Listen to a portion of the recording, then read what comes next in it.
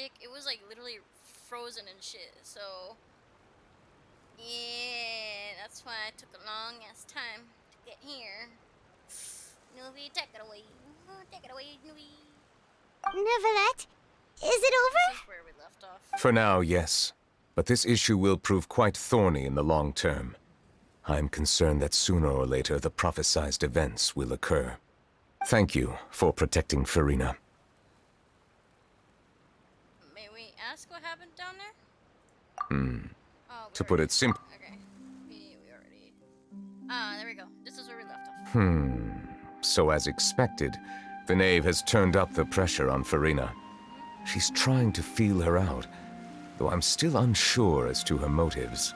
Can I ask some questions? Permission granted. You have enough power to force back the primordial sea. Does this mean you have some deeper connection with the Hydro Archon? Whoa. It can't be that you're the real Hydro Archon, right? But that's just a speculation on our part, though. You can't tell us? Then that's okay. We can talk about something else. We won't try to force you. You guys in Fontaine are super strange. If by the phrase, you guys, you are referring to Furina and I, then although I'm not sure just what you are trying to imply, I must clarify that I do not share her positions on a multitude of topics.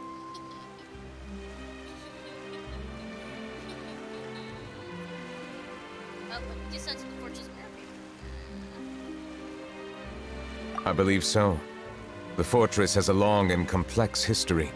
It has seen much grief and suffering. And now, another catastrophe will soon be upon us. I mourn this turn of events. Huh? Why is it raining all of a sudden? Your sky suddenly filled with dark clouds. Rain became heavier, and just moments before Nublet has just mentioned his sense of grief. Looking back on to that legend from Nate said. It said that a dragon of water once resided in Fontaine. Every time it weeps, the skies will cloud up and pour out rain. Wait, Newbie, you can't be. You may be closer to the truth than you think. Oh? And what are you thinking? He's a dragon sovereign in water. The dragon of... what? Yeah, he's like John Huh? Lee, but water. Please do not be so surprised. Furina? Neverlet! Neverlet, are you listening? My apologies. We were just guessing randomly. We didn't guess right, did we? You're not actually the dragon sovereign of water, right? Well, if you don't want to confirm or deny... You guessed correctly. I sincerely hope you'll be able to keep this a secret for me. Right, of course. We'll definitely help you keep it a secret. There's still something Paimon wants to ask you, though. Please, go ahead. Well, if you are the dragon sovereign of water, and you were able to force back the primordial sea from the fortress, then since Fontaine's prophecy is all about seawater, couldn't you just use your power to solve the crisis? None of the currently living dragon sovereigns in the world, myself included, possess our full dragonhood. They say that when the first usurper arrived on Tivat, they seized a part of the dragon's power. Today, that stolen power is the basis of the Archon's authorities. There are 7 elemental archons and 7 matching dragon sovereigns. The dragon sovereign of water who lived through that era perished a long time ago. As their successor, I know far less of that part of our ancient history. In any case, I believe I will not be able to do much unless the Archon disappears and returns their elemental authority to me. Given the status quo, however, I would recommend finding another way to deal with the prophecy. Oh, so even you can't solve it. I still have some urgent matters to attend to at my office. If you have any more questions regarding ancient history, you are welcome to discuss them with me at a later time. Please go right ahead. There's a place that Paimon wants to go too. Traveler, why don't we pay another visit to the Fortress of Meripede? Paimon is a little worried. Okay. Sure, see you later, Limberlet. We'll see you another time. Take care.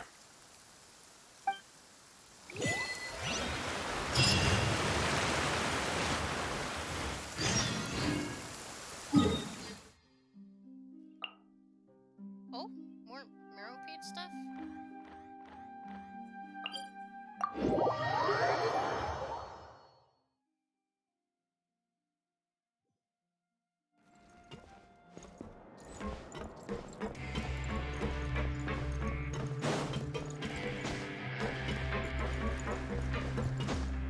Hey, how's everybody doing?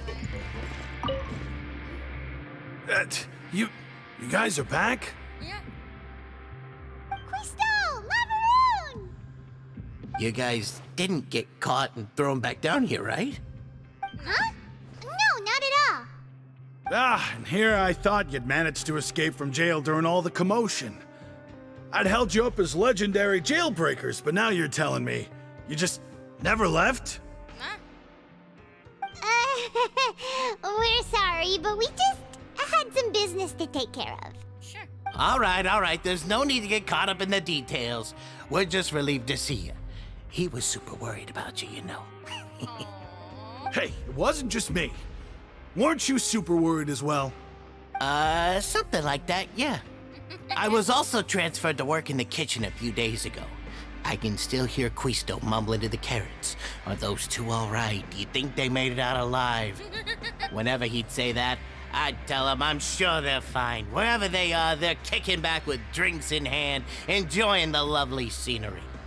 Hey, there's nothing wrong with worrying about your prison pals, is there? I mean, considering how they always love listening to all my gossip. These two. They sure are a lot warmer and friendlier than when Paimon first met them. I'm sure the welfare meals must have just skyrocketed in quality recently. Your meals will bring all the prisoners to the cafeteria. Oh, well, if you say so. I'll be watching you to make sure you finish every last bite. Sure.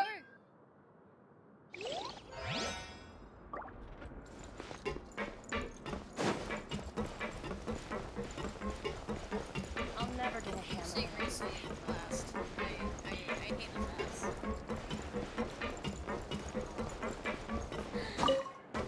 Hi, Sejuine. Sejuine! Traveler! Paimon, you're back! Genuinely likes people. She's a good girl. Are you still doing all right? Did either of you get hurt? Don't worry, we're both doing great. We're fine, but what about you guys? It was such a huge mess. How bad was it? A few people sustained superficial injuries, but that's about the extent of the damage. Monsieur Nervulette paid us a visit. It was all thanks to him that we managed to suppress the crisis for the time being. Of course, we must also thank you for the help you provided. How did Nervulette know that he was needed here? Well, Monsieur Nervulette has strong resonance with the hydro element. When the water level rises, he can feel the waves produced. I ran into the bombshell bros while bandaging the injuries of the wounded. They were mumbling the whole time about how you just ran down without a word. I'm so relieved to see that you're both all right. If you're not too pressed for time, please stay with us a few more days. Sure. Just let me know if you get a craving for any particular dish, so I can have Mr. Walsey get your meals prepared. Oh, and please feel free to visit the infirmary for a break at any time. I'd like to take the opportunity to spend some more time observing your facial muscles as well. Your happy smiles are quite contagious, you know. They're so memorable, and I've missed them immensely while you were gone. Aww. It's okay, Sejuine.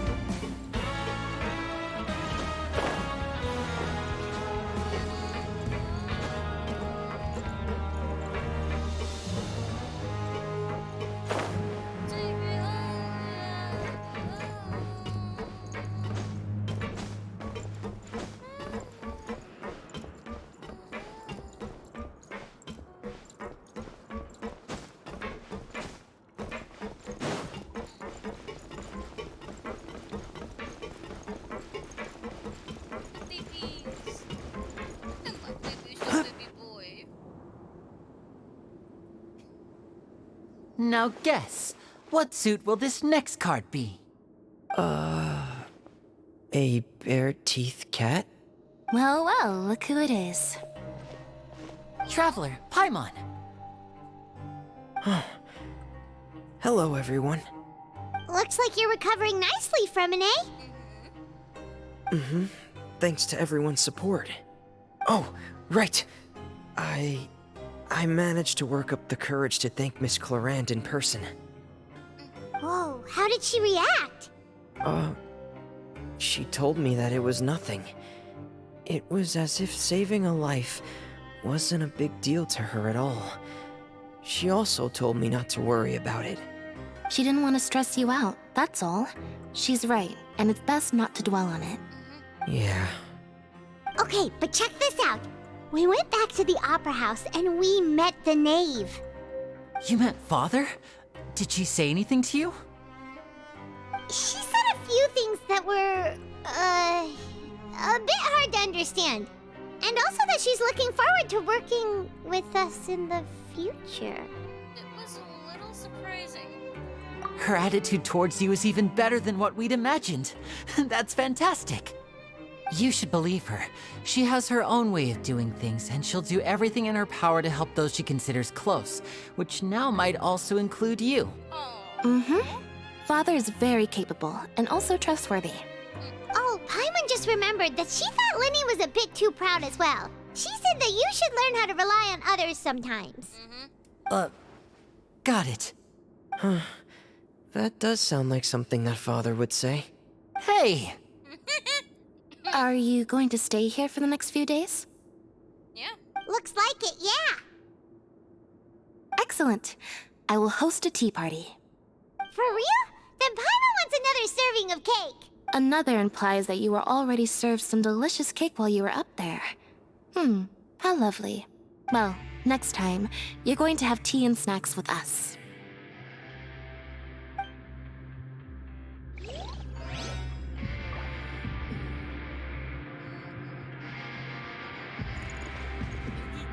We should start preparing that tea party.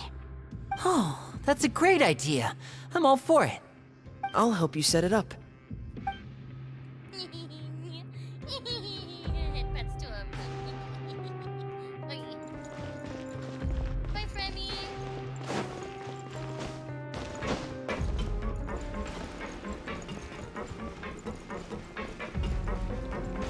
No, she's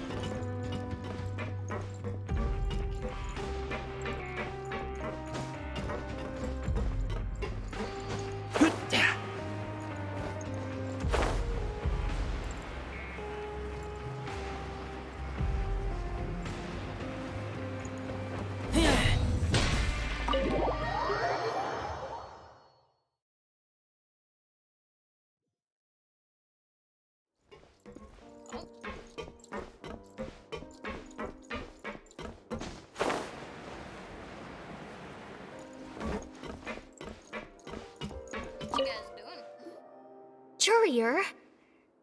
Miss Seishween told me you still haven't eaten. Yeah, I was working on something, so I forgot. That's no excuse for... Huh? It's you two. Yur, Lurvine, we're back! Hello there. It's been quite the mess here recently. How have you been? We're fine, thanks. And you? Are you still taking the secret passageway from the infirmary to work on the ship? Yep. That is still top secret, though. So don't say a word to anyone. Sure. It can be a bit annoying when there are lots of people in the infirmary, but I still prefer taking that route over the one from the Duke's office. I mean, the infirmary does make it easier for you to slack off. Oh yeah? Then why are you also here so much? You two really are just using your jobs as a cover for your relationship, aren't you? Not at all!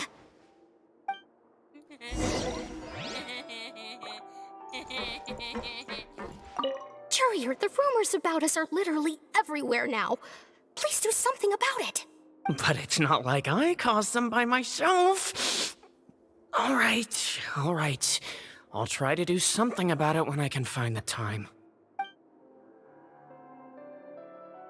So you are a couple, huh?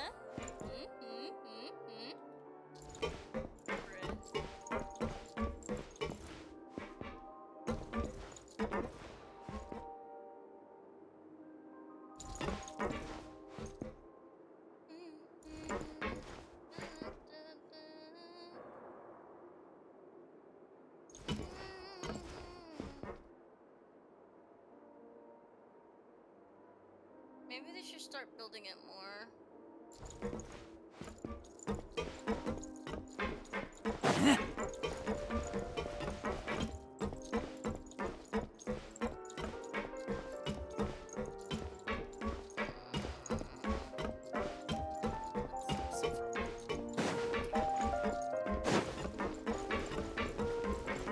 I just kick your ass instead. What? Do my eyes deceive me, or did I just see two inmates come back after making it to the surface? Some strange winds blowing of late. Bro. We wanted to see how the fortress is doing. Is everything still alright? We're fine for the most part. Neuvillette came down and took care of the worst of it. If that's the case, why don't you just ask him to stay here? Oh, yeah, what a brilliant plan. Let's go convince the Eudex himself to exchange the Courts of Fontaine for a puddle of water in the middle of nowhere. I don't think that's going to work. He came here in a hurry and left without even stopping for a cup of tea. He did remember to take Miss Sigewinne's gift with him, though. He sure sounds super busy. Miss Clorinde has left as well. She also took her gift from Miss Sigewinne. Were the gifts milkshakes? Neuvillette got the milkshake. Clorinde received lipstick instead. Those aren't even remotely alike. Well, it's Neuvillette's own fault for making Sigewinne worried about his health by working so much. But besides that, our head nurse is still pretty fond of picking out beauty products for the ladies. Oh, and I have some gifts here for you as well. Are these from Sigewinne too? Nope, they're from yours truly. You've already wrapped up your work at the fortress, so you can return to the surface at any time. You haven't yet served your full prison term, however, so you may continue to use your cell until your term is up. For real? Then we could stay here for a really long time? Is food still covered? You may access the cafeteria for free. Hooray! Just remember to come complete your paperwork once it's time for your release.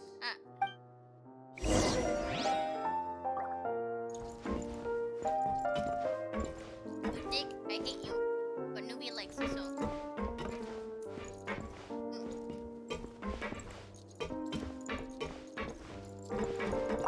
Your file can't be closed until we've completed your paperwork, so don't forget to come find me again when you're done serving your sentence.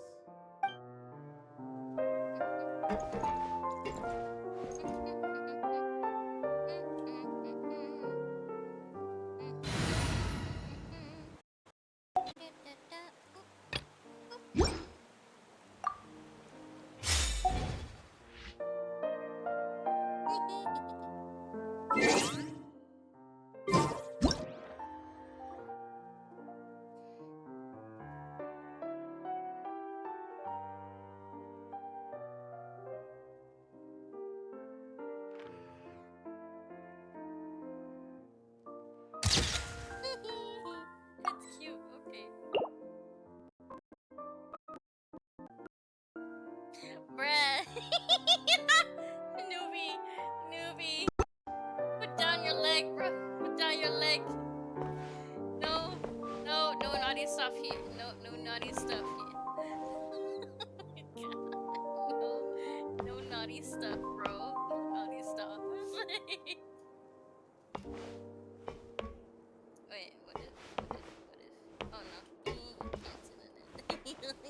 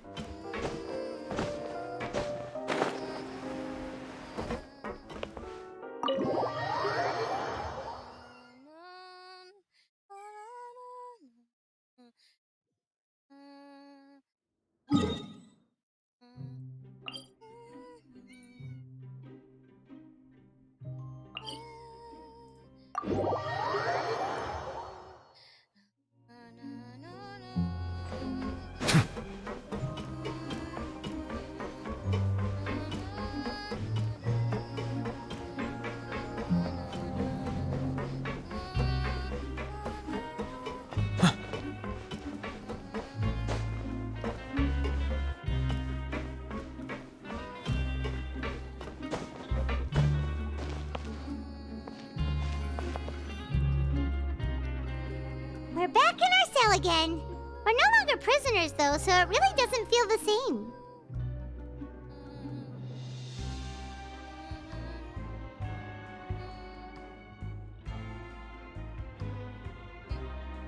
It feels like a huge weight is off our shoulders. And our freedom. Sure feels that way. But the truth is, we never did anything bad to begin with, so I'm not sure why we put so much pressure on ourselves.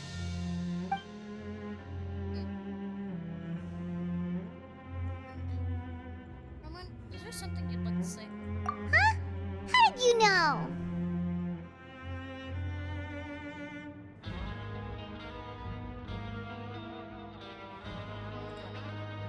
Because you usually just immediately fall asleep.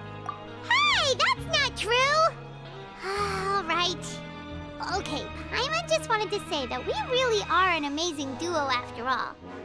It's like we've now gone to so many places together and become friends with so many people. We've never stopped traveling or stopped meeting new friends. There are so many bad things in the world, and we're just two people, but we've still been solving problems no matter where we go. Isn't that pretty cool?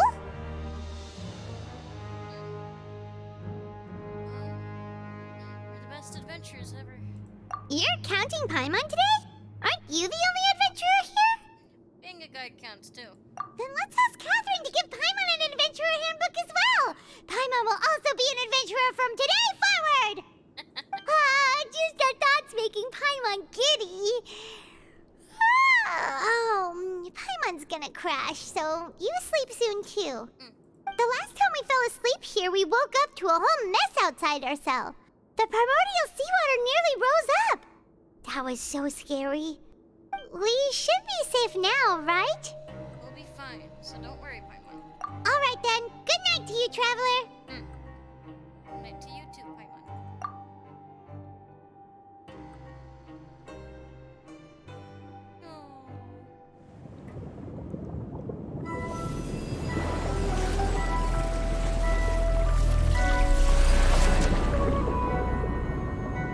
He's in the primordial seawater?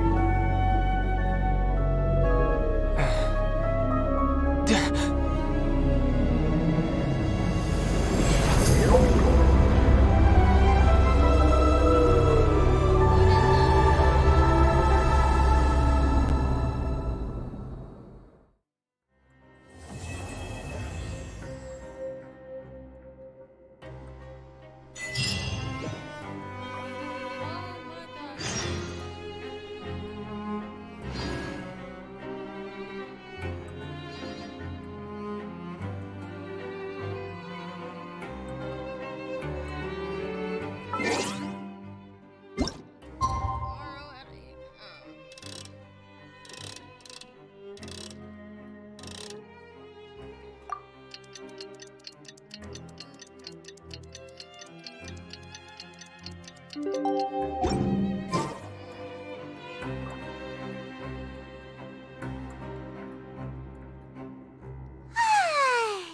Now for a little rest after breakfast.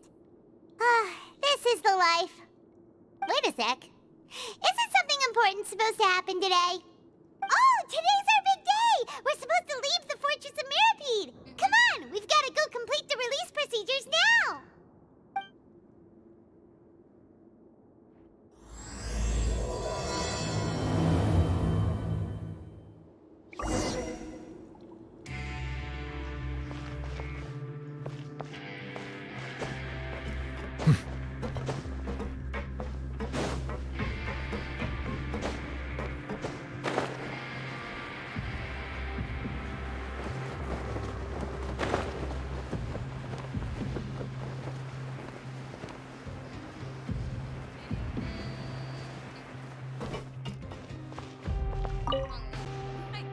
Please, sign here. This document will be effective immediately upon signing, and you two may exit the Fortress of Mirapede via the regular channels. It's been so long since we've been to the surface. Let's hurry up and... Huh? What in the hell? What's happening?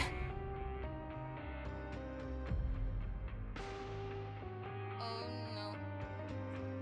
Are you okay? I'm fine, thanks. But I wonder what that tremor was just now. Let's go ask the Duke.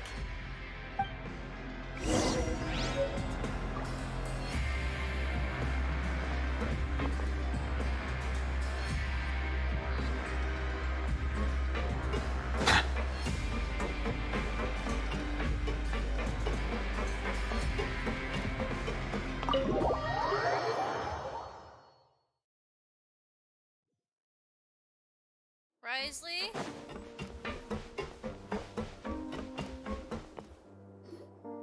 Your Grace? Ah, good to see you two. Is there something you wish to see me about? Yeah, what was with that earthquake just now? Ah, that. The tremor didn't originate from the seafloor. In fact, it seems it came from the surface. Over the years of serving as the warden here, I've developed a sense for distinguishing between what occurs on the surface and what occurs underwater. Besides, the seal that Monsieur Neuvillette set in place won't fail so easily. So the fortress is okay?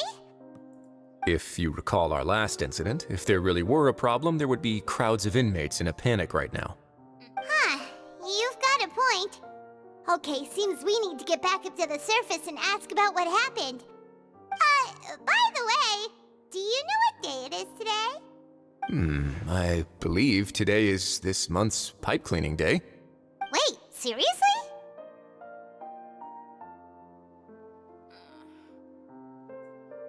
Actually, today's the day we say goodbye to the fortress, right? Ah, yes.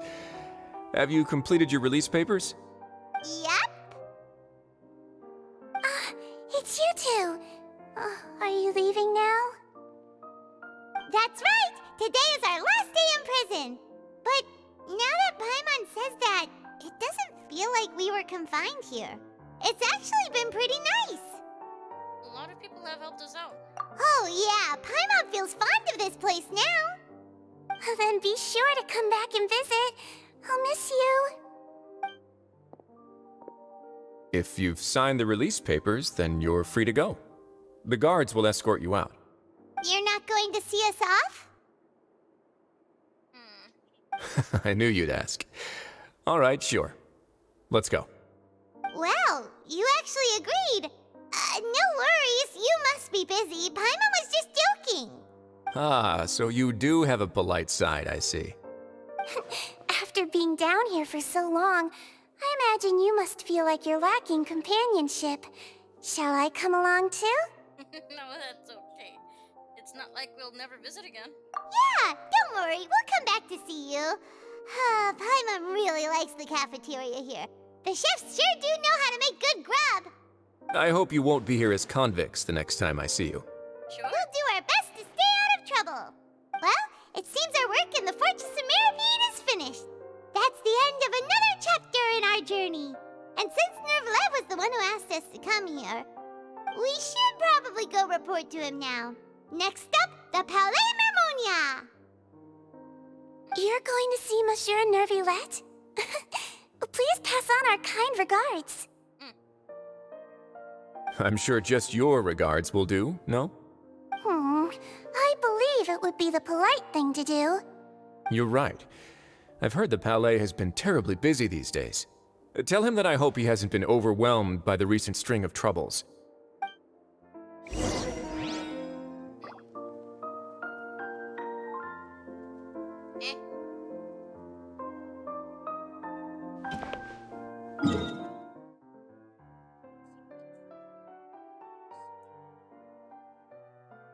Is that Palais Memoria? Wait, no, wait,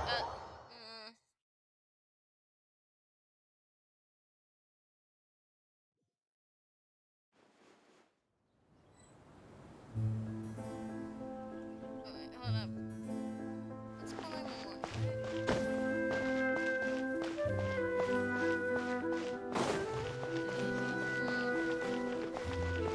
Let's do this. Something else. I've heard about Furina having Natural ability, but I just want to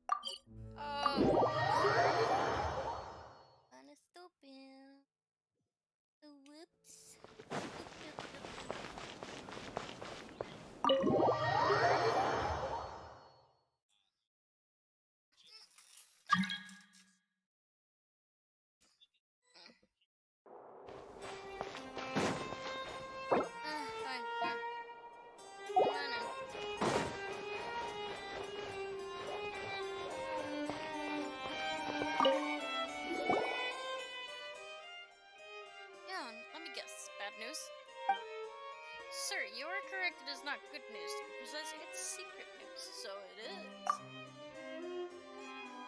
Very funny, Eon. So, what is this secret?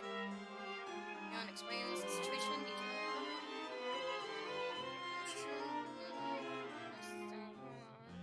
I will read this stuff.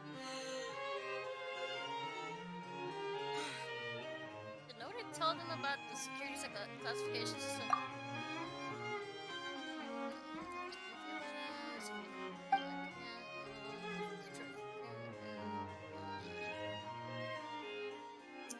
I'm gonna eat something sugary. Hold on.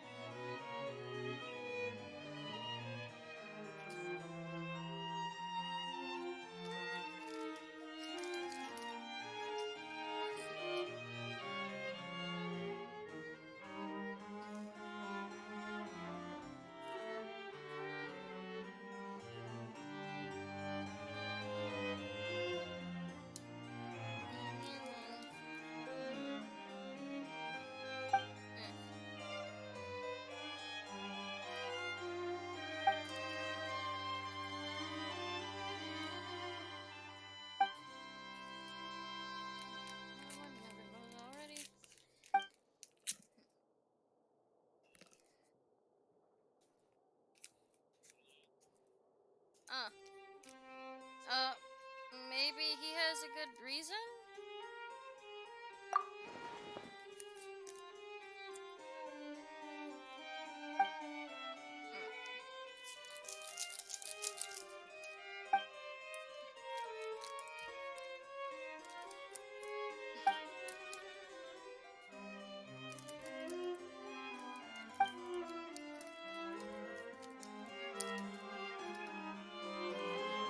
Another way of doing this.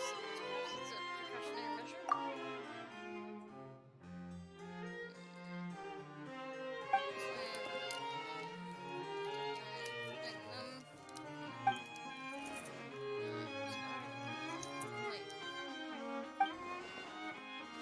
A glass of Fanta.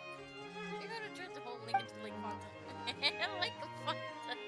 Let's go swim in it. That's not the point. We'll go get some for you in a bit. No backsies.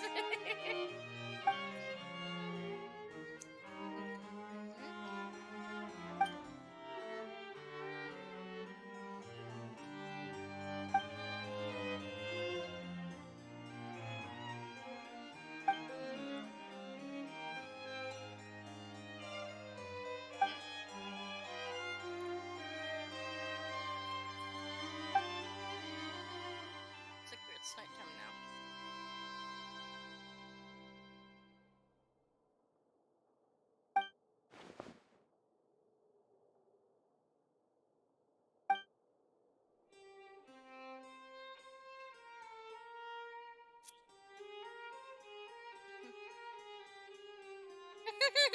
He fled.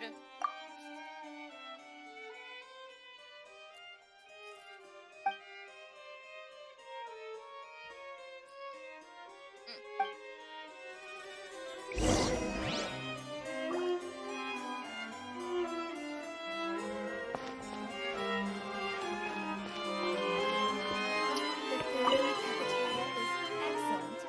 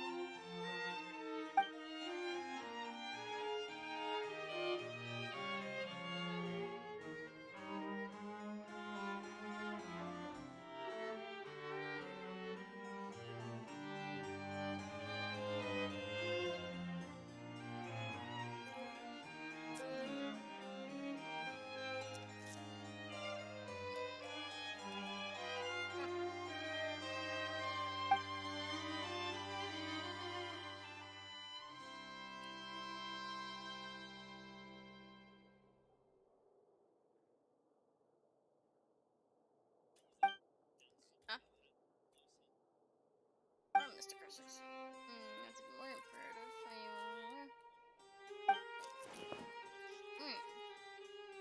And he left too. He's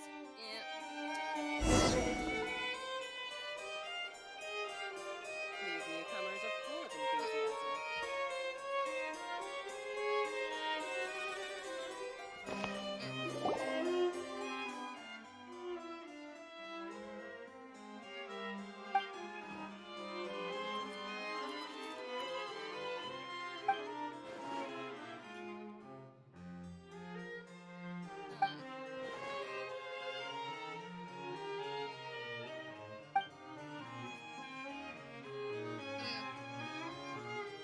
Okay, not arguing.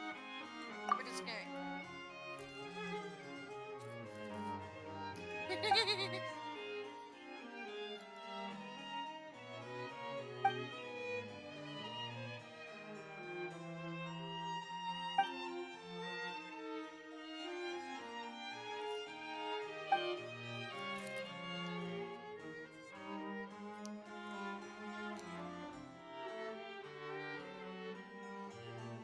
What?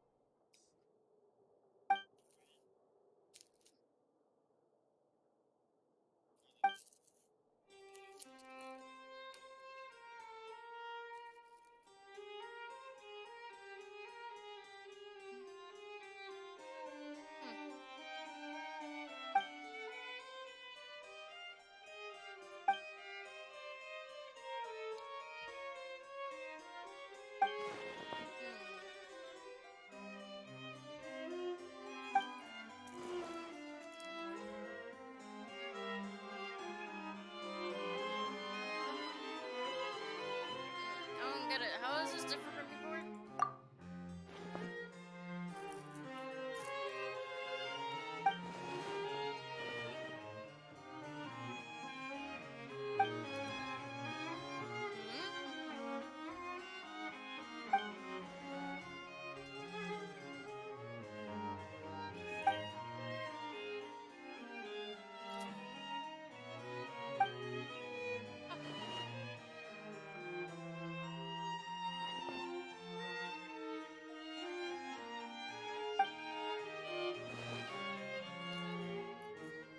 Why do they suddenly accept your idea?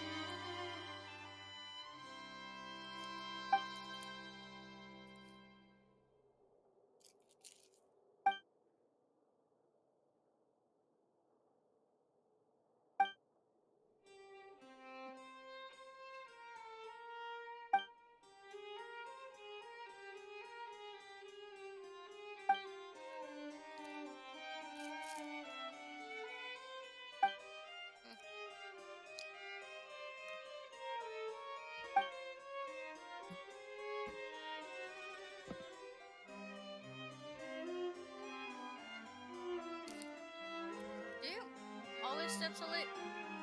That was important too.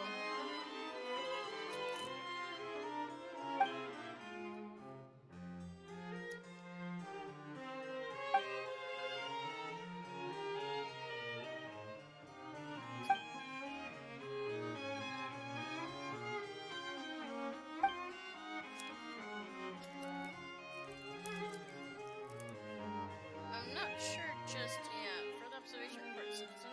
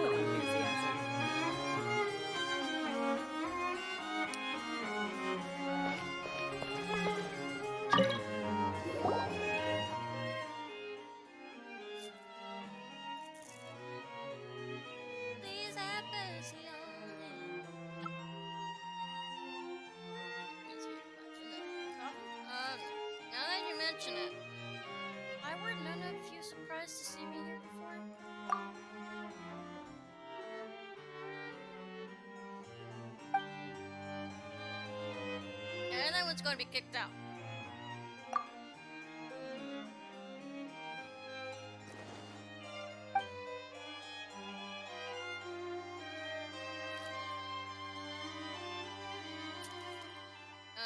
Oh, and you are?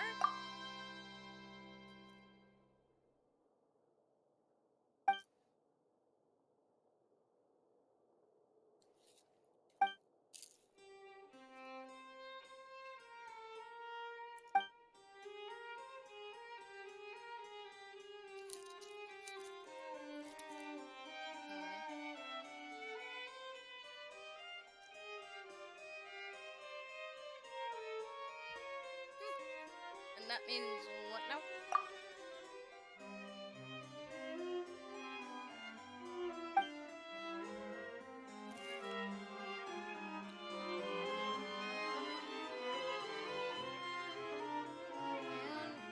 And seems to be working hard. Can you help him?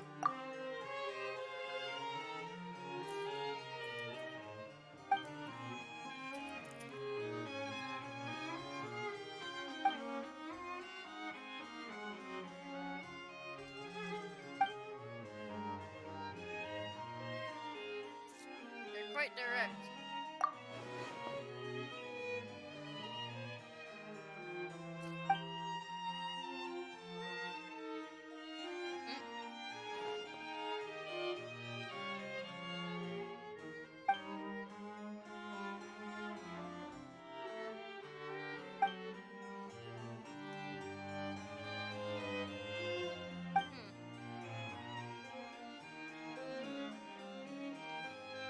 Or maybe it's in an open pen holder or your sleeve.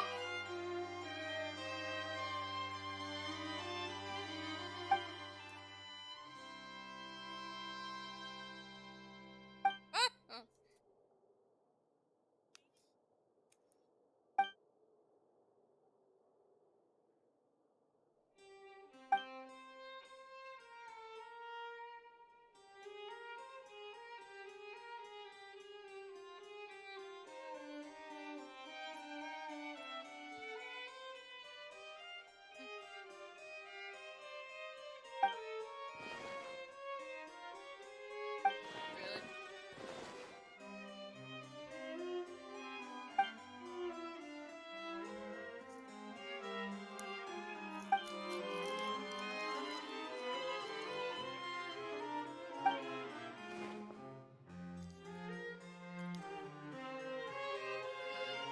Is he paying for things this one annoying?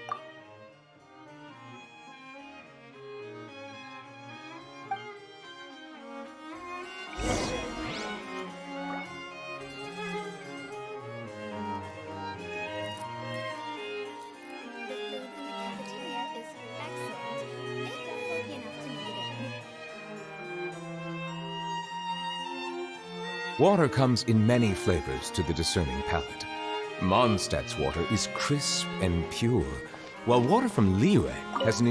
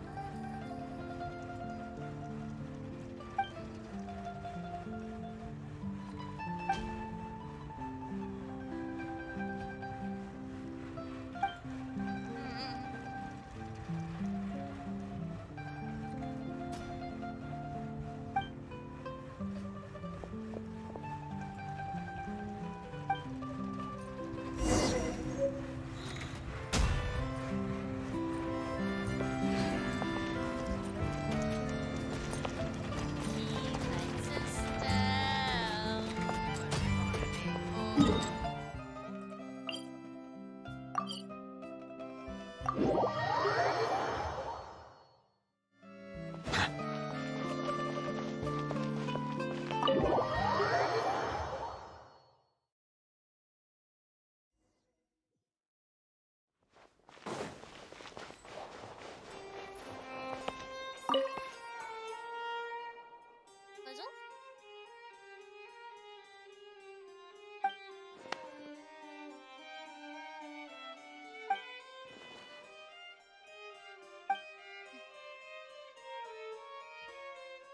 And I'll be waiting. Finish your work first.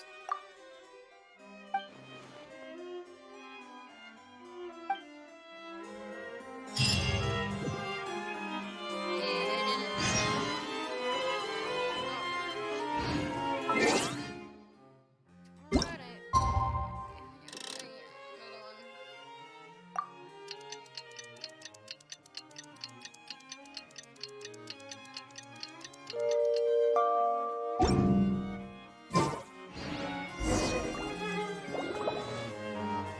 You haven't slept either? Bro, aren't you done writing? Yan!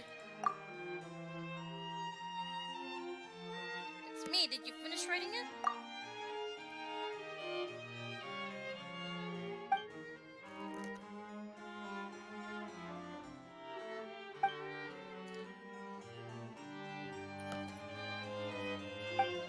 Oh.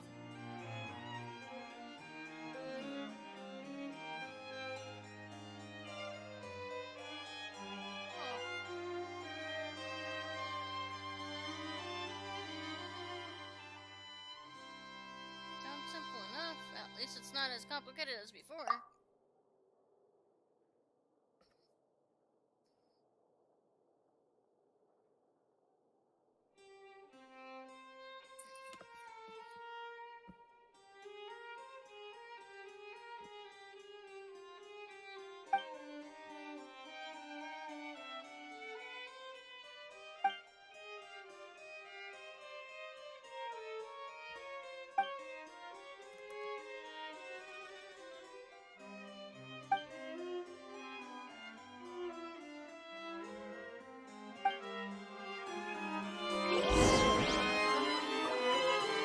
God damn it.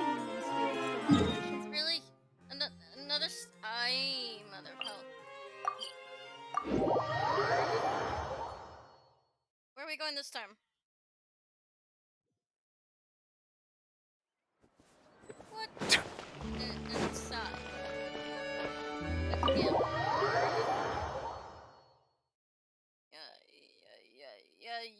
Yay.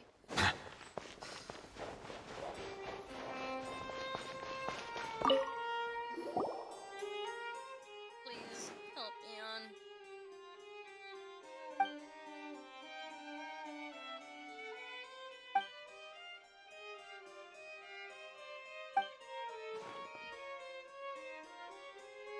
Ah.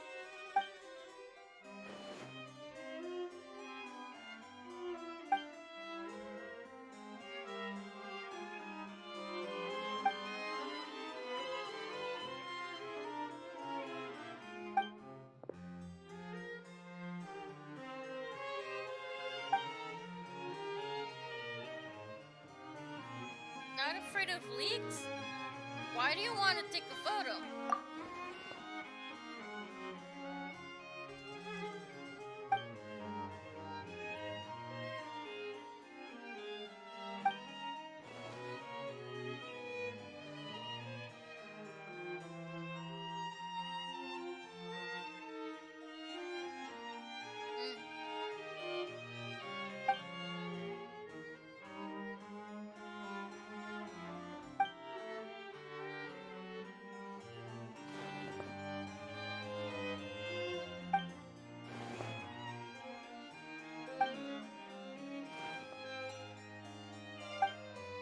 Well, it's fucked. You insert the key and try again?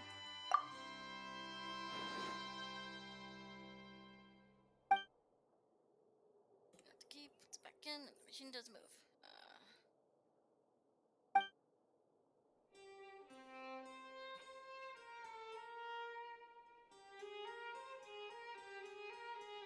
Does the document have anything to do with the machine not starting?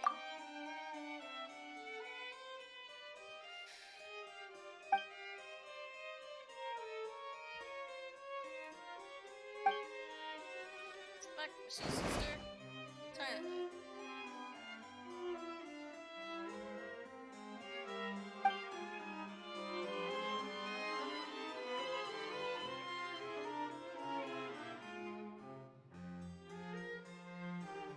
Well, now I'll give it a whack.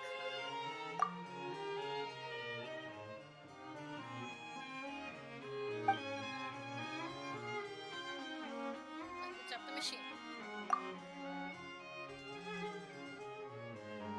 Put a bit more oomph into this tap. Smack it so hard that it's later iterations will feel it.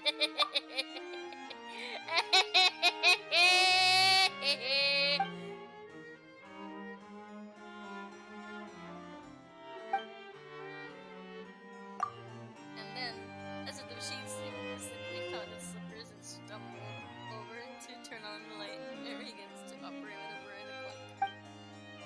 It's finally working! It will work, but it works slowly and methodically. Several people on the brink of despair gazing at it intently. Slowly drops its stamp downward with all the speed of an elderly tent tortoise. Climbing a cliff, the stamp, having taken its first step onto the paper, seems to stagger around on the document before meandering slowly about and finally settling down to rest. Finally, the machine shivers and shudders and begins to slowly retract the stamp. Aha! I told you it would work. But only when I smacked it. I truly don't understand just what's so great about this machine. It's called automatic, but it's far slower than just doing it by hand. But it is perfect for maintaining confidentiality and secrecy. Look around. Even if we wanted to, we couldn't have the stamp out and use it for our own private purposes without permission. Don't act so smug. What if the machine completely breaks down and Mr. Corsich isn't here either? What then? Well, it'll still be okay. I have a backup key. To open up the machine. Nope. To open up a box in Mr. Corsich's office. There's a backup step there. Traveler, let's hurry up. We must bind and staple the documents so we can deliver it to Differ. I can't wait to be free from this nightmare. And right with you, girlfriend.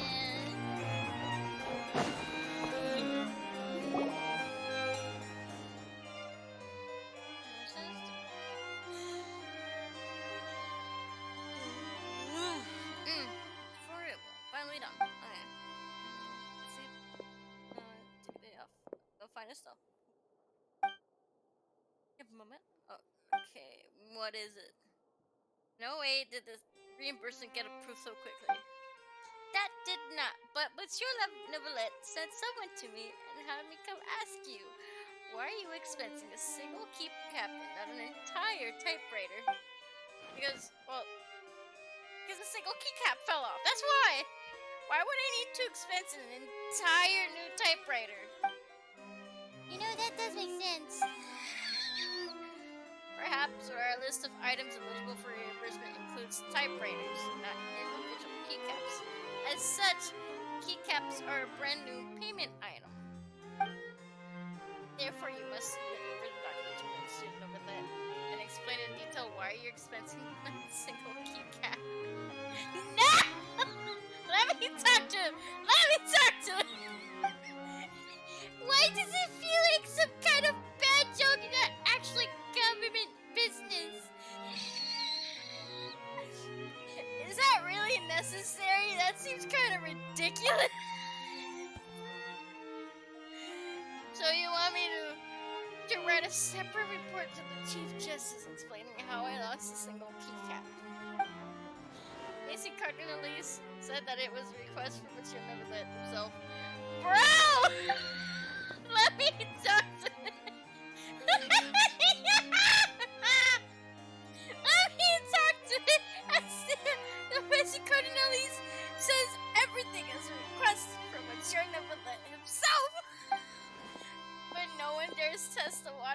if that's actually the truth. Come now, Jan. Calm down and listen to me. As a questionnaire of the mice in question, orders from Chief Justice are an imperative carrying the full weight of the administration. Simply put, you have no choice but to write it. Not that this is a fact, and you know, you could use this chance to show off your handwriting to him. Not everyone gets a chance to make a separate report to him. But uh-oh. Hello, friends. Good news. We just caught someone leaking secrets with the camera red-handed. A sterling example of negative behavior that we shall conclude in the proposal. And as for this criminal who knew the law, yet knowingly violated it, is in fact the very person who reminded everyone not to use cameras lest they expose the secrets of Mr. Crescents. Him? It's because of him that Ian was up all night writing the proposal, and now he's being caught breaking the rules first, no less. He used the camera to take multiple photos of his office and then distributed them to reporters.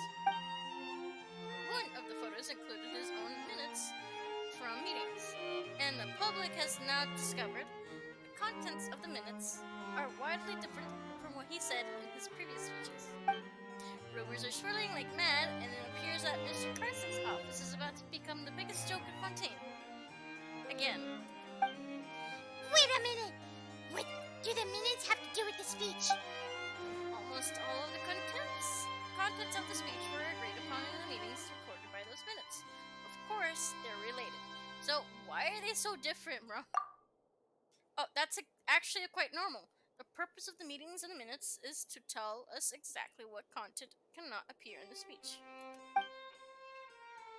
Car 6 himself hasn't got the foggiest notion of what he's going to say, and doesn't even have his own ideas. He's completely reliant on being reminded by his subordinates.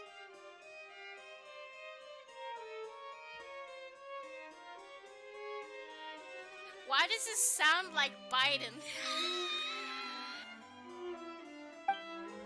Wait! So where's Mr. Carsix now? He's awaiting investigation in my office. After all, not only did he leak secret documents, but he also caused quite the storm in the city. I think he may have to stay in there a while. But what about my document? I finished writing it. It's all stamped up and ready, and It's okay. You wrote it. It'll get sent out eventually. Wasn't always calm down. Please relax. There's always a way. Jan, are you there? Mr. Sime, you're finally here. Please help me think of something. Don't talk about that now. Your keycap. Have you already dispensed it? You think? I'm gonna have to write a report to mention over themselves about it. Oh. Take a look. Is this that keycap? You. Where did you find it? It was under my desk. Just as the cleaning staff was sweeping, they accidentally swept it over. Someone saw it and put it on my desk. I thought it was a keycap from my own typewriter at first, so I put it away, but today I took a look and I realized my typewriter wasn't missing a single keycap, so this nightmare, when will it end? Rose, what really is the meaning behind my work? Oh God, yeah.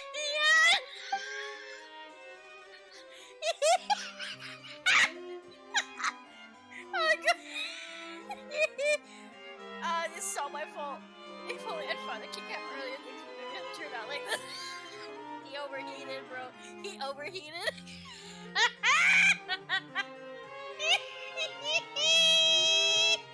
Oh no! How is this issue about the keycap? Hello? That's right. Everything's a complete mess. Eon didn't even know what to do. Continue and Differ have also just vanished. What's going on with these guys anyway? No one cares about the meaning of his work. Doesn't know what the point of where his work is.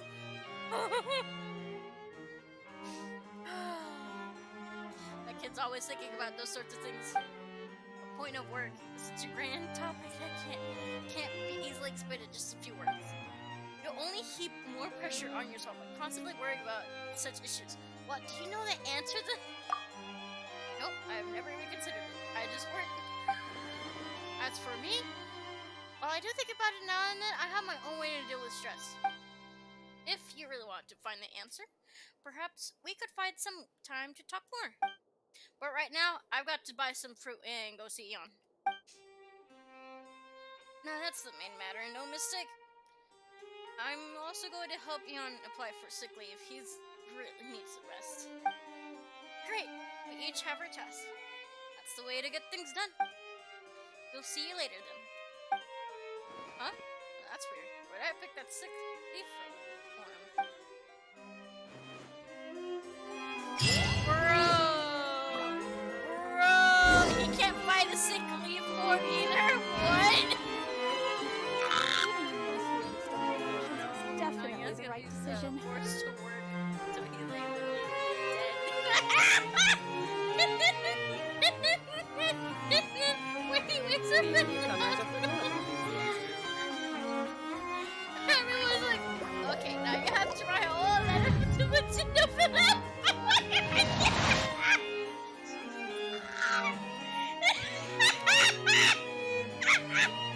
Oh, God.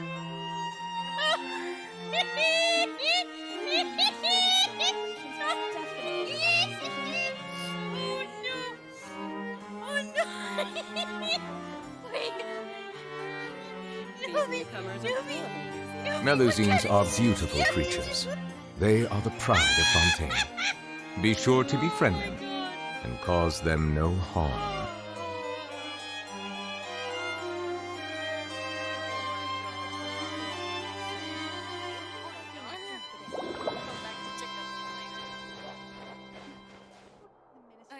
The Palais Mermonia sure is buzzing with activity today.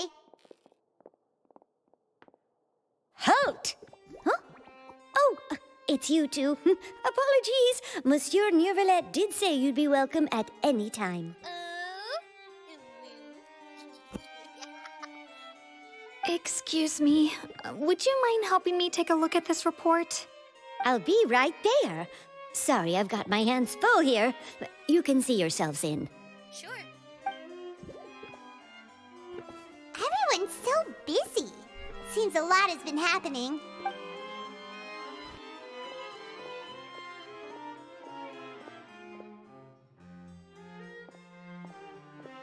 Neuvillette! Hello. You've come at the right time, but you'll have to wait for just a moment, as there are some urgent matters I must tend to first. Can I sit on your lap? In the meantime, please, have a seat. If you'd like to have something to drink, let the Melusine outside know. That's all right. We just ate. Very well, then. Let's take a break over there while we wait for him to finish his work.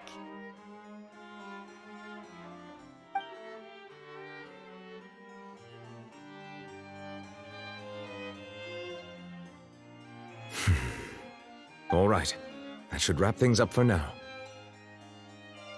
Are you done with your work? Yes, sorry to keep you waiting. Today should be the day you were released from the Fortress of Meripede, and it appears that you have managed to complete all the release paperwork. That's right, and we came here to see you right away.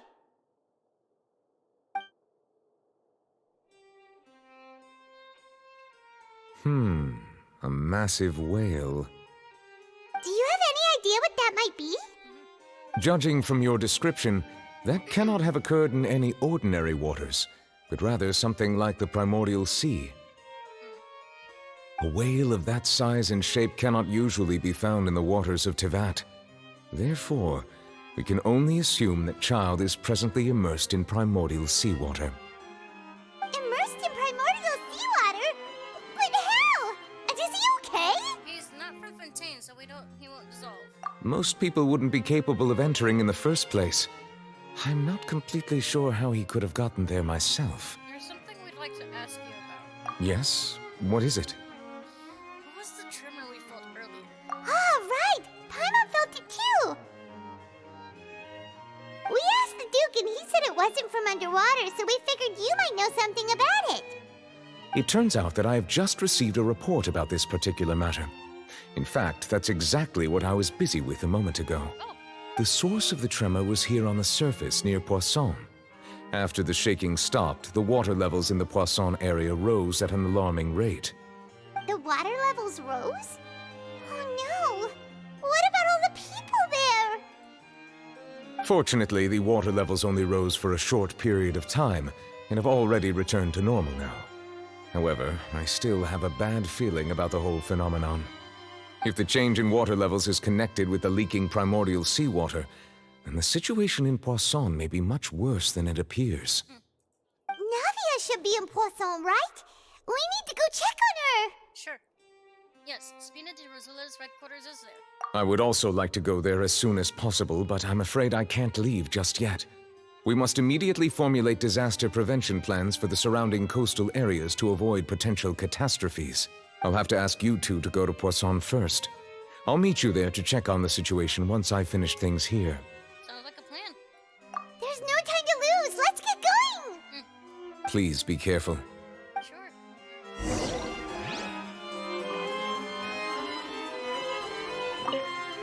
The two of you have my thanks. If you need any help, just let me know.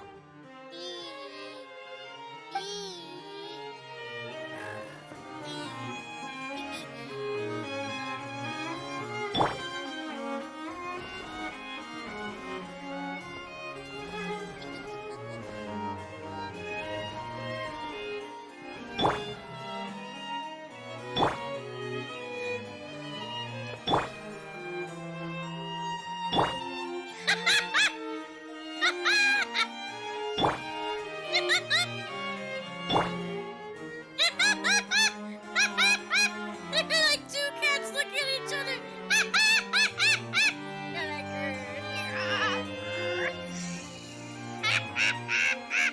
Osmanthus wine tastes the same as I remember.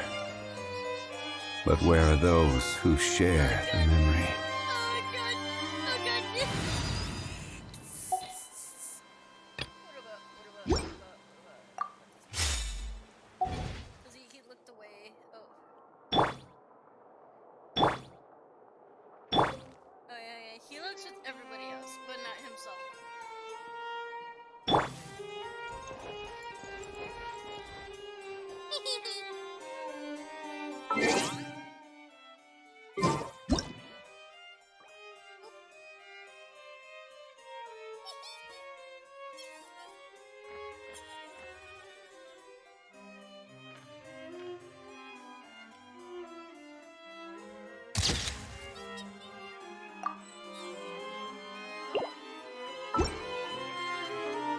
This is my dad. Luffy's my dad. Bye, Luffy. Bye-bye.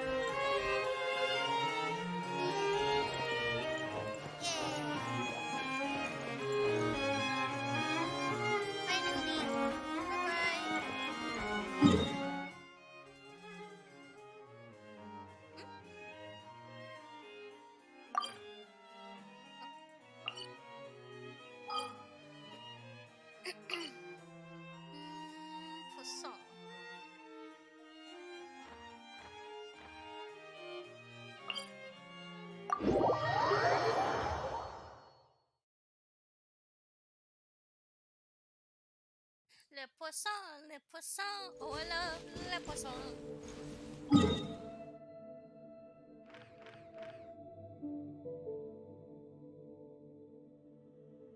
Ah, there it is. Oh.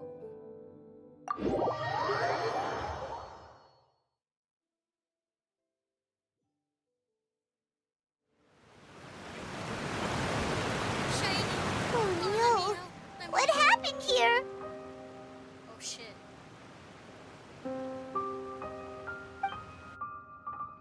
Seem to be pretty rough shape now. There's no one around. Are they all dissolved? No, let's not assume the worst yet. Navia should be around here, right? We need to make sure she's still... Paimon means we need to check on her.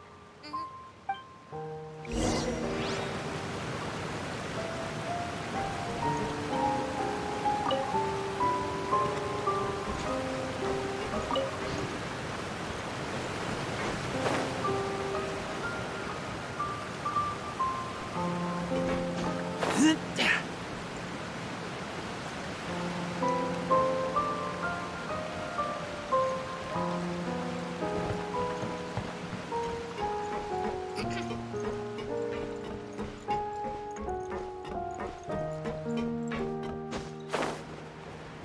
let it be a big. It's a big ass whale thing. Fish.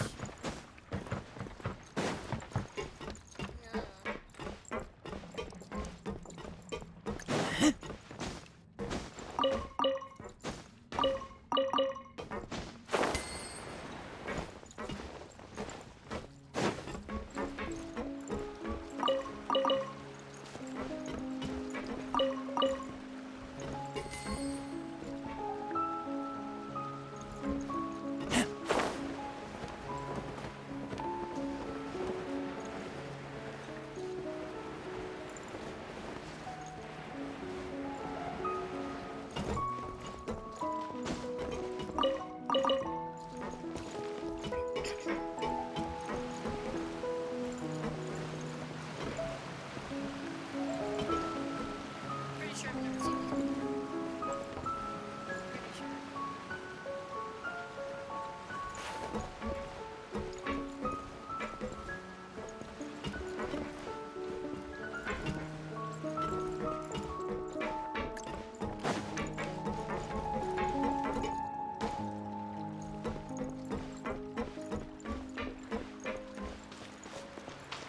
Look, there's even fish. Like, they're all, you know. It's a whole mess. What the hell happened?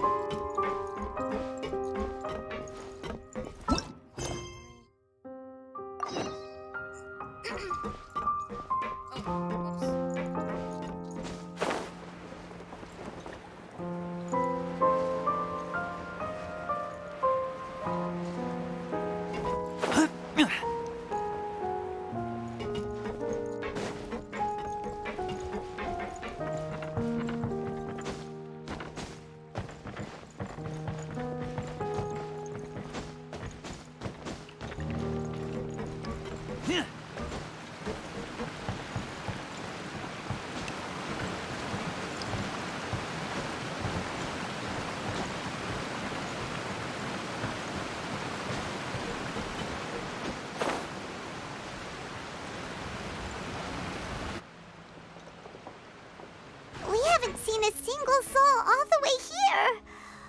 Oh, this is getting scary. What will I ever do now? Look, there's someone on the roof over there.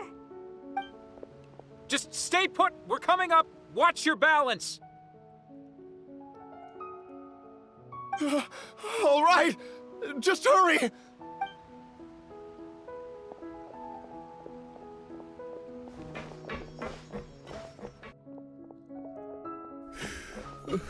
I'm not young anymore. How will I survive on my own? My Desiree! Oh no. Oh, he looks pretty sad. My leg! My leg! How could this have happened? It hurts! Just hang in there. Help is on the way. You can hold my hand if it makes you feel better.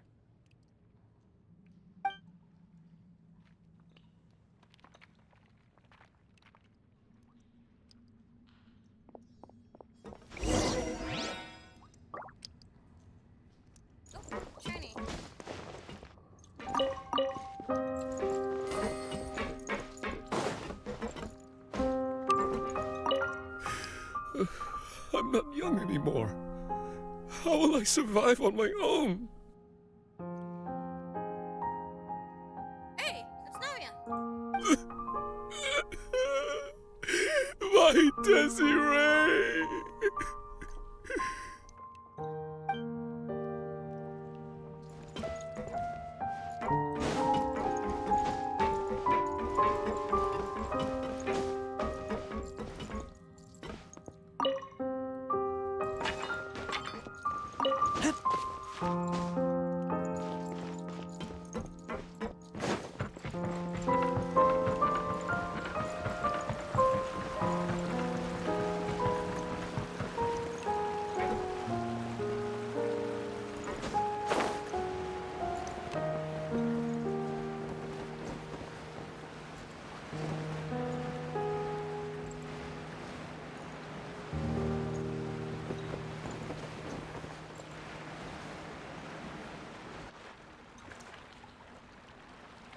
Oh, it's Navia! She's over there! Hey, Navia! Are you okay?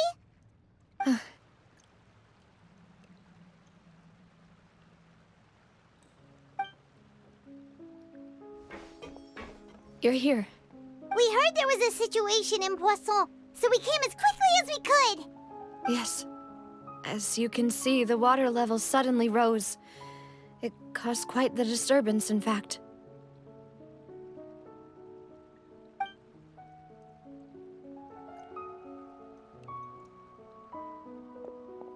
Demoiselle! There was a wounded resident next to a building southeast of here. We've already transported him to safety, but we've run out of medical supplies. He's wounded? How badly? He fell, so it's probably a broken leg. He's pretty shaken up. When the water level rose, he desperately climbed up to the roof. Once the water receded and he saw the ground, he became terrified and eventually... He jumped down then. Find the leader of Squad 1 and tell him to take the wounded resident to see a doctor. He should know where to go. Understood. I'll take over his search and rescue mission in the meantime. All right. You'll be in charge. I'm sorry. Where were we? The situation in Poisson? Ah, right. Allow me to explain. A little earlier, we suddenly heard a loud noise. At first, everyone thought that something might have exploded on an aquabus. But before we knew it, water started pouring out from everywhere. The rushing water seemed a little odd, almost like the unique color of primordial seawater. Some people didn't realize the danger and thought it was just ordinary water, leaking from somewhere. Everyone on the street who happened to be close to the water didn't have a chance to escape. As the water levels rose, they suddenly disappeared. They were all dissolved.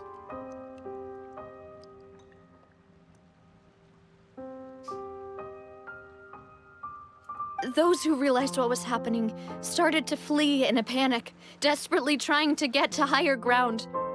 Many were injured in the stampede, and some people fell from significant heights.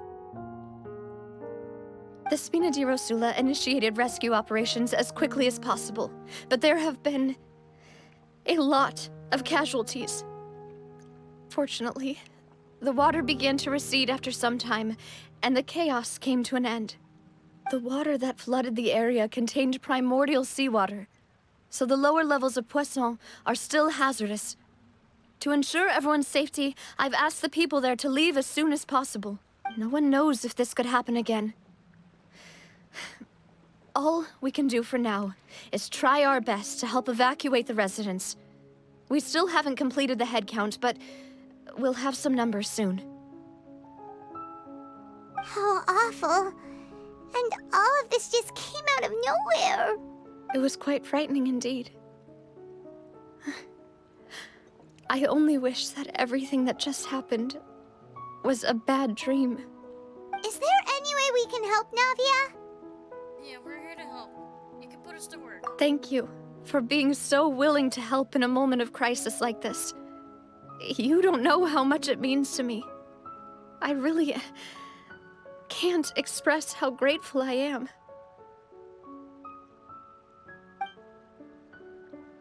We're just missing some people, aren't we? Don't say that, Navia. That's what friends are for. By the way, where are Melissa and Silver? Demoiselle! We've got a situation here! I'll be right there. Sorry, I need to go for now. And off she goes. Seems it might be a while before she can take a break.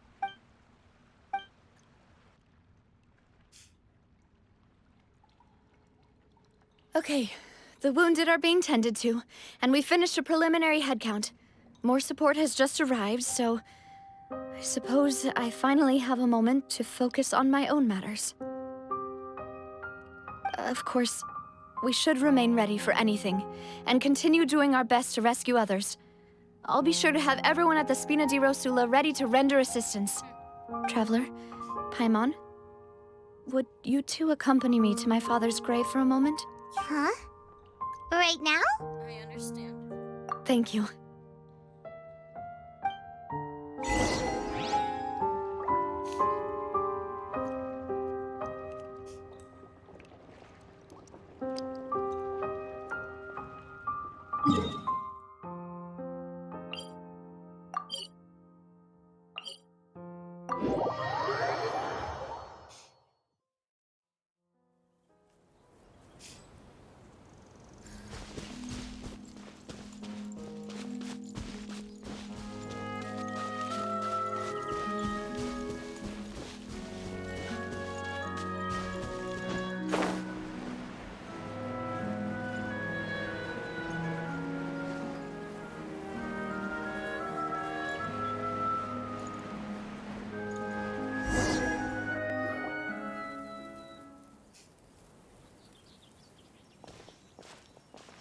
Not a lot of people here, huh?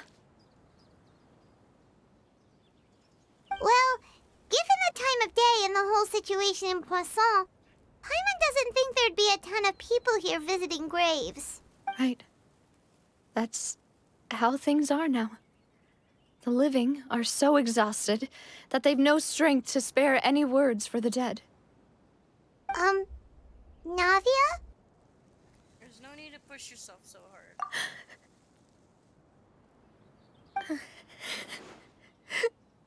Navia, what's wrong? Sorry. I just...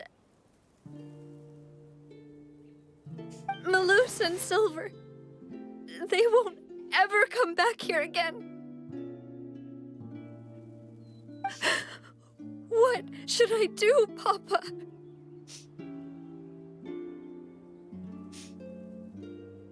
Huh? What happened to them? Everyone agreed on the rescue plan, but still, I was the one who initiated it. They were helping evacuate the residents, but they couldn't leave in time. And they were caught in the seawater.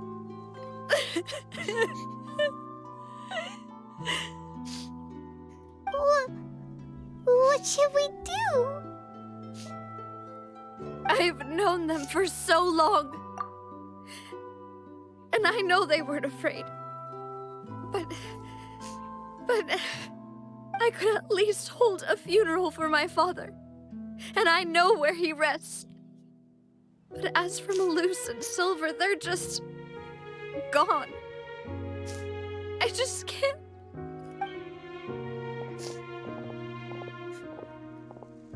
Everything looks so clean after it rains.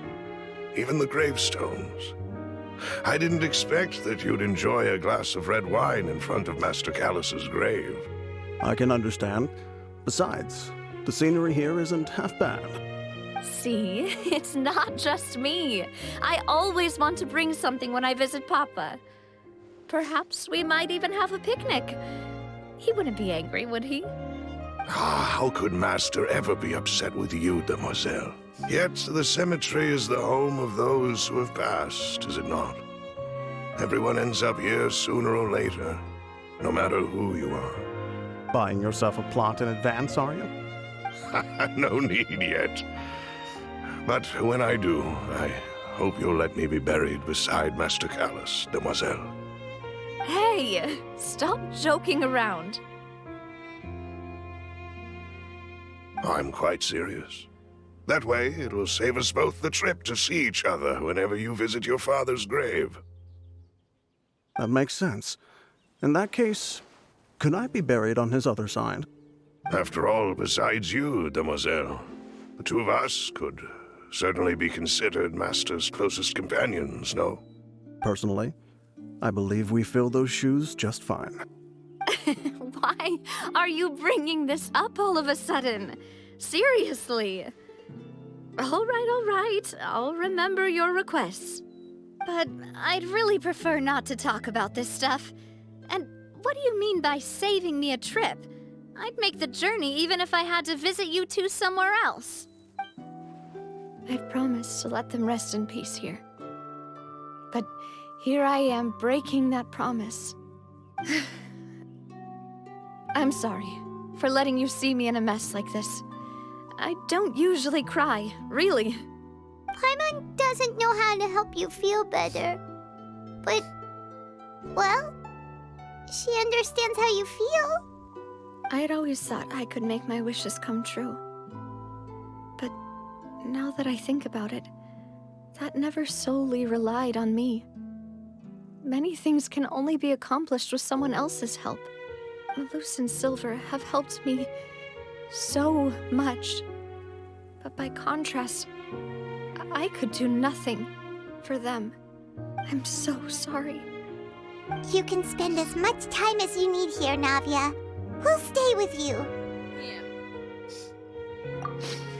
Thank you. Right now, you don't know how much that means. By the way, you can have a look at this. It's a list of victims from the incident that took place here.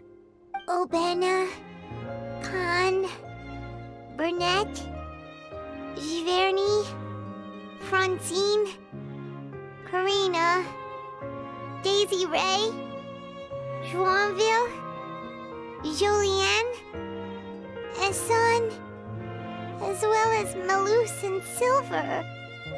So, everyone else is safe. But still... It's okay. I know what you're thinking. And you're right. We lost Malus and Silver. But we were able to save more than we anticipated. The overall outcome indicates that the cost was worth it. No one's sacrifice is truly necessary. Right! Don't think that way, Navia. One person might be saved at the expense of another, sure, but that isn't something we should ever consider a trade. Malus and Silver were not the price for saving anyone. They're heroes. You're right. Thank you, Paimon. What you said just now was pretty amazing, actually. I'll remember your words. Oh, really?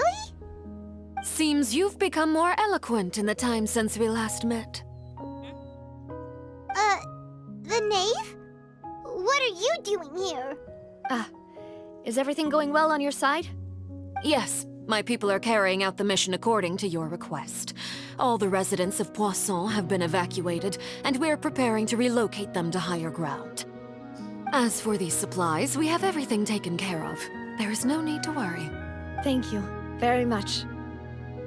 Wait, do you two know each other? We just met recently. Right, Miss Navia? Usually, I would call this a coincidental encounter. But that doesn't quite fit this time.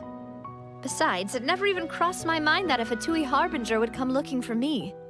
Thanks to the Knave, Spina di Rosula received generous support from the Fatui, which allowed us to complete the rescue and evacuation work so quickly. Mutual aid is essential to fostering positive developments. We were already in the area, in any case, so it was nothing.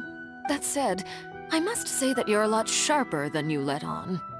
I'm sure you understand what I mean. I apologize for all the ways in which I tested you previously. We've never worked with a Fatui before, and it's extremely important for us to know who we're working with. My subordinates have reported that Fatui soldiers have been observing water levels and taking head counts in various locations. I hear that they've also prepared a large amount of emergency supplies. I'm quite surprised. This is nothing to brag about, nor do I intend to. It is simply the way of powerful organizations to act forcefully, whether they are doing good or ill. You've witnessed that firsthand, in any case. As I've told this traveler before, I know of the prophecy, and I intend to prevent the impending disaster.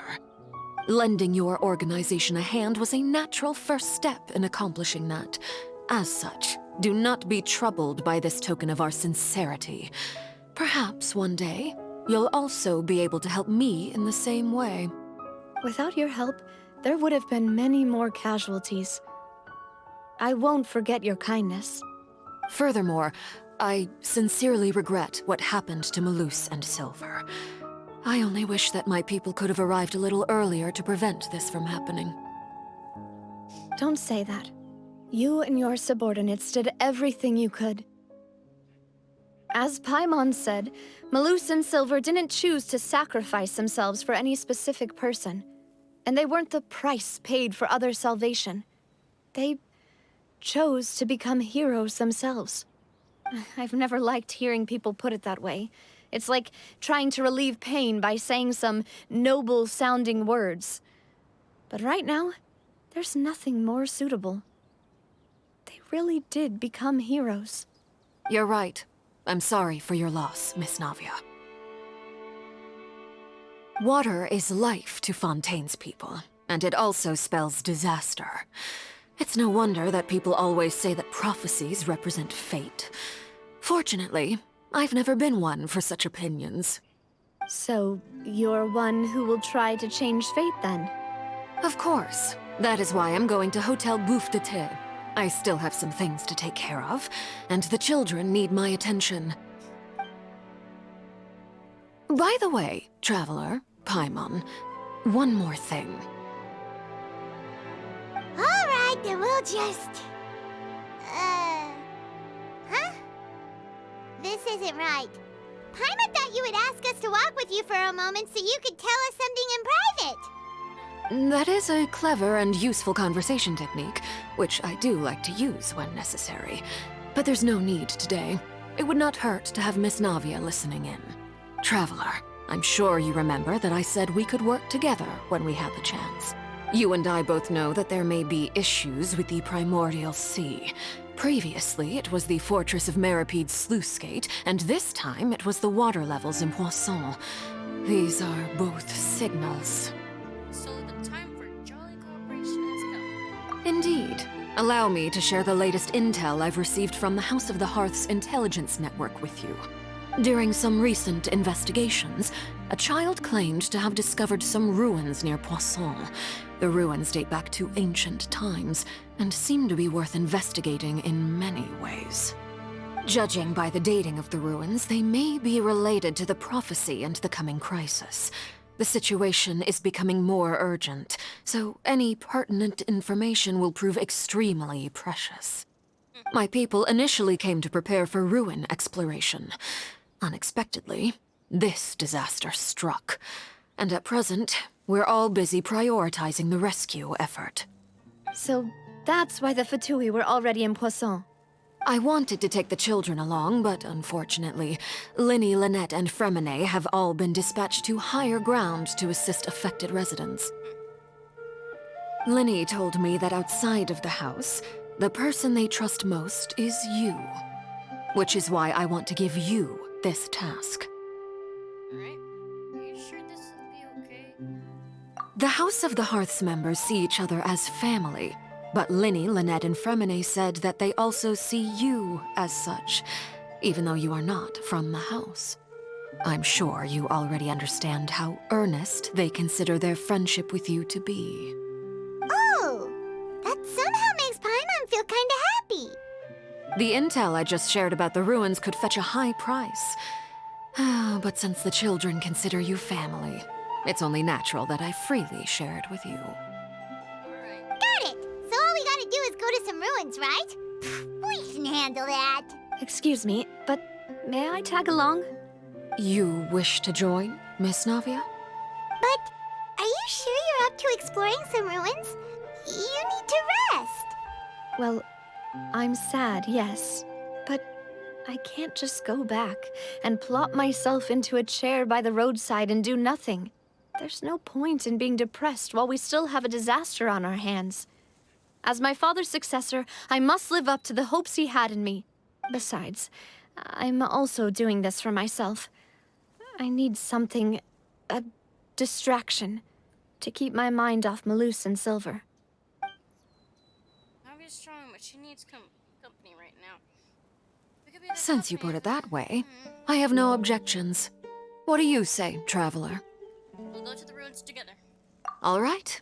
The ruins are to the south of Poisson. Here's the map. Okay, the three of us will handle it. Come on, let's pack up and get going.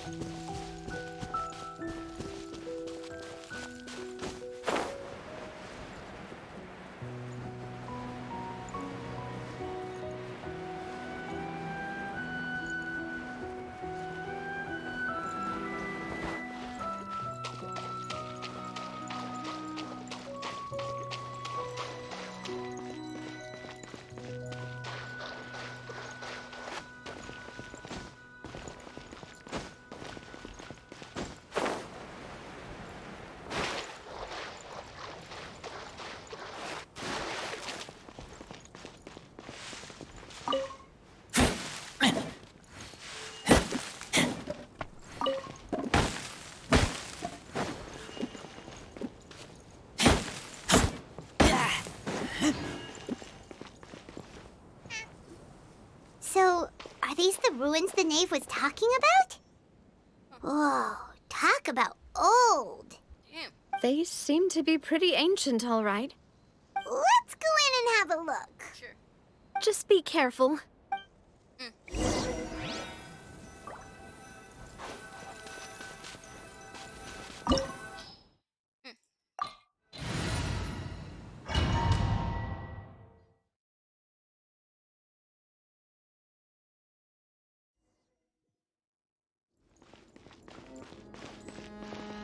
This looks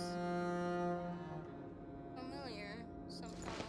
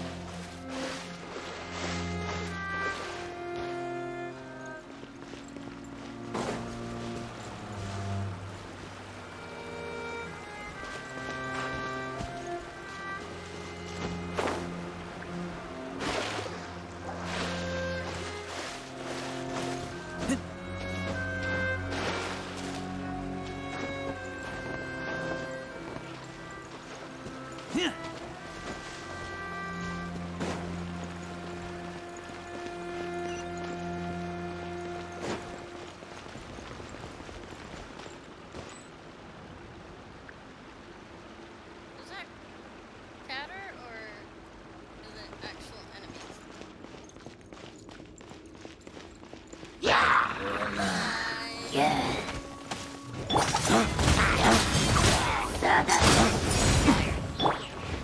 Into the wind. Stabilize.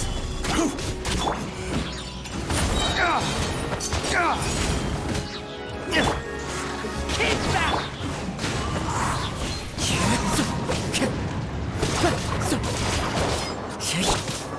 Gather.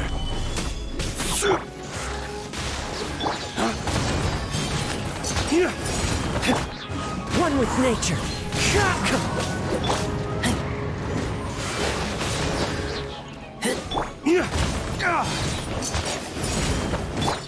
The wind knows me. Dada Kondala.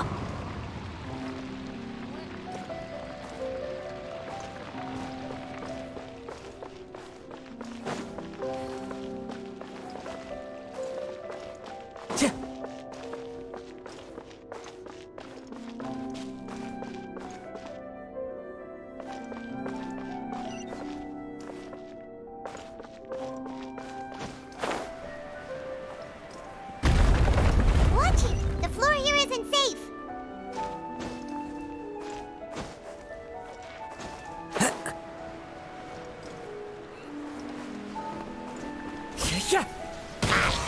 One with nature.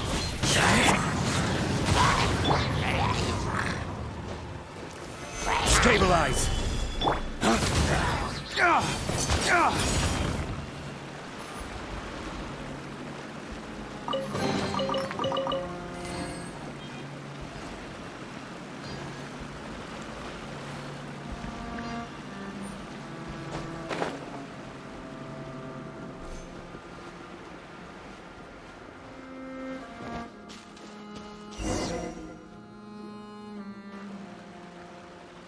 This place has also been contaminated by primordial seawater. Yeah. And a lot of it, too. A Fontanian would most likely dissolve the moment they fell in. You should go back to safety, Navia. Right! You can't go down if there's primordial seawater. It's too dangerous, and it won't be any help for you to just stay here. Don't get Paimon wrong. We're not saying you're useless. It's just that... No, you're right. I can't do anything in this situation. I'll leave this to you. From the look of things here, maybe there's no way back.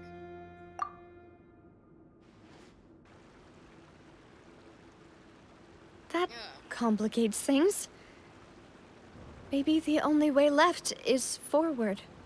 In that case, do you want to wait for us here? The water levels here are unstable, and there's a chance the water will rise. So, staying here wouldn't be safe either. I'll go together with you. Perhaps we'll find the exit just up ahead. Seems like there isn't any other option. All right. Come with us for now then, but please be careful. Yeah. You know what? I could just put on Kaya and you could walk on water with us. Oh no, it's a dead end! Let's try climbing over from the side.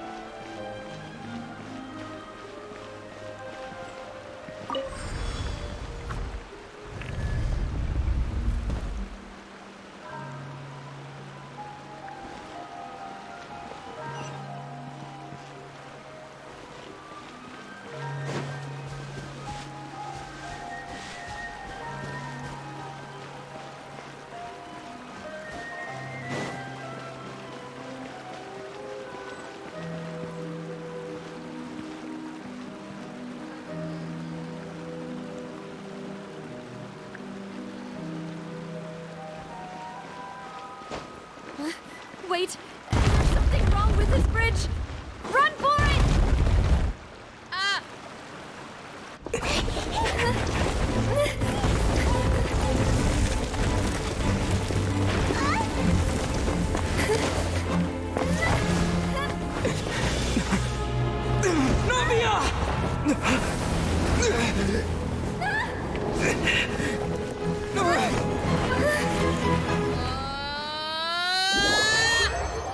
Nuvi, this is a really good time to appear right now.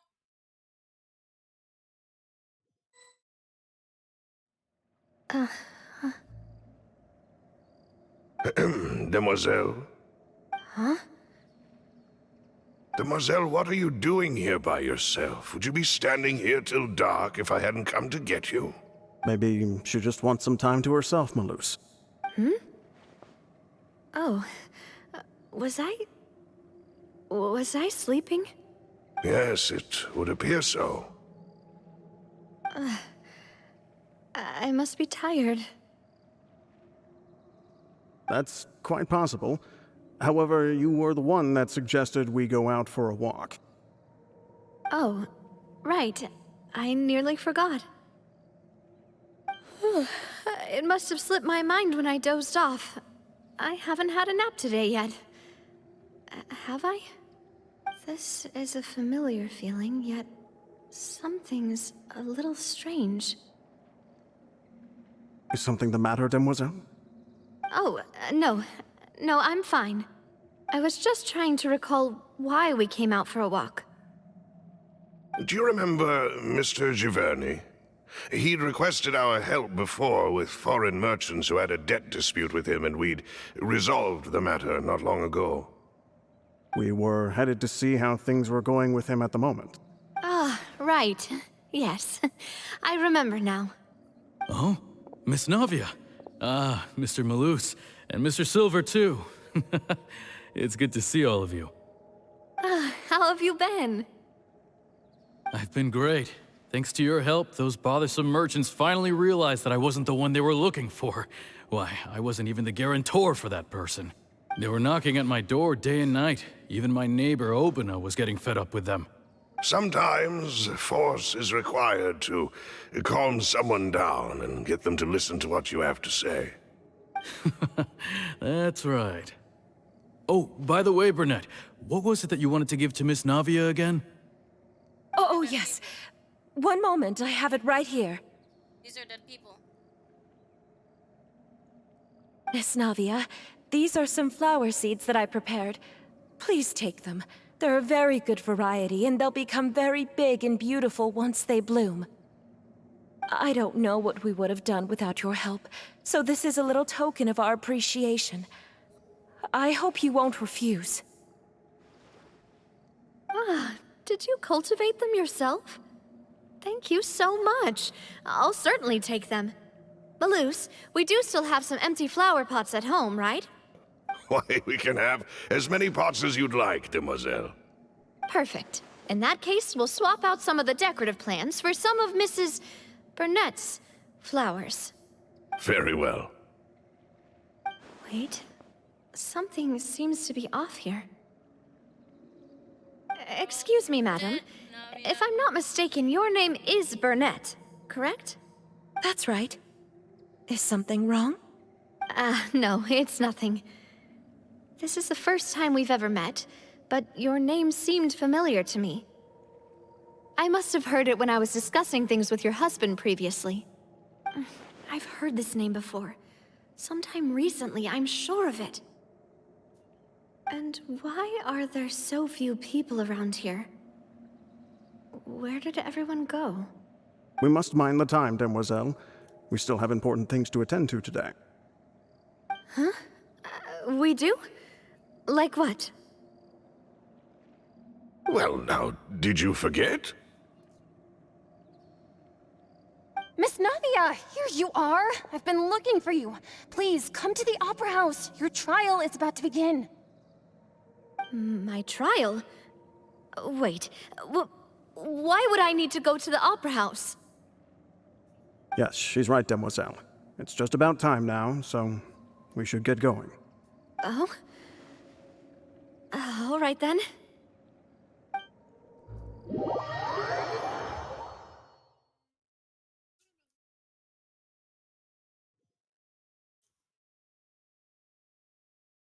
Look, it's Navia! She's here! And her 2 attendants are with her.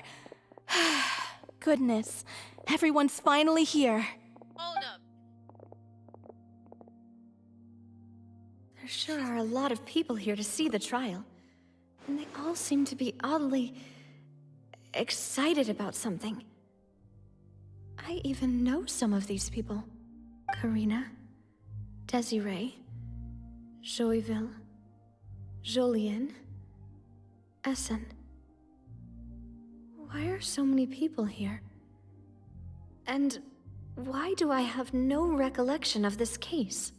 And as for the judge... huh? Where's Monsieur Neuvillette? Please sit in the defendant's seat. Don't worry, Silver and I shall accompany you. All right. But are you sure you can stand behind me?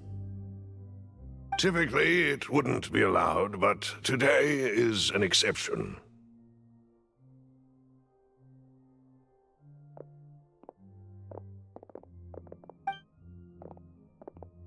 Hey, what kind of place do they think this is? Come on, do they have any idea what they're doing? Seriously. Enough with the whispering! Could someone please tell me where Monsieur Neuvillette is? And why I'm standing trial? My dear Miss Navia, have you not yet realized what you've done? In that case, allow me to explain. As all here know, you are Master Callus's successor, the head of the Spina di Rosula, someone held in high regard by every soul in Poisson. After you took over the Spina, you treated all of us just like the late Master Callus had. If anyone in need reached out to you for help, you responded.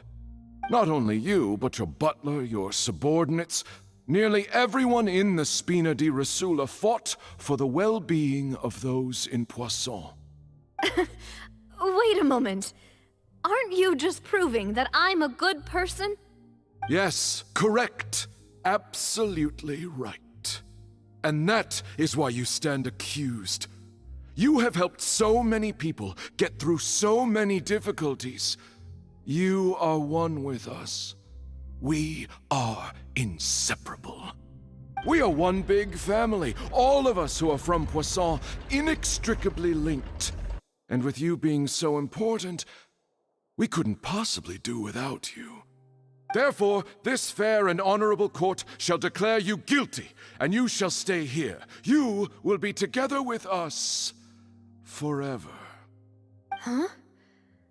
What are you saying? Everything you have said is correct.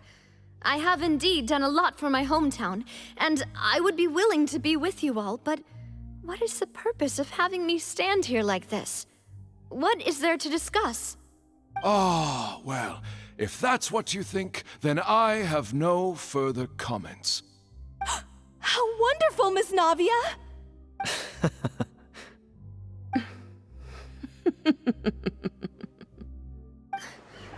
I know all these people.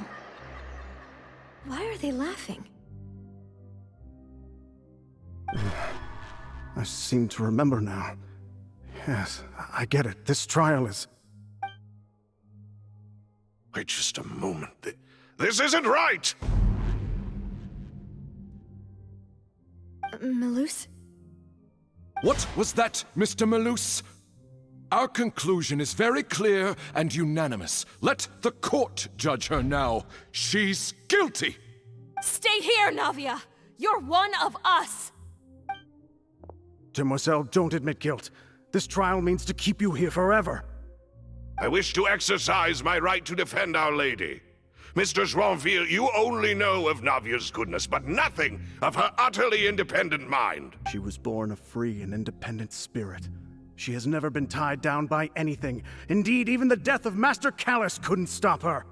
Her actions cannot serve as proof that she identifies herself as part of any group. She merely acted as an individual, extending her hand to help others. Please do not mistake her actions as being otherwise. Really? As an individual, you say? Don't forget, we are all Fontanians here.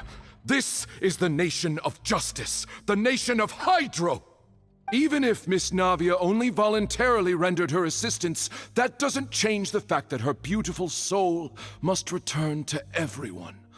Water accepts all, blends with all. It will surely accept her kindness. Everything is measured here in the nation of Hydro, and in the end, everyone shall meld together. Thus, when a unanimous opinion emerges, that opinion represents justice. Now I speak for everyone. Our opinion is consistent. Navia should stay. We and Navia are one. And you would call this justice? Preposterous. You are merely jealous that Demoiselle still has a chance to exist as an individual. Have you forgotten how much you all once longed to become individuals, to become independent? Do you mean to defy our justice? If your justice is flawed, then why should we acknowledge it? As you said, we can also have our own justice. Silver and I shall defend Demoiselle. And that is how we will enforce justice. Ugh, my head... it hurts. Demoiselle! Silver, it hurts. My head is spinning. All I can see is stars swirling in front of me. I remember now. Everything that seemed odd from the very beginning.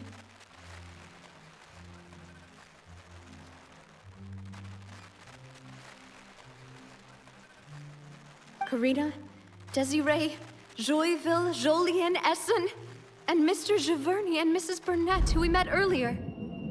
Even Malus and Silver.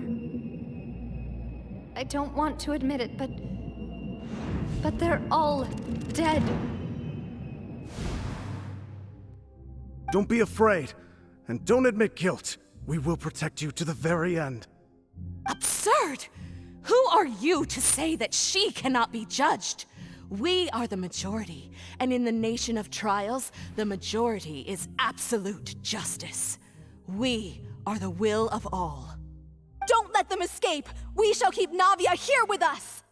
Mr. Malus and Mr. Silver, must you be so stubborn? How could the two of you possibly hope to stand against the collective?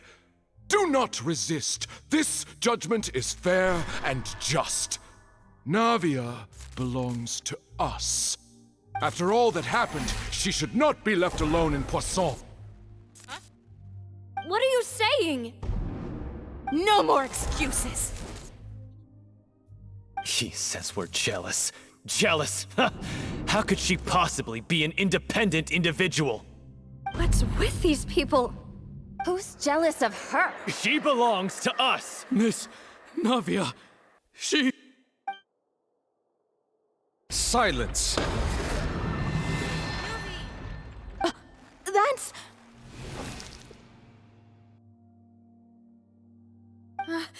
Monsieur Neuvillette! Such commotion is prohibited in the court. The accusations you just presented are nonsense and cannot constitute a proper trial. The court will adjourn for the rest of the day. In this, I shall hear no objections from any unauthorized party. Our thanks, Monsieur Neuvillette. Please leave with me, Miss Navia, while there is still time. But...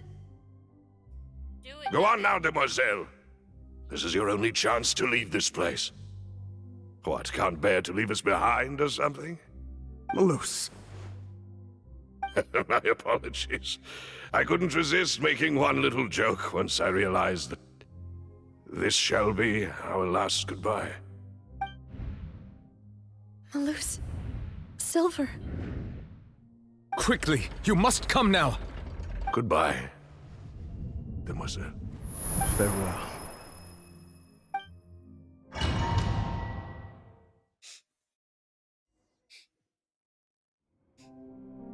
No, wait! Just a second! Navia? You're awake. Good. I must have been dreaming. Malus and Silver were still alive, and they were defending me at some insane trial. It looks like you're all right. Did all the sad feelings cause you to have a nightmare? Paimon could give you a hug. The ruins you were exploring suffered a cave-in. When I arrived, I found you falling toward the water. You were just about to be dissolved within, but I...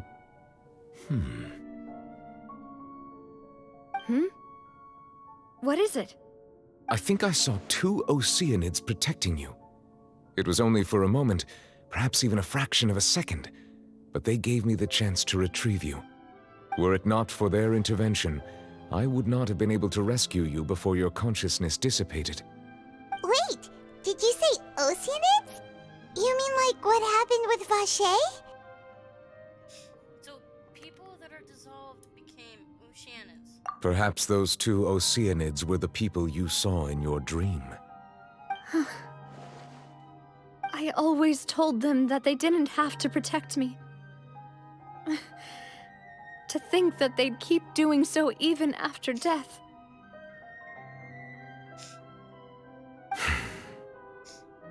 Please come with me.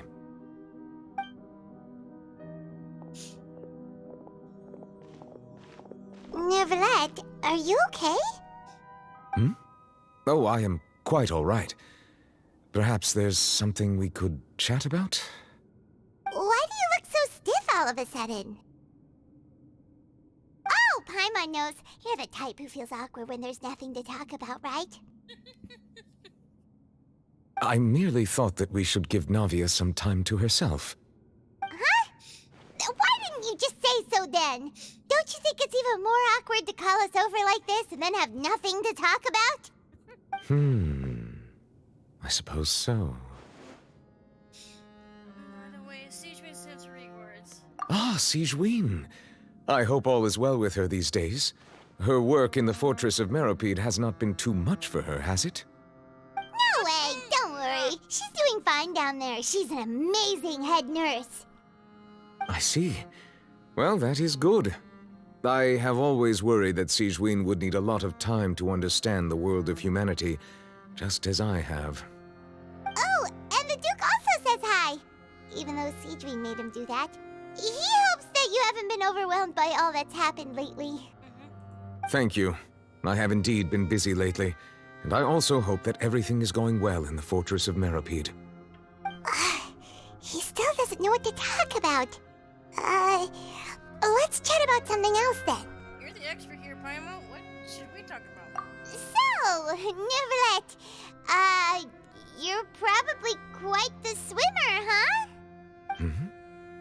Yes, of course. This isn't going anywhere. Let's try something else. How did you find these ruins? Did the knave tell you? Yes, in fact. I had arranged to meet you in Poisson, but when I arrived, I discovered that the Fatui were helping the residents evacuate. They had even transported a large quantity of supplies to the area. Amid my astonishment, I ran into the knave, and we had a chat. She informed me that she had asked you to investigate the ancient ruins here. Yeah, we originally planned to meet up with you, but we thought you might still be busy with all those official documents. We didn't think exploring the ruins would take very long, and who would have thought you'd wrap things up so quickly? Hope Navi can get back on her feet.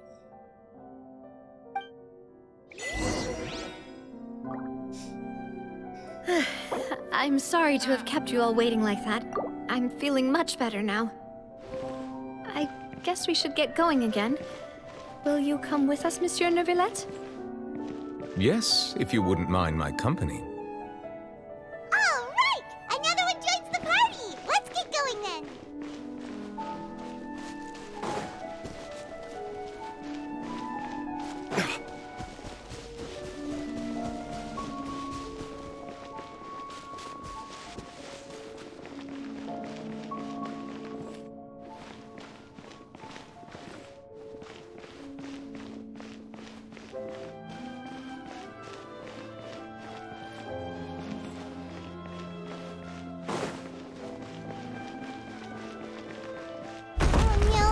Another unstable path.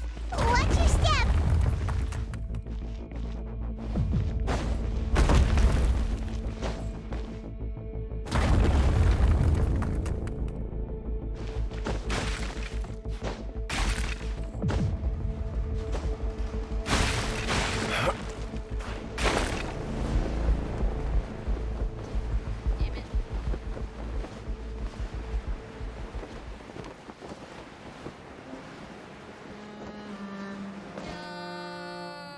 Get to go there.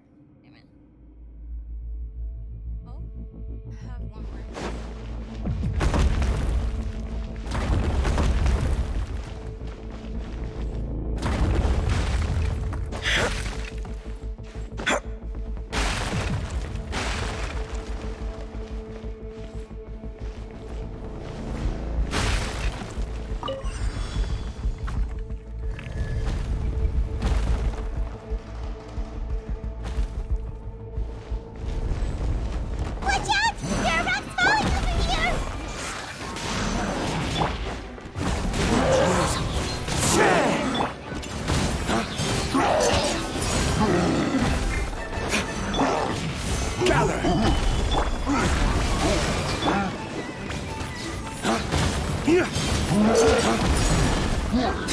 Time to go. One with nature.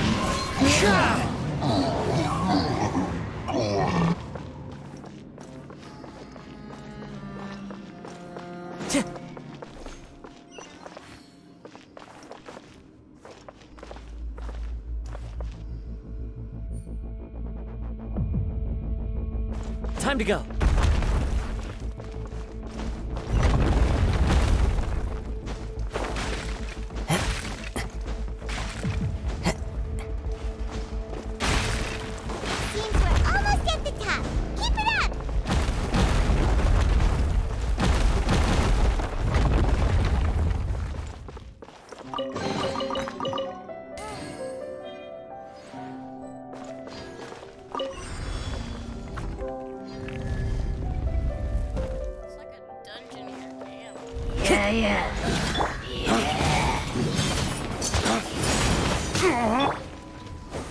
Stabilize!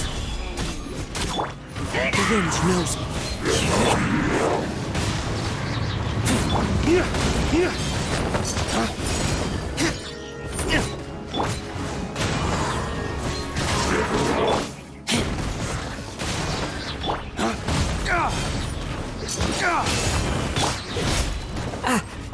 go.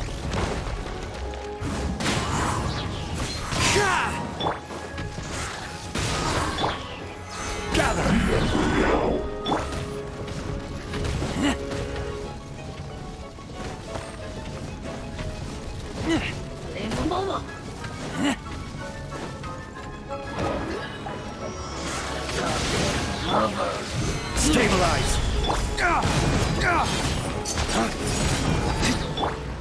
Into the wind.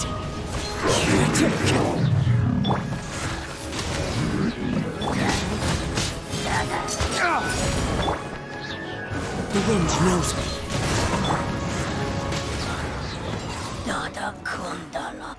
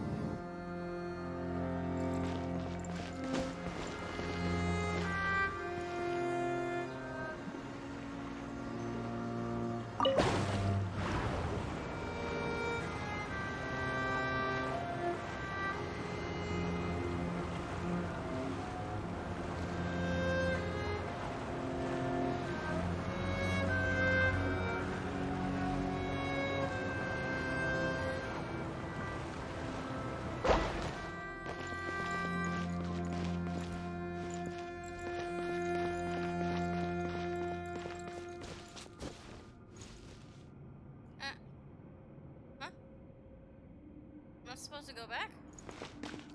But... Oh, shit. Okay.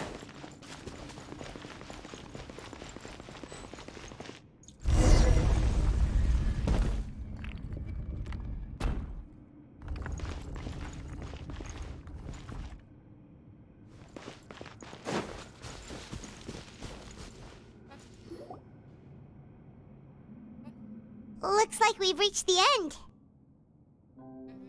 This is the place. There should not be any other hidden spaces in the vicinity. The path sure had some twists and turns, but it turns out that this place isn't actually that big. There seems to be something on the wall.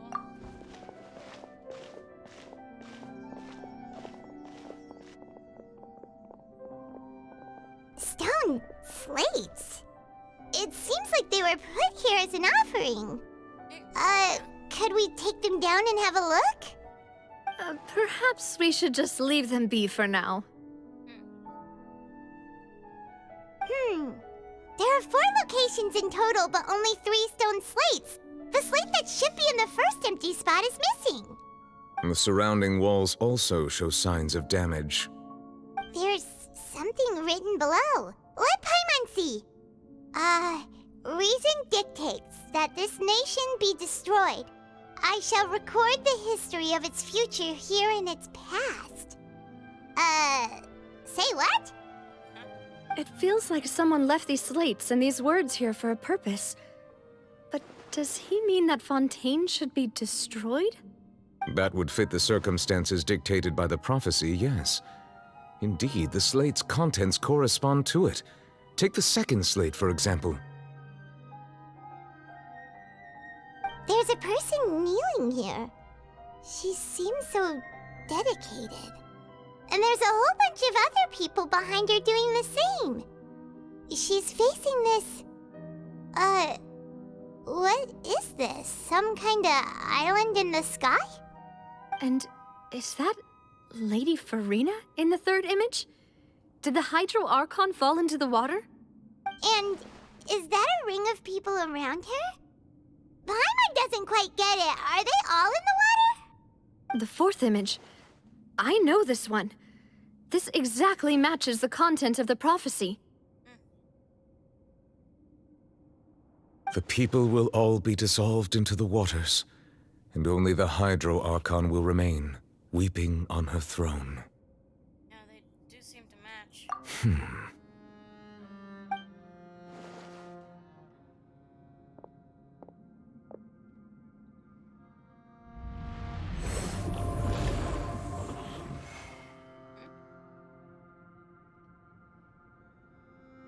More information should be hidden in these slates, but I fear I cannot easily uncover it, most likely due to us missing the first slate.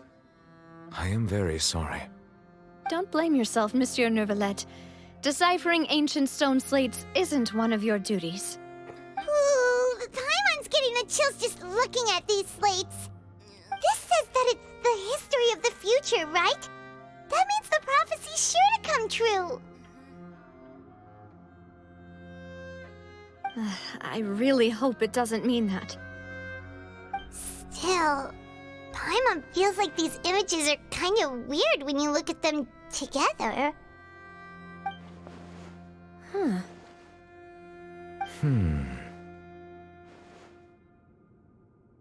I get what you mean, Paimon. The issue is the order of the third and fourth images, right? That's right! If the images are in chronological order, shouldn't the fourth, the waters drowning Fontaine, come before the third, where the Hydro Archon herself falls into the water?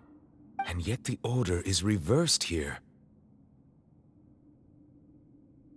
Second image is also quite concerning. What sin are the people in the images confessing to? If we go by timing, Lady Furina only emerges in the third image. That means that the person in the second image might be the previous Hydro Archon. Egeria, then.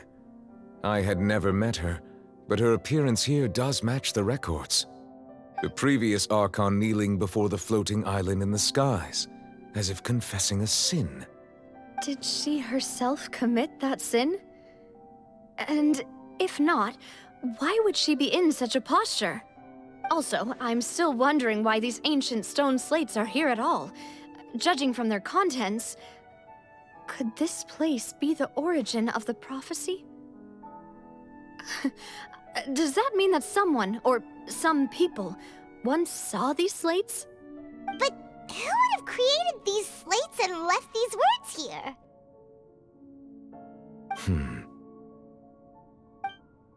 It seems that any further clues will have to come from Furina. In that case, there's no time to lose. There's nothing else to be gained here, so let's head back first. Yeah, we better get somewhere safe for now.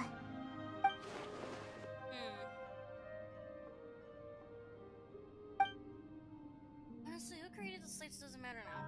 The real question is whether things will truly play out.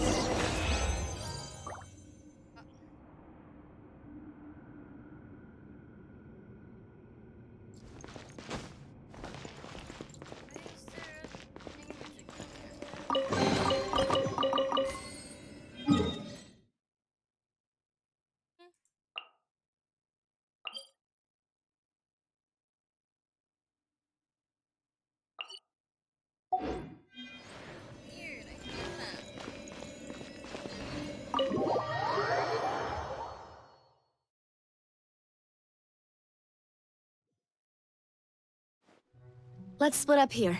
I'm going to check on what's happening with the Spina. You know how it is. There's some things you just need to be there for yourself. You still have energy for that, Navia? Paimon's already beat.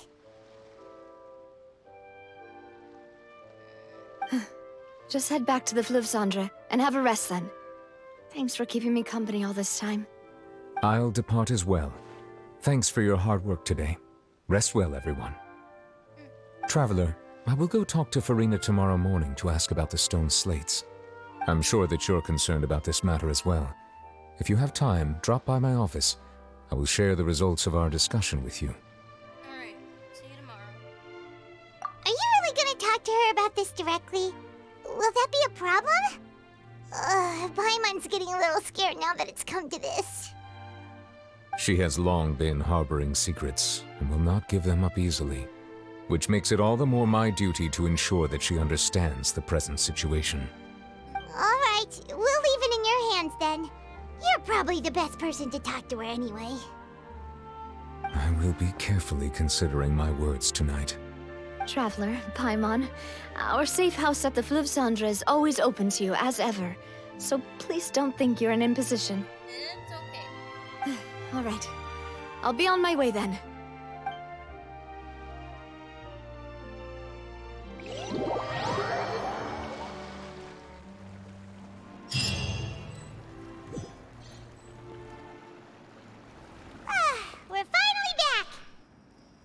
Welcome back.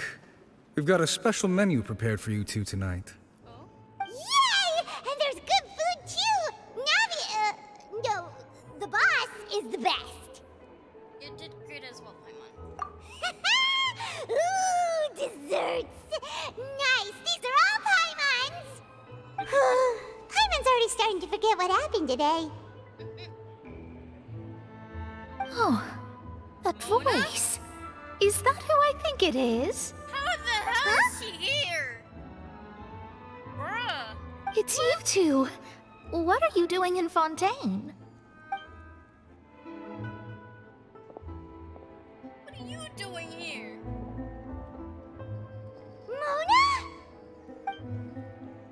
Did the stars not tell you that we might be here?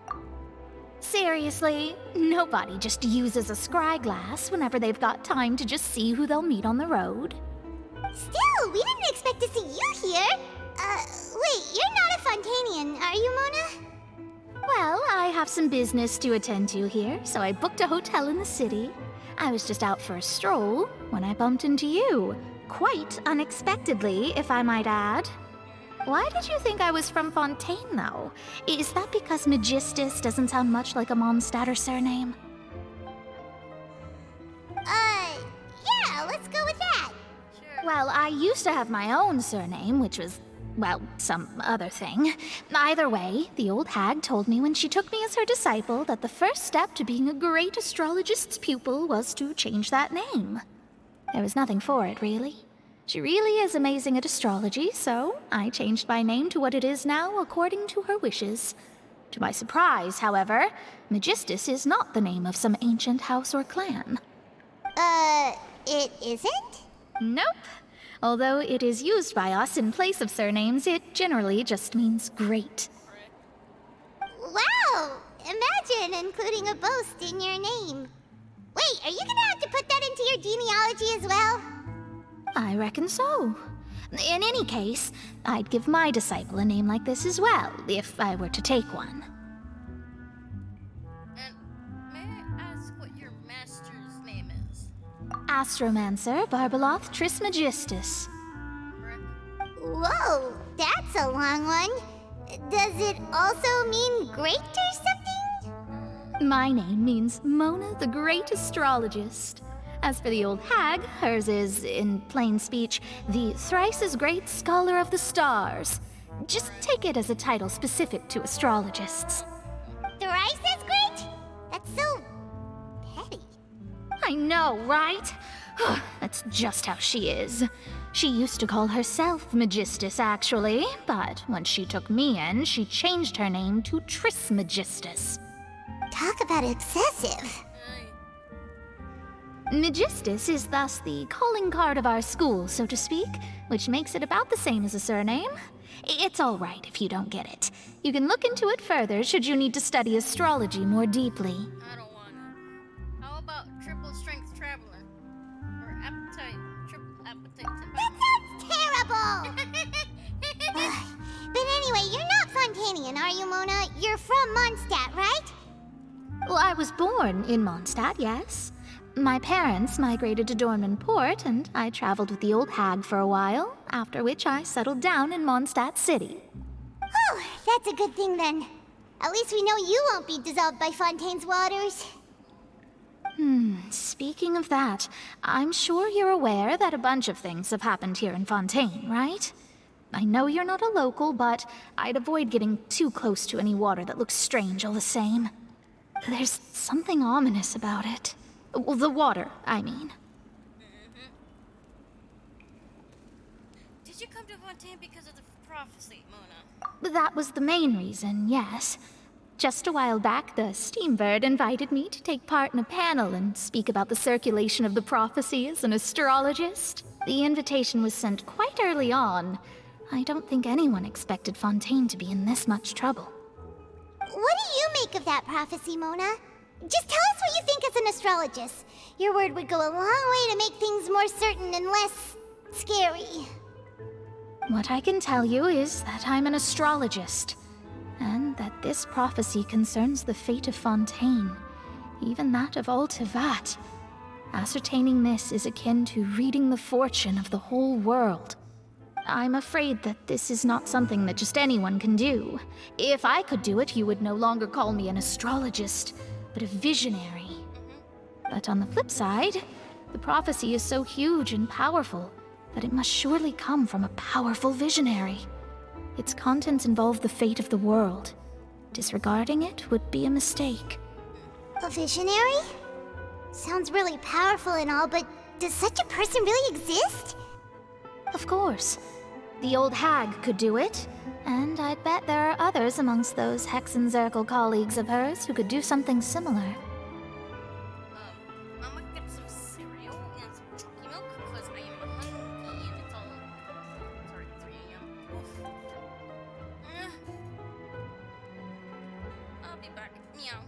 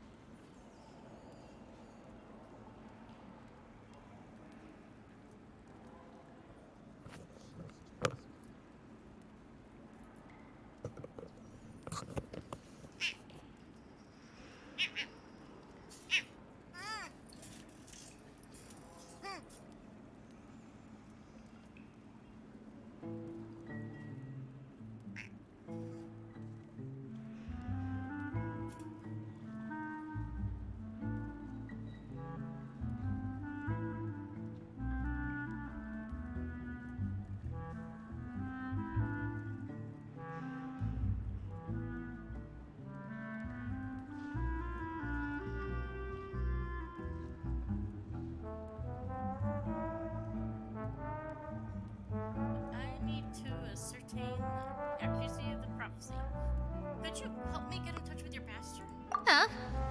Are you sure? Yes. Hmm. She dead or? All right, I'll help you. It isn't often that I see you with such a serious look on your face.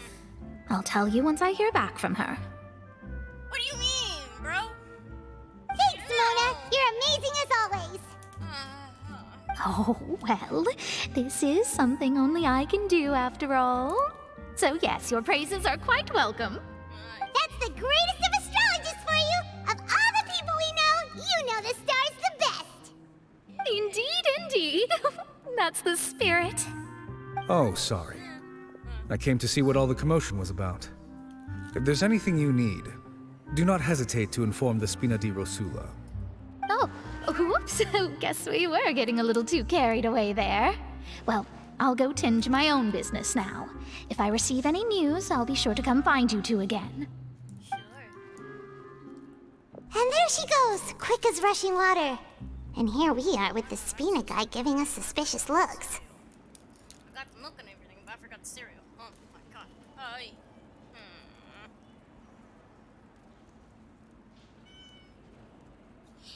That's mine. That's my milk. Choo. You smell delicious. I'ma eat you like a... Yes, you. Yes, you. If you come eat my num num num num num you.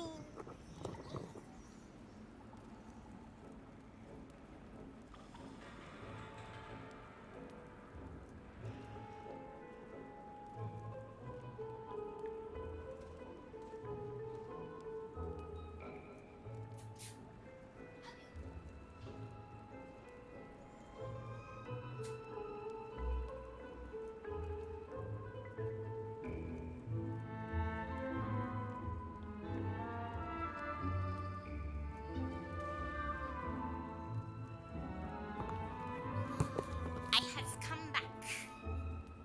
Cereal this time. See? Let me pick it up real quick.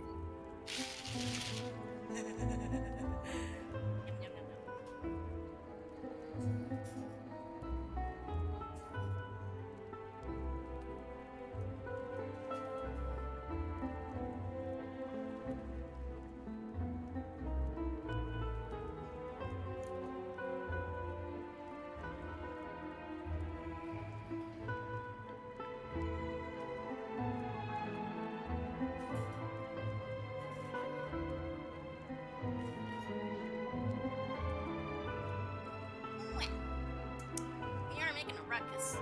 Try to keep it down next time, Paimon. If Paimon hadn't spoken for you, it'd be you getting all the weird looks. The things Paimon does for you. Alright. Thank you, Paimon. Mwah. That's more like it.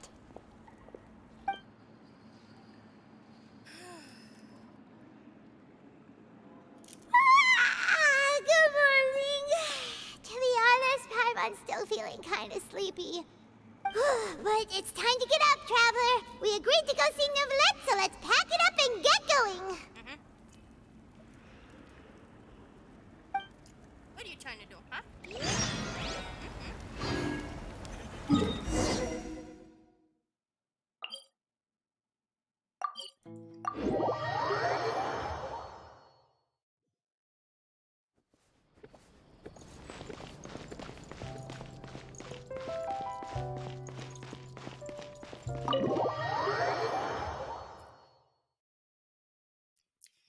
Why are you all coming to me? It's my food. Not yours.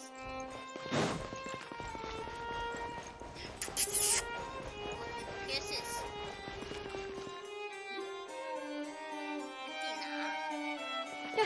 You're here! Finally! What happened? Is something wrong? Monsieur Neuvillette and Lady Furina, they seem to have gotten into a dispute. Please go see for yourself.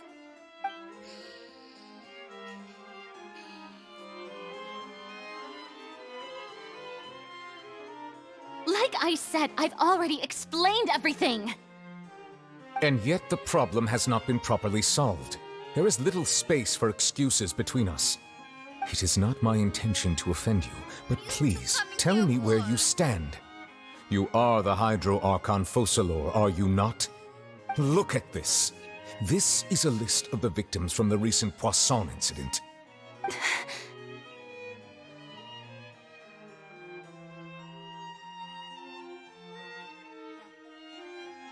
You mean... they're all... We did not arrive in time to avert this disaster, and I will not have it happen again. I will say this once more. You must tell me everything you know. Yesterday, I found 3 stone slates in some ancient ruins near Poisson. Do you know anything about those? Seriously? You're questioning me like this is a court case now. I don't know anything about that. But you found them in some ancient ruins, you say? That's correct, which is why I came to ask you some questions. There should have been 4 slates, but one of them was missing. The other 3 feature different images that seem to correlate to the prophecy. The prophecy? The second of these slates depicts the previous Hydro Archon Egeria kneeling before a floating island in the sky, as if confessing something. Do you know nothing of this either? I don't. I've never seen such slates. I'll ask you again. Do you really have no information regarding the previous Archon? My deciphering of the slates indicates that the Hydro Archon Egeria once had to confess to, or apologize for, a certain sin. If anyone would know about it, it should be you. All gods don't have the same secrets, you know. She was herself and I'm me. Is it really so strange that I know nothing? I understand your concerns, but I'm sorry. I just don't have anything to tell you. Forgive me for saying this now, Lady Furina, but I have long known of your various secret investigations into certain matters. There are several indications that you have been investigating the prophecy on the sly. This is not strange in itself, considering that you are the Hydro Archon. But it is strange that you should also claim to not know any of Egeria's secrets, as well as do nothing following your inquiries. You have never been as superficial as you have presented yourself to be, nor are you a fool. And yet, your behavior is very inconsistent.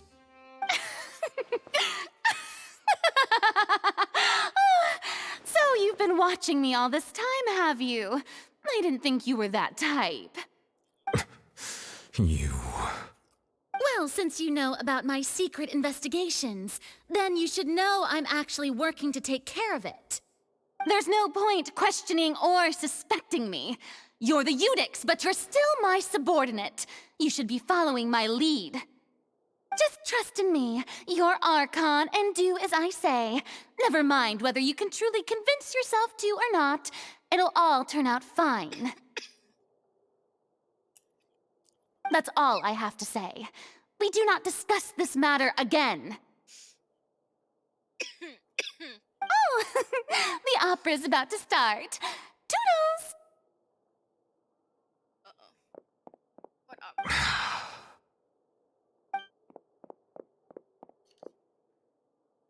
Furina? Did Furina not notice us standing by the door? Wonder what's up with her. She was smiling. Huh. She didn't seem in the mood to care if we were listening in or not. She seems deeply troubled. She seems to be deliberately hiding something. I assume you've been outside for a while now? Oh! You noticed! Seems Furina didn't even realize we were here. She was in a great panic, though I cannot discern the reason.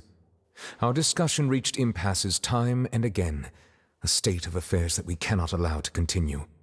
Still, I do not understand. Dialogue is the basis for understanding, so why did she keep refusing to engage? I'm afraid questions alone might not suffice. We need to make her understand how dire the situation actually is. Everyone in her inner circle has noticed that she is hiding some secret. The issue is her attitude. I fear that she will not reveal anything unless absolutely forced to. We may have to create a situation in which she will have no choice but to speak. Right. Oh? Like what? Normally, people will only reveal the truth when standing trial. Perhaps we must have the Hydro Archon experience just such a scenario. But Furina's seen so many trials, and she's really good at dodging questions. How do we make sure that she won't just slip away at the first chance she gets? My goodness. Hold up. We will need to consider this thoroughly, join forces with various parties, and then do what we can. If at all possible, I would prefer to recuse myself from this affair, but we must prevent the prophecy from coming to pass. This may be cruel to her, but all Fontaine is in crisis. The information a god possesses is too precious, and so we must take a chance on this. In that case, we will need help. But who will lend us their aid to do such a thing? Oh, I think I know who to call. Is it Mona? Are we thinking Mona? Or Alishino? The knave! The knave! Yes, the knave! Well, that's everyone, huh? Speaking of which, it was pretty smart of you to think of hiding here. Poisson was just involved in a disaster, so it's presently devoid of people. That naturally makes it the best choice. And here you are drinking tea like it's the most natural thing in the world, huh? That's what family should do. Sit and enjoy a leisurely time together. It's nice to enjoy tea here, you know? Care for a cup? Lend me your ears, everyone. Or perhaps one of you might like to start us off. How about you, friend? Me? No, I don't think I can. Then, how about you, good sir? I fear that I will cause the mood on this boat to become as somber as it is in court. Well then, I guess we're lucky we've got a local like me to organize things. Wonderful, the spotlight at last. I guess I'll be facilitating things from here. That was a little long-winded, don't you think? Oh, you might be right. Anyway, to cut to the chase, our friend here, the Traveler, has brought us together to discuss something. As for what that is, well, let's start by saying that we'll be pooling our efforts together to create a series of traps. Oh, how intriguing. Well, it's just an expression, really. One that I just learned from Chlorand, and used on the spot. So, let's invite her to explain in detail. A round of applause, please.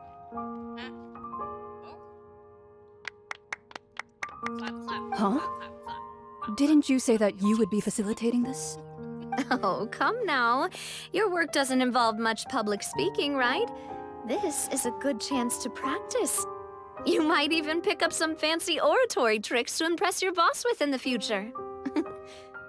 I see. And what does my boss say? He is glad that you consider him your boss. Do go on.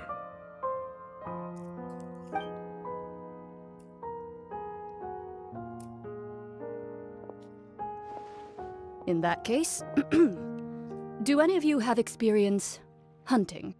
Not that I recall. Fremine and I once used a wooden stick in a basket to catch wild rabbits when we were younger. As for Lynette, oh, right. You were sick that day, weren't you? I've also gone diving to catch some fish before. Does that count? I'm afraid not. You may or may not have heard, but Fontaine once played host to a group known as the Marechaussee Hunters. Though that was their name, they did not hunt animals, but rather various monsters left behind by the ancient dynasty of King Remus. Today, Fontaine's monster population has already thinned greatly, so the hunters have blended back into society, taking up arms in other lines of work. They even left a unique methodology of hunting in their wake. A trap comprises of the following components: bait, a trigger, and a containment device. sometimes a lethal implement will also be necessary to deal with the prey. So, if we were to build a trap together, right now, what would you choose to build it with? For me, I would prefer something basket-shaped. Pigeons and rabbits will see the bait and naturally enter the snare. Our line of work requires a deft hand, and we're some of the best in the industry, so you can count on our techniques. You used some of those techniques while moving the people of Poisson, didn't you? My subordinates mentioned that you even performed some magic for the bawling children. Yes, and I even managed to gather some intelligence in the meantime. I'm quite the multitasker if I do say so myself. I'm afraid I can't claim that as my strong suit. I prefer more stable methods, like placing bait in the water and waiting for the fish to come within reach. That's the kind of method I would count on. Calm and steady. Exactly the kind of person who would catch loads of fish. And I can be their assistant. With discretion, I'm sure. I'd probably use some sort of mechanical animal. Papa once bought me some small clockwork squirrels, mice, and such. When placed in the forest, they can attract others of their kind. I remember that you liked those too, didn't you? I did. And that would be a good way to go about it. If they're realistic enough, animals of the same kind will follow them all the way to the trap. What about you, Monsieur Neuvillette? I fear I do not have any related experience. That makes sense. You usually solve problems directly, without the use of any such tricks. But I do have one more question for you, monsieur. If we were to create a trap now, how would you design it?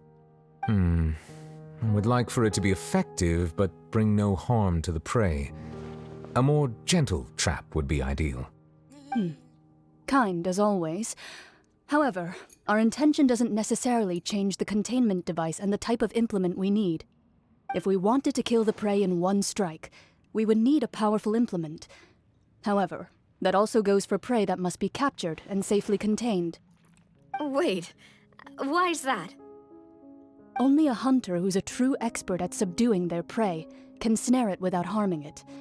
The line that divides life and death is often exceedingly thin. So are we going hunting together? We hadn't thought of seeing ourselves as hunters. It kinda works, but maybe it's still not the best metaphor. If our means of capturing and dealing with our prey is to put them on trial, then the hunting metaphor is actually quite accurate. But we shall require much more courage than any hunter to judge a god, a being whose seat is an exalted throne. That's right. Oh, so that's what's going on. Sounds very interesting.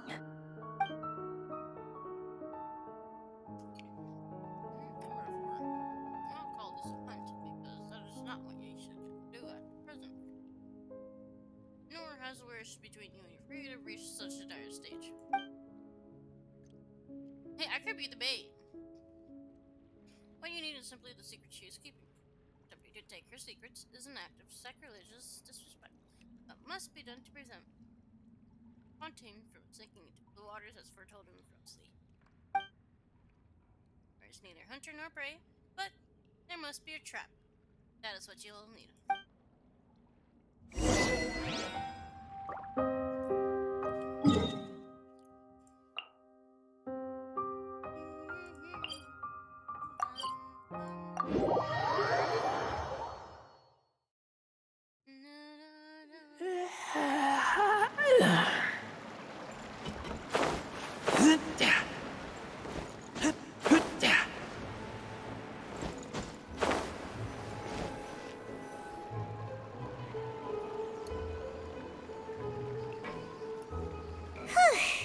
It's been a tough few days, hasn't it? So much has been happening. This sure made me hungry. Paimon didn't think the meetings would go on for so long, but everyone seemed pretty fired up, huh? Paimon thought they'd be at least a little frightened. Well, Furina was, now that Paimon thinks about it, but everyone else just looked a little surprised. Do you feel more confident after the meetings, Paimon? Well... It's hard to say. Paimon doesn't have any experience with this sort of thing. But with you around, Paimon sure will do great. After all, you're the most reliable person in the world, aren't you? Huh? Is something wrong? Did you just pour some tea? Paimon didn't notice you doing that at all. No, I did not. Then what's that? Paimon's never seen that cup before. Don't be frightened. I'm just joining you two for tea. I merely refrained from saying anything till now. Who's that voice? But there's no one here.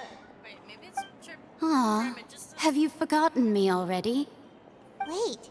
Who are you? You are familiar. You're the voice we heard from the sky in Sumeru. When? The voice from the sky, I fear that description is wrong. Though, not completely wrong. You're feeling lost now, just as you were feeling previously. I sensed that confusion and thus came to you. Guiding people is an irresistible hobby of mine, after all. Who are you and what do you want with us, bro? Consider me a passerby, just accepting a commission from my friend's disciple on a whim. Oh? Okay, so then allow me to ask you, will Fontaine's prophecy come true? The prophecy. Yes, what has been prophesied will be fulfilled. You may view such things as the history of the future.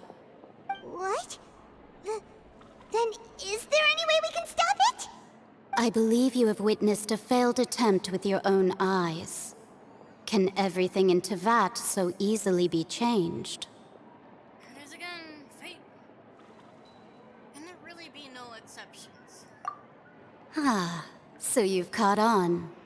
Just as prophecies are usually only the future as seen from the perspectives of the gods, could things be happening in hidden corners where the gods' gaze does not fall?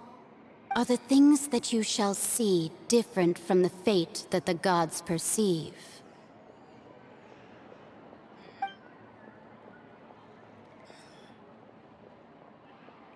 What is she talking about?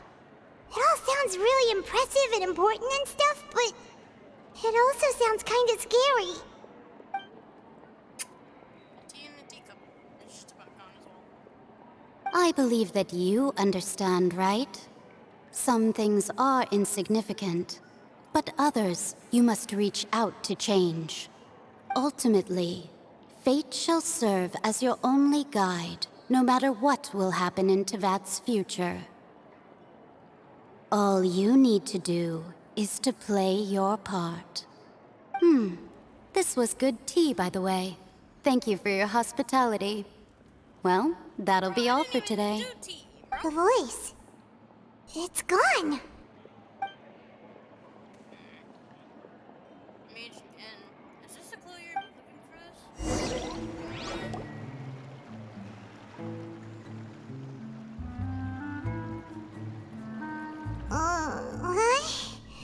I want to hear someone talking. All right, coming. You're getting more diligent, Paimon. Hey, it's you who's getting lazy, okay? Well, I see I've walked in on some lively banter. Luna! Hey! How have you been with these past few days? Fine, just fine. I went to take part in that Steambird panel. It turned out to be more interesting than I expected.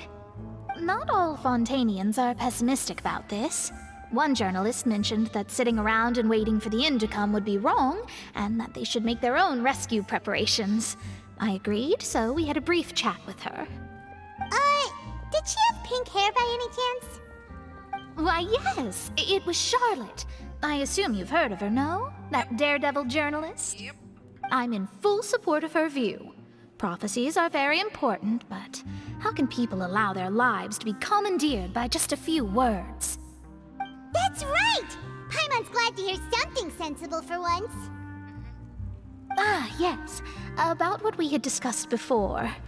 I did try, but I'm afraid I couldn't reach the old hag. I'll try again tonight, but I wouldn't get your hopes up. Get off my mouse. Get your booty off my mouse. Actually, someone already came over. Huh?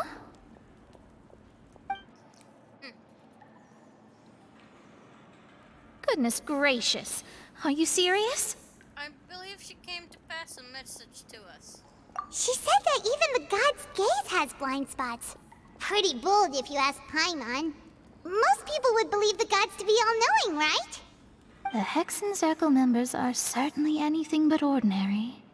As for the mage named N, the old hag has mentioned her a few times. She said that N's sense of direction is incredible, and that she loves guiding those who are lost. But I've never met her, and if she were still alive, she'd be... well, suffice it to say that the hag's at least a few hundred now, and N's been around for longer than that. Whoa. The Hexen Circle sounds like a scary group. But they must really stay in shape to live so long. Their abilities alone are pretty terrifying. If she came to see you personally, then the problem you're facing must truly be of great importance. Well, it's not like Paimon could understand anything she said. Yes, she was quite cryptic, but I suspect she means that there is still a way to turn things around. She didn't say when or what that would be, though, so... perhaps it is something that you cannot know right now. True, her words were meant to be as helpful hint, but when we released, was that the best answer that my question could have gotten? Traveler, Paimon, are you two all right? Oh, we're fine. We're just a little down right now. It kind of feels like the end is coming, you know? I see. I feel that same sense of desperation, too. I guess you could consider me someone who has often witnessed fate. So far as I have seen, it cannot be swayed. But even so, I still hope for, and believe in, miracles. Astrology is eternal and rational, but fate may not be. It is cruel, but it can also be beautiful. Perhaps that's what En was trying to tell you. Not to lose heart, and to believe that what you are seeing playing out before you is not yet set in stone. I did originally think of steering clear of all this, but I couldn't.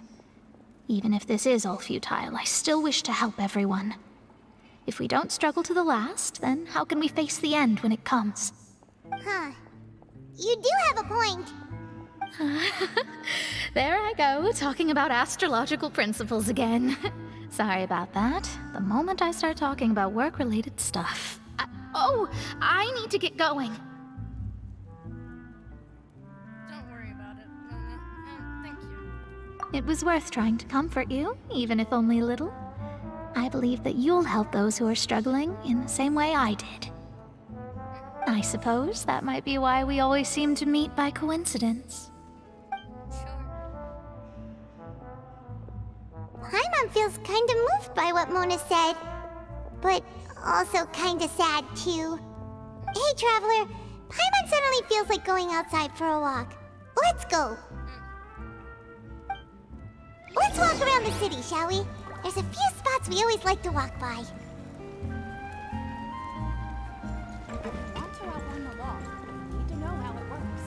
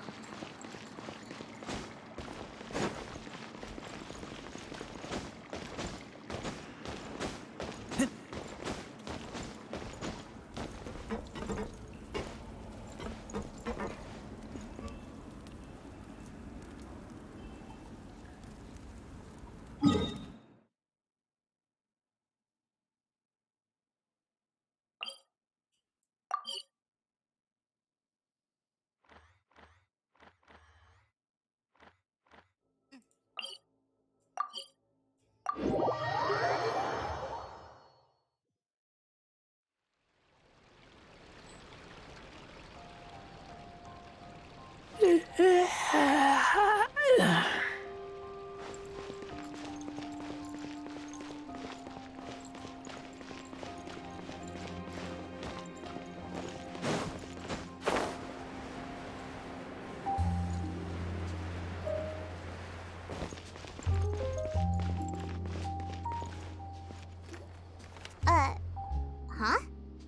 Our names are written in this newspaper. What's going on? Maybe we're famous? Let Paimon see! The underwater stronghold, the Fortress of Meripede, has continued in its noble autonomy, but that does not mean that others cannot interact with it. My recent attempts to enter the fortress bore little fruit. Huh. Guess Charlotte still hasn't given up on that. Thus, did an Outlander friend become the focus of this report, a blind adventurer with their white fairy legends trailing in their wake. It is said that this mysterious traveler once visited the underwater fortress. So while the fortress's interior remains a mystery behind closed doors, do not fear, for the tales of the traveler contain surprises in spades. Journalist Charlotte's biggest scoop yet, the Traveler's Trail, World Walker. Huh. Charlotte took so many awesome photos of us and we never even noticed her. Oh my god. She hasn't been able to get a hold of anything at the fortress, so since we're easier to find, she's using us as the subject matter instead? That sure seems to be the case. Ugh, seriously? Oh my Well, god. fine. Those headlines and photos do look cool, so Paimon will forgive her this time.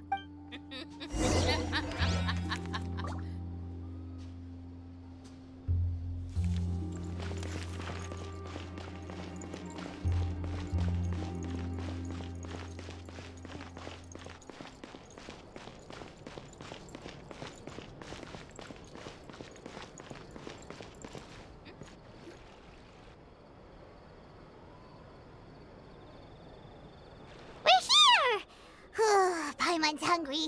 Should we go in and get something to eat?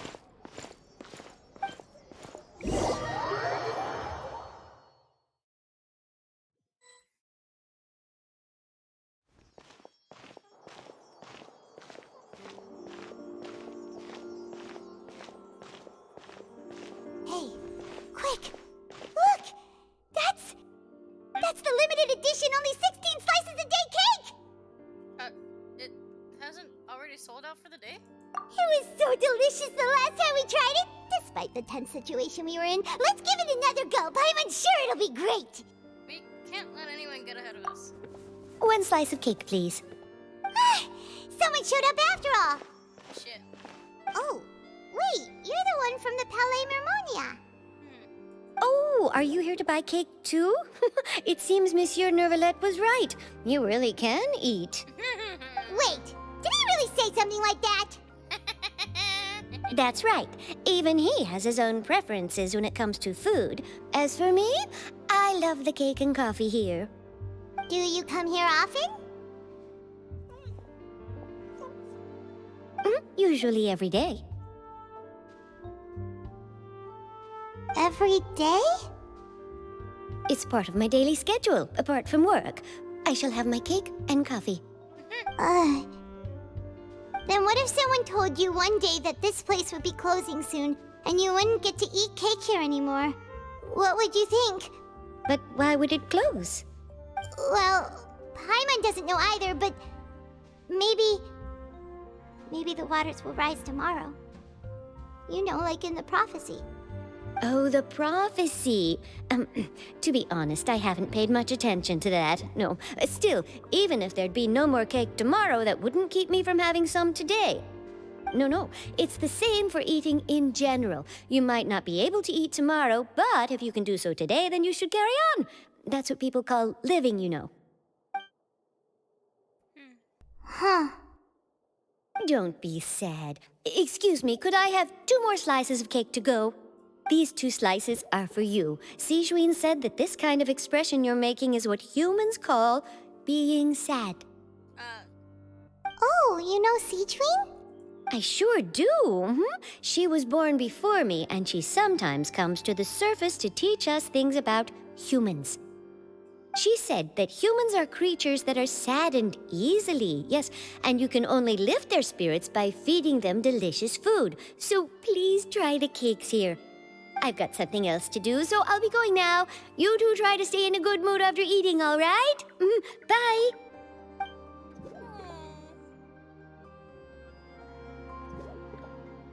And there she goes. All right, let's dig in. I'm unsure this cake will be delicious.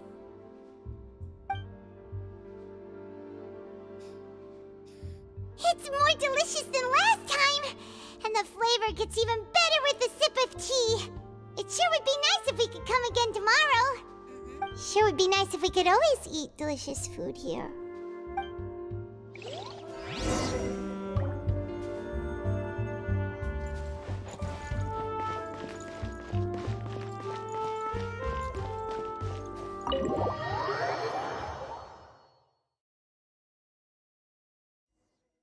Oh, we're near the Steambird office. Let's go look for Charlotte and have a chat.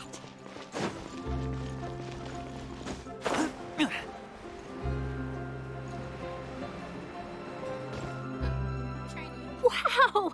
If it isn't the Traveler and Paimon! Oh, have you seen the article I wrote about you? Ha!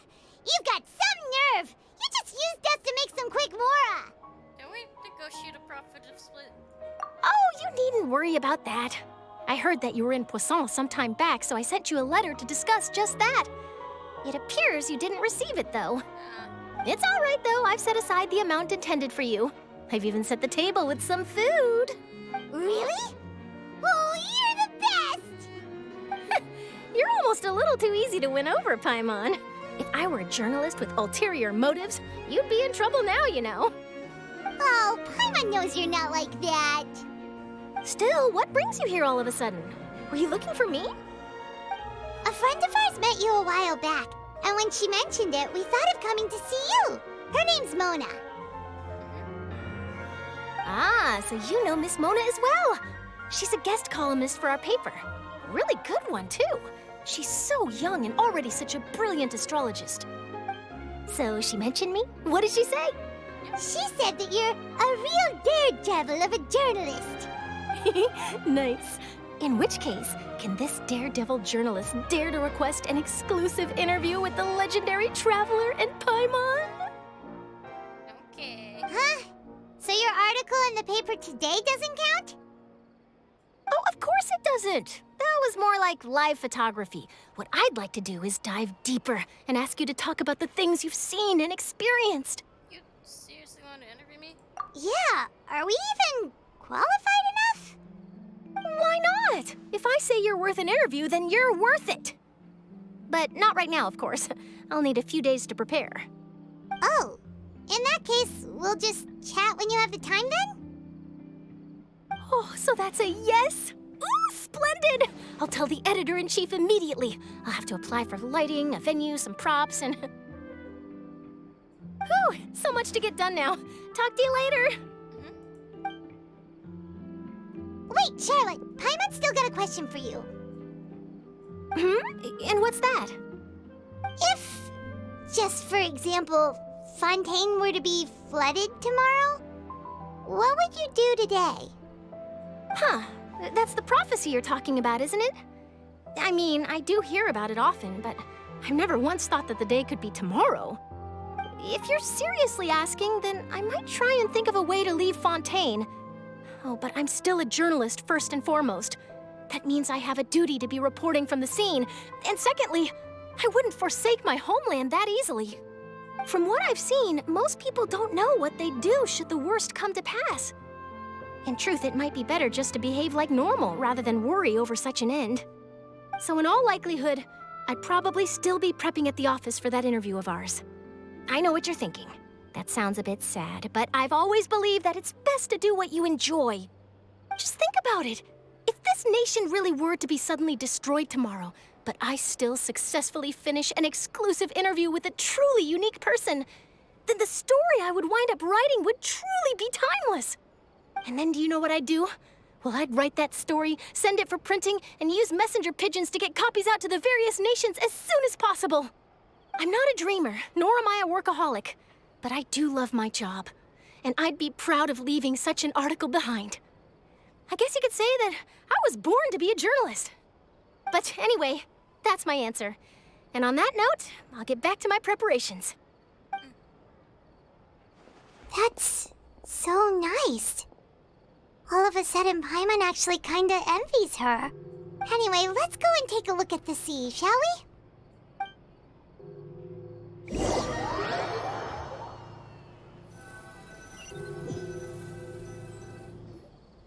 The sea breeze and scenery can be a pretty soothing combo, huh? Paimon's been thinking. Yes? If it wasn't Fontaine, but all of Tevat that would be destroyed tomorrow, where would we go and what would we do? No, Paimon should ask, if you could choose, what would you like to do? If I could choose, huh? Just like Charlotte said, suddenly trying to consider what to do is pointless. We've always been moving to the next destination, so we haven't spent much time thinking about these kinds of things. We didn't have to either, with us always being on the road and whatnot. Until that moment comes, I think I'll keep journeying on. You mean, still traveling? Yeah, cherish every single moment that I have to look upon this world. Huh. Wait, isn't that what we've always been doing? Back and forth between the two of you as time slips by. As night falls, you return to your accommodations and the space day. Next few days are just as calm.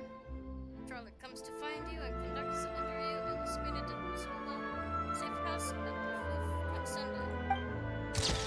Navia, having finished your business in Poisson, even drops by to take a photo with you, the two of you. All goes well.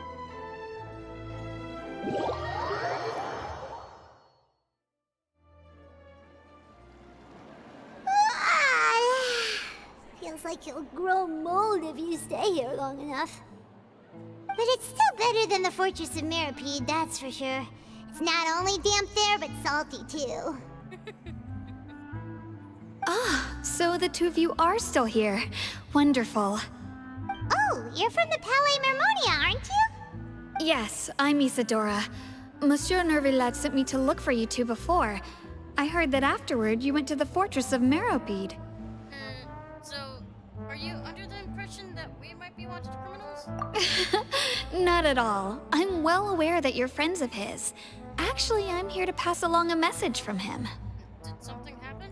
Yes, inside the Opera House. The Maréchaussée Phantom has declared the incident a small-scale riot. A riot?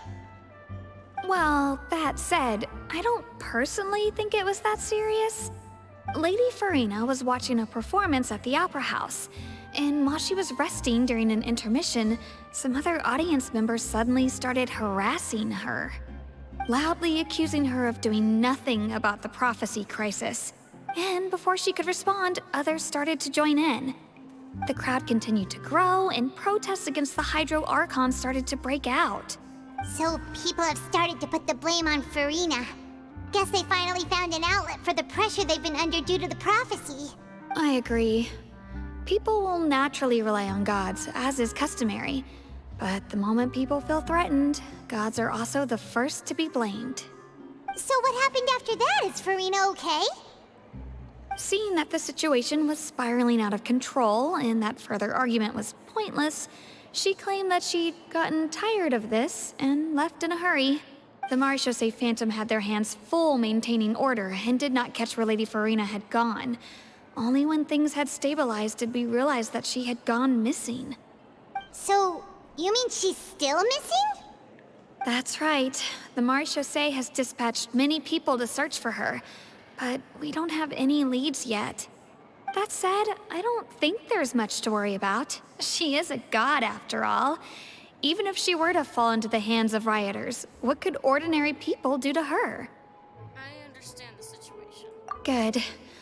Monsieur Nervillat sent me to tell you about the situation, but he didn't say anything else.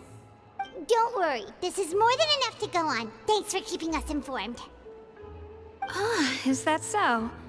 Well, all right then. In that case, you two take care. I'll be heading back to the Palais now.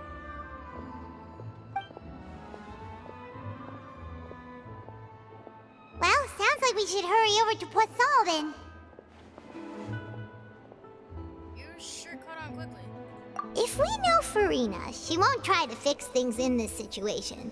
Instead, she'll look for a place to wait out the heat. And as we also know, she may be loud and dramatic, but she doesn't have a heart of stone. When Nervalet was talking to her in the Palais Mermonia, and she heard about Poisson, she couldn't hide her sadness and remorse. It would be hard for her to ignore being accused by the public today. Paimon thinks Furina's probably taken the opportunity to slip away to Poisson and try to relieve the sense of guilt that she's feeling. Huh! Well, what do you think? Paimon knows the answer, of course, but Paimon can do the analysis to back it up, too. Cool, huh? I see becoming a detective's done you some good. It's like those detective novels have an effect on you. In that case, there's not a moment to lose. Poisson, here we come!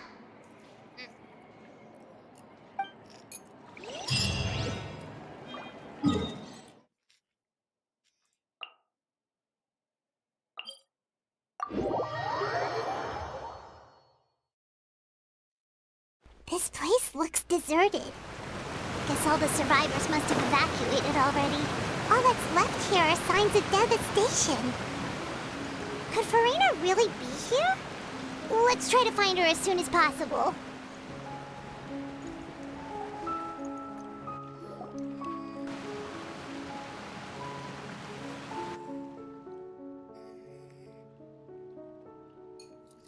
Ah, that's Furina, right over there. She really is here all on her own. Shh. Stay quiet for now.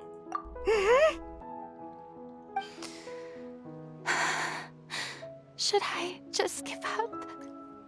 This is all meaningless. What was meant to happen did happen after all. Everyone's dead. I'm sorry. I am so sorry. Give up, Furina. There's no point in holding out. I'm sorry. But what can I even do other than to repeat meaningless apologies over and over? Who's that? Don't worry, Furina. It's just us.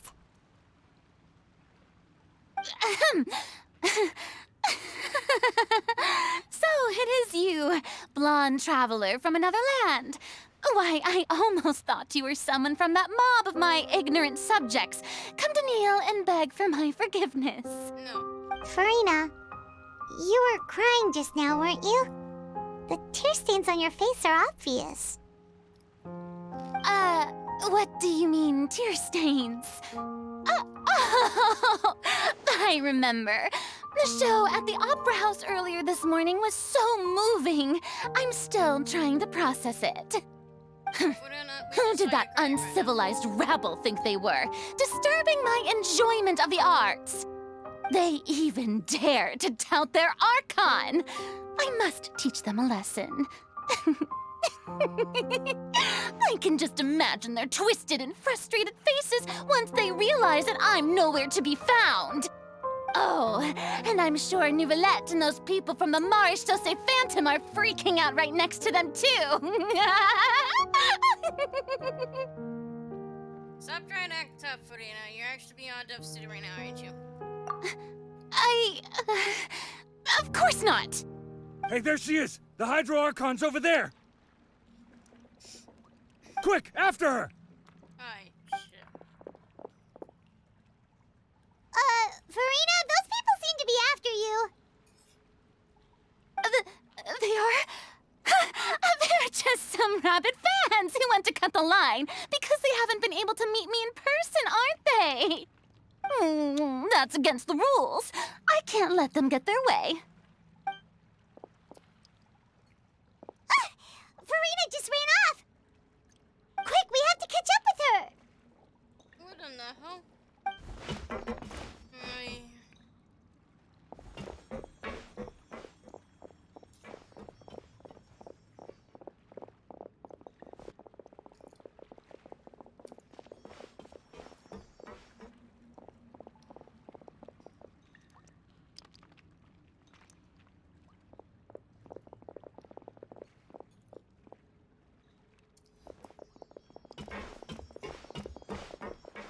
This should be the place, right? Hey, Furina! There's a good hiding spot over here. Quick, come to Paimon before the rest of them catch up to you. What is this place? Hurry, they're almost here. Fine. I suppose haste is warranted. Lead the way.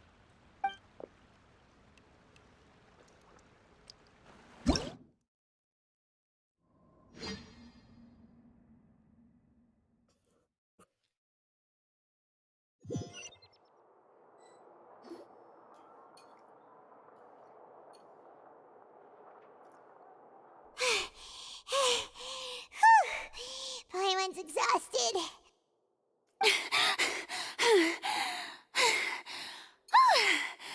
I'm so tired.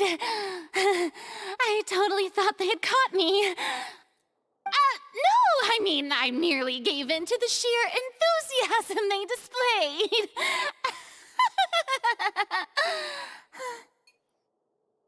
This place is not what I'd call soundproof. You're right. Yep, that's a good girl.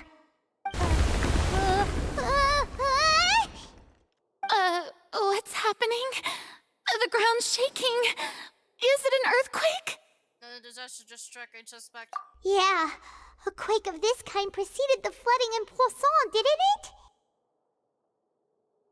it? It can't be. It's happening again. Well, there's no need to worry too much about that. Neverlette's made some emergency plans, so the evacuation should go a lot smoother this time. Yeah, I hope you're right. But the people of Poisson, they've already... Should we finally reach her limit? Now that she's talking about her actual feelings, she's starting to look far less stiff.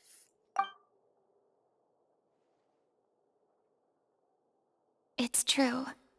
I've been investigating the prophecy for hundreds of years. I once had informants all over Tevat, searching for clues and feeding information back to me. I've tried all kinds of ways, too, to hold back the sea. Anything to keep the coastline from advancing. But all my efforts proved to be futile in the end. Really, the truth has been clear to me for a very long time.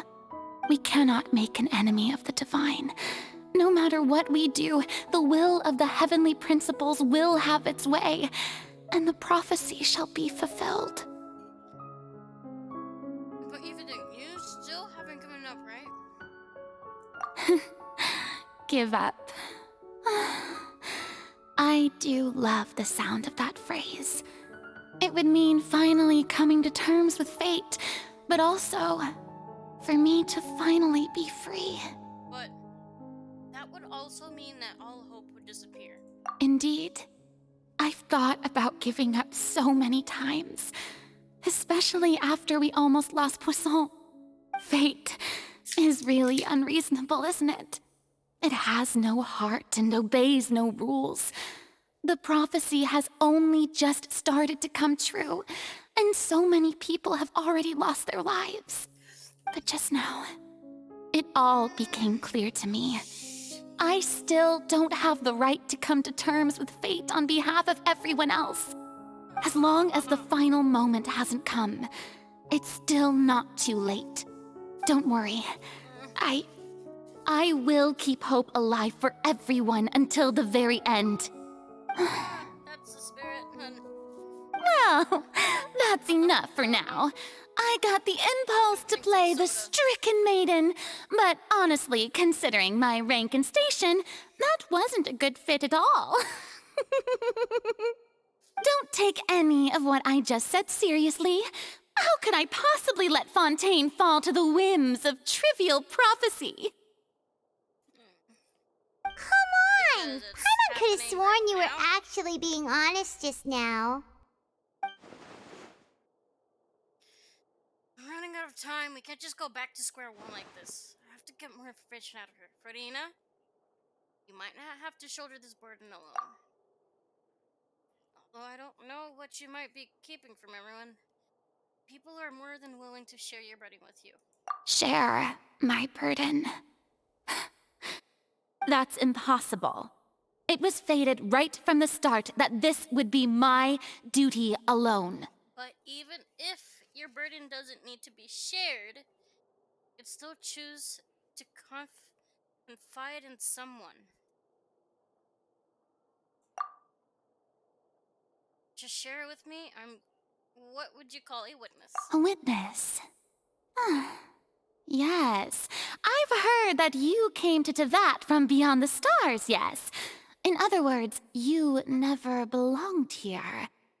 And if Tevat is, in its entirety, a show on a stage, then you're just a spectator, aren't you?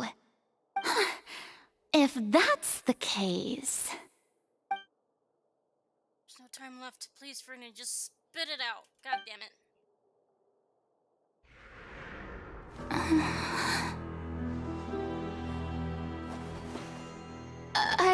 Say it. Spill it. Come on.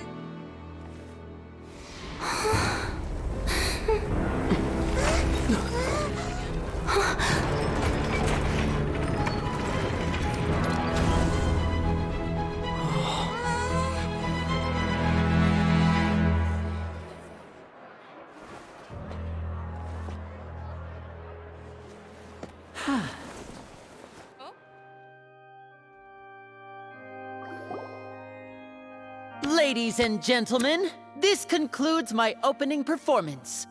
Now, without further ado, we may proceed to the trial of our god. So this is what it is. Yes, you deserve praise for the effort you took to raise the dramatic stakes. Do not forget, however, that I am Focalor, the god of justice, the embodiment of justice itself. Does it not strike you as even the least bit absurd to bring the very concept of justice to trial? May I interpret these words as your refusal to stand trial? In that case, you will have the opportunity to defend your honor through a duel. You would draw your blade against a god? Yep. She would. I see. It seems like you have made up your mind.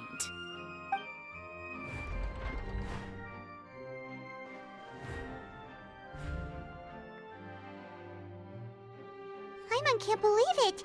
She just surrendered. What the heck is going on? Did I just see an Archon surrender to a human? Wow, how utterly humiliating. Lady Furina, what is the meaning of this? Shh! It would seem that there has been a misunderstanding. To be clear, the raising of both hands is not always an indication of surrender. Looking for excuses again, huh? I raised my hands just now to indicate my acceptance of the trial. No duel shall be necessary. I will admit that I've been running away for a long time. I'm sorry, everyone. I was unable to protect the people of Poisson. It is my duty to stand trial for my crimes. You are not the only ones to be disappointed in me. I, too, am exceedingly disappointed in myself. But now, it is time for the Hydro Archon to show you her courage and resolve. I, Furina, will use this trial to show the world the true meaning of justice! This time, I will protect you. A applaud and rejoice. One of the most outrageous and fantastical arcs known to the opera epiclese is now unfolding before your eyes. Mark my words, this shall be one of the most exhilarating and brilliant shows ever to grace the stage of Fontaine. The trial of the Hydro Archon, Focalor, will now begin! Woohoo! Oh, now we're making history! Why does it feel like Furina just took over the whole thing? Like, come on! Didn't she just get forced to stand trial for her crimes? Also, even though she's still acting super dramatic, she is taking this seriously this time, right? All right, then. Who will be my opponent in this trial? The court asks the prosecutor to please take the stand. Thank you, Your Honor. Is that so? Very well.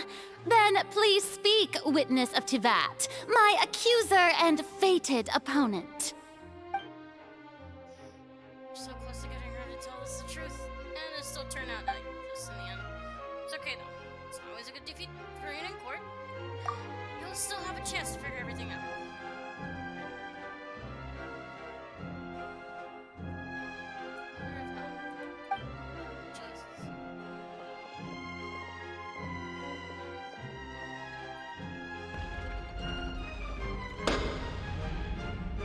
Also, please allow me to ask, as a final question before the trial begins. And beef, yes. May I go to the bathroom? I'm going to pee.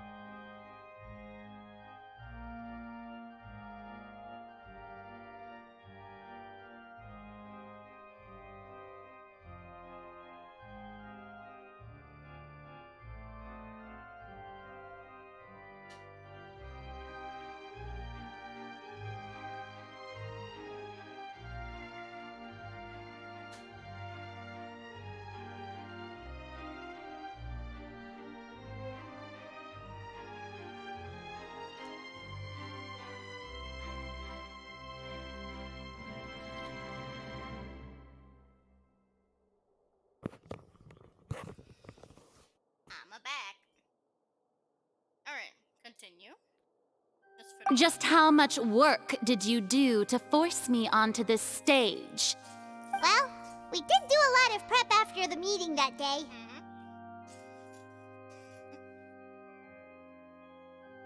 I can go over the tasks assigned to the Spina di Rosula, since they were rather straightforward and easy. Navia, the president of the Spina di Rosula. Most of the people who participated in the disturbance this morning were my subordinates. They changed into plain clothes and came to the Opera House as regular audience members, waiting for the perfect opportunity to incite insurrection against you. The people's resentment against their Archon has been building as more and more of the prophecy is fulfilled. A spark was all we needed to turn smoldering anger into a flame.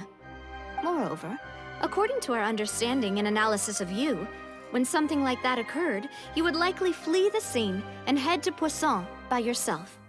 So, we arranged for a second group to lie in wait there.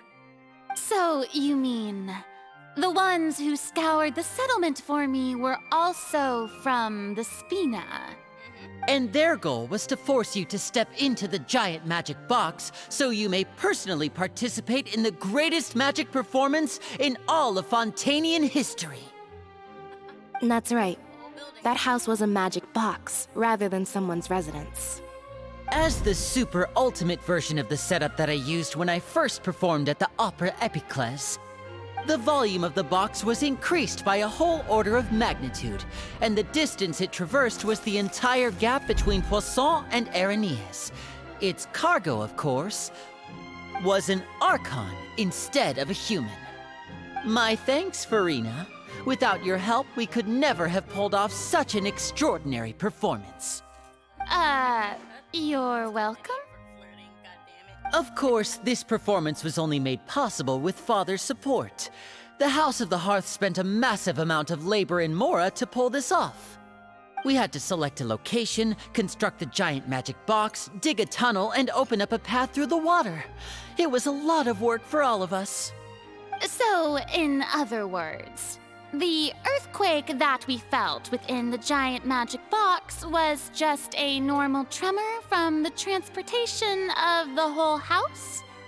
That's right. It wasn't a sign of another disaster to come. Sorry about that. We didn't see you back there. Then, I can guess Nervilette and Cloran's parts. You gathered a crowd, prepared a stage, and made sure that the champion duelist would be immediately ready for a fight. Also that as soon as I appeared on the stage, the trial may commence without a hitch. Am I right? Yes, that is correct. Well, Clorand, I must commend you for your courage. Only the most outstanding champion duelist in all of Fontaine would accept a duel with an Archon without flinching. Thank you. As for you, Traveler, I suppose your role was to keep me distracted with conversation once you found me in Poisson. You'd make sure that I didn't notice anything amiss before revealing yourself as my prosecutor once we'd arrived onto the stage. Nah, you guessed wrong. Oh? My mission was to give you one last chance. We hoped that you'd share your secret with us before the magic box arrived and onto the stage. Is that so? Then I suppose I must have missed my final chance. It's fine. It matters not. What's done is done. The stage is already set, so there's no reason to disappoint the audience. Let's see this trial through to the very end. Yeah, the only thing we do now is to judge the hierarchy. Still, I can help, but be a little bothered by that conversation earlier. Sir Prosecutor, please allow me to pass this along. This is a document that Miss Charlotte applied for and received permission to share with you during the trial. According to her, it should speed up the proceedings. Huh? Charlotte wanted to give us something? Oh, so she's here too! Hey, Charlotte! Hi.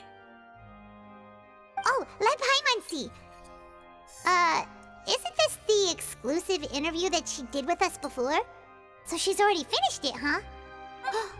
Wait, then that means this document is a perfect timeline of everything that's happened ever since we stepped foot in Fontaine! So in other words, we can refer to this anthology of evidence every time we want to use something from our journey as evidence for an argument! It's a super practical gift. I never would have thought of using it this way. Let's quickly confirm the information in it. Just think of it as a refresher, alright? Sure. You defeated the Hydro Archon in the very first duels you took part in at the Opera House. That's one for the history books, all right. I didn't think that you'd wind up getting to the bottom of the case I'd been following all this time.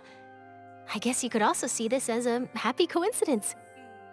This is the first time Monsieur Nervillette had a difference of opinion with the Oratrice. Even the Hydro Archon can't figure it out. A Fatui Harbinger. She's an extraordinary person. Her instinct must mean something.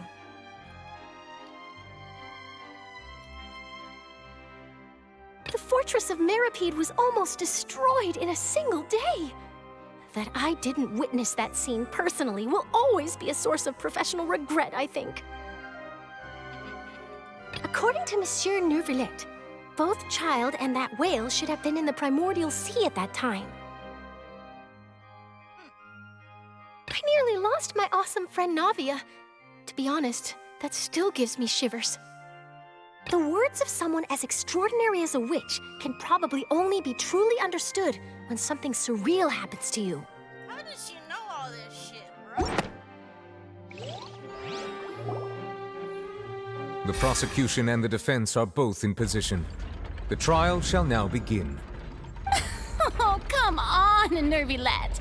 There's no need to repeat all the unimportant legalese. Just fast forward to the part where the prosecution lays out my offenses. As the defendant and the lead actress of this performance, I still haven't even been informed of my supposed guilt in all of this. Of course, it is only natural for humans to struggle to understand the actions of a god. However, you will need more than that to convict me of a crime. That's true, but my charge here is unrelated to your conduct as an Archon. Instead, I would like to charge you as a fraud who's never been the Archon in the first place. Wait, what was that? Lady Furina's a fraud? Hey, I came here thinking that we were going to try the Hydro Archon for forsaking our duty, but did I hear that right? She's not our Archon at all? Charge accepted. Lady Furina, do you plead guilty to the charge?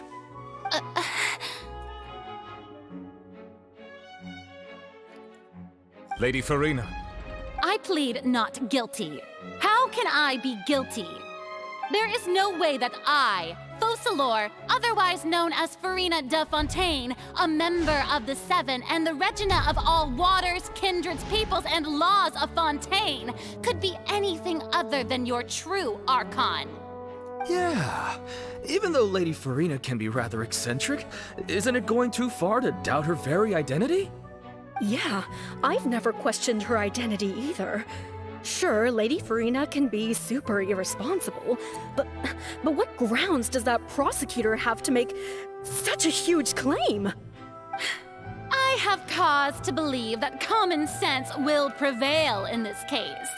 Many of the members of the audience have known me as the Hydro Archon ever since they were born. There would be no fooling their memory. See? Even the Oratrice has decided to show me its favor. Are you sure you want to commit to a charge that will never be upheld? If you wish to drop the case, I can promise you as the God of Justice that you will not have to face trial for making a false accusation. We will treat everything that's happened as a dramatic spectacle and move on with our lives. What do you say to that? Huh. An argument with near impossible odds, huh?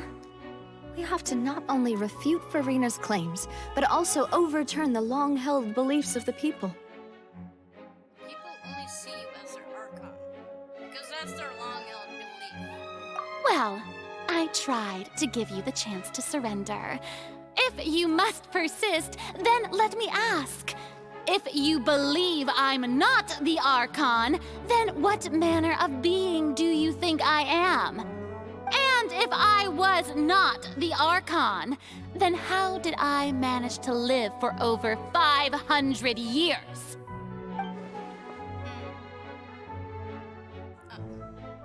Can't be the best. I have to think carefully.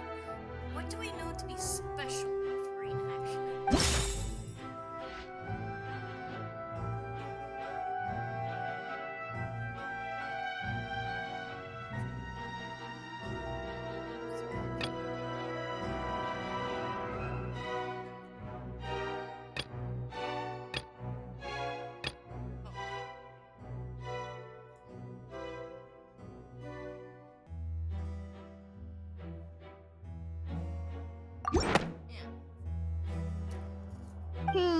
That doesn't sound right.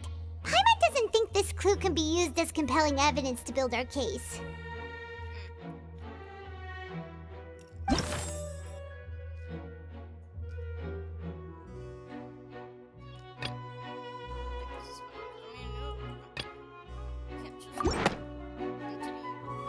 First of all, you may be a member of another long-lived race, which would allow you to naturally possess an extended lifespan. And second of all, even if that wasn't the case, there could be other ways to extend your life. Such as a curse. Who gave you that idea? Was it the knave? You'd sink so low as to use a harbinger's words against me. It doesn't matter who gave us the information. What matters is the veracity of the claim. A curse? I once thought it possible that the aura of an Archon might naturally resemble a type of curse. But in light of this claim, perhaps what I sensed was not your divinity, but a curse after all. Neverlet sensed it too, huh? So Furina, instead of an Archon, could you just be a cursed human? Lady Furina is actually a human? Well, it is true that it's extremely difficult to tell humans and gods apart just by looking at them. It's not impossible.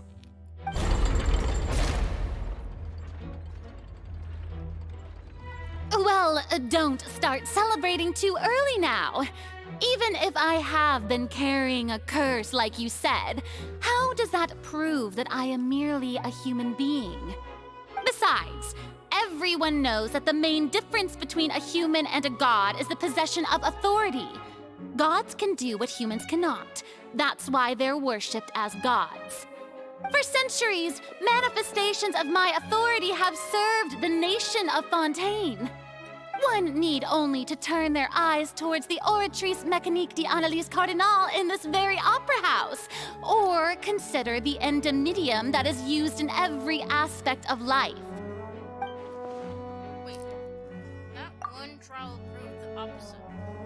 Furina actually has no control over the Oratrice at all. Trial's conviction.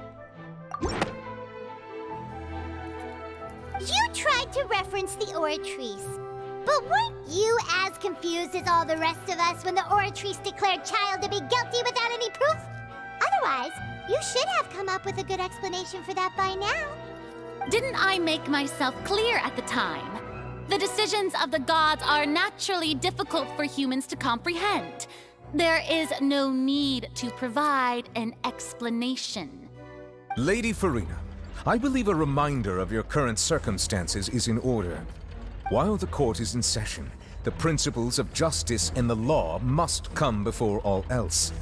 While you are an Archon, you are also first and foremost the defendant in this trial. You will prove yourself unable to defend against the prosecution's charges if you continue to withhold vital information against the rules of the court. I never thought you'd use that kind of rhetoric against me. That was no trick of rhetoric, Lady Furina. I've merely reiterated the rules of the court. Rules that all should respect and follow. So, you neither knew why child was declared guilty, nor did you understand the structure and operations of the Oratrice. Instead of having been created by you, the manifestations of authority you mentioned have been made by the real Hydro Archon, haven't they? The real Hydro Archon? Well, now you're really losing me. It is true that I did not know why the Oratrice gave out a guilty verdict that day. But the Oratrice handed out that verdict unilaterally, and it has been operating independently ever since it was first created. You can't argue that just because a divine creation is flawed, that the god behind it must also be no god at all. She's still throwing out all kinds of excuses. Seems like she's confident that we won't be able to produce proof that she has no power over the Oratrice. Sure, we can't put the Oratrice aside for now. But then, Miss Furina, could you give us a brief demonstration of your power as an Archon? My power as an Archon? There are many ordinary citizens in the audience. How can I just carelessly demonstrate the formidable power of an Archon? If that poses a concern, I'm prepared to extend my protection to the audience. You don't need to go that far. A brief demonstration of the power of our Hydro should be quite harmless. Surely an Archon can at least match the capabilities of a human with a vision. Aren't you the Hydro Archon? Or is it that you can't even wield the power of Hydro, much less the authority of a god? Indemnitium! Yes! It's all because of Indemnitium! All Archons derive their power from the faith of the people, and I've converted the people's faith in justice into Indemnitium! Thus did I give up all of my divine power to provide everyone with energy for their daily lives. Have you ever seen a more magnanimous god? Isn't that a huge stretch? Yeah, no matter how generous an Archon can be, how could they give up all their power? Can a god with no power even still be called a god? It seems like nobody's buying Furina's excuse. Hey, come now, everyone. Please don't stare at me as if I was a liar. I'm still the same Furina you knew, right? The one that you loved. Shouldn't you want to believe in me? Please, you've got to believe me. If what the prosecutor said is true, she really has committed a grave offense. Did she deceive all of us? And all of our parents and grandparents too? And all of our ancestors? Ever since they were born? Enough. That's enough. Tell me then, if I'm not the real Hydro Archon, then who is? If you have no evidence of another Hydro Archon's existence, nor can you find anyone who can back up their claim to be such, then what grounds have you to say that I'm not actually the real deal? Wow, she came up with yet another argument. How can we refute her now? Seems like she really doesn't want to give up. If we can prove that she isn't an Archon, we can try to prove that she is just a human, and if she's only a human.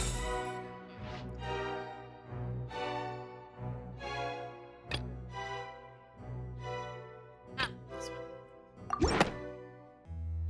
Nuvi. That doesn't sound right.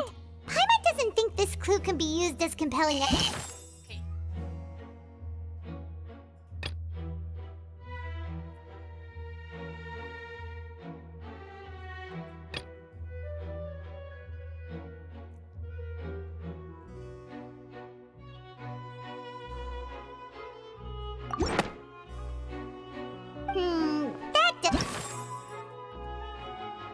This one?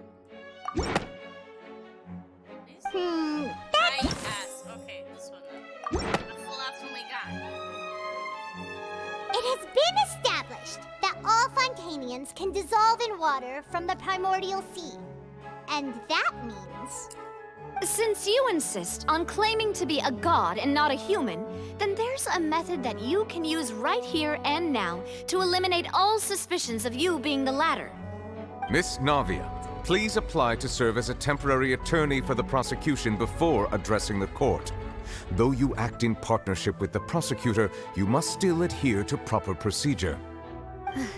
Super sorry, Monsieur Chief Justice. I swear this really will be the last time that I'll speak out of turn. Now, I've brought some seawater from Poisson. As everyone knows, a massive flood struck the area not long ago, taking many lives, including those of some of my closest friends. So, Miss Furina, would you dare to touch some of this seawater? If we are to believe that you are indeed the real Hydro Archon, touching this seawater would have no effect on you. All it should do is strengthen your case.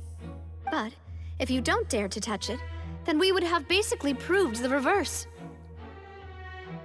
Oh, and I must remind you that after the disaster at Poisson, nobody wants to see any more people dissolve. I do hope you'll act prudently and choose the simpler path of admitting guilt. Navia from the Spina di Rosula. The Spina has governed Poisson for many years. I guess her suggestion is valid. If Lady Furina is indeed just a human, she's probably Fontanian like all the rest of us. Would she really dare to try?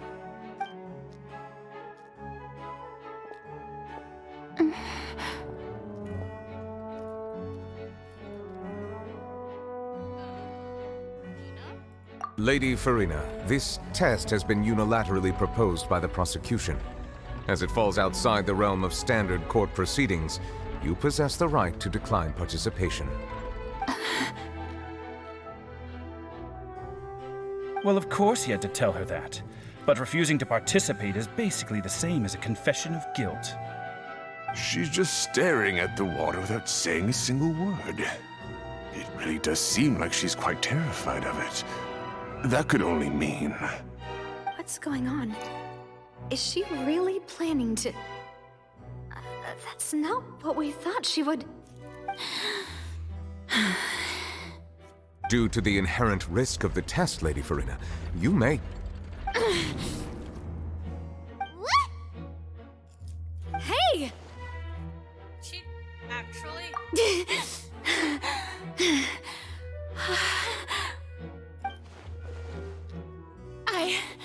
I'm fine! Look at me, everyone!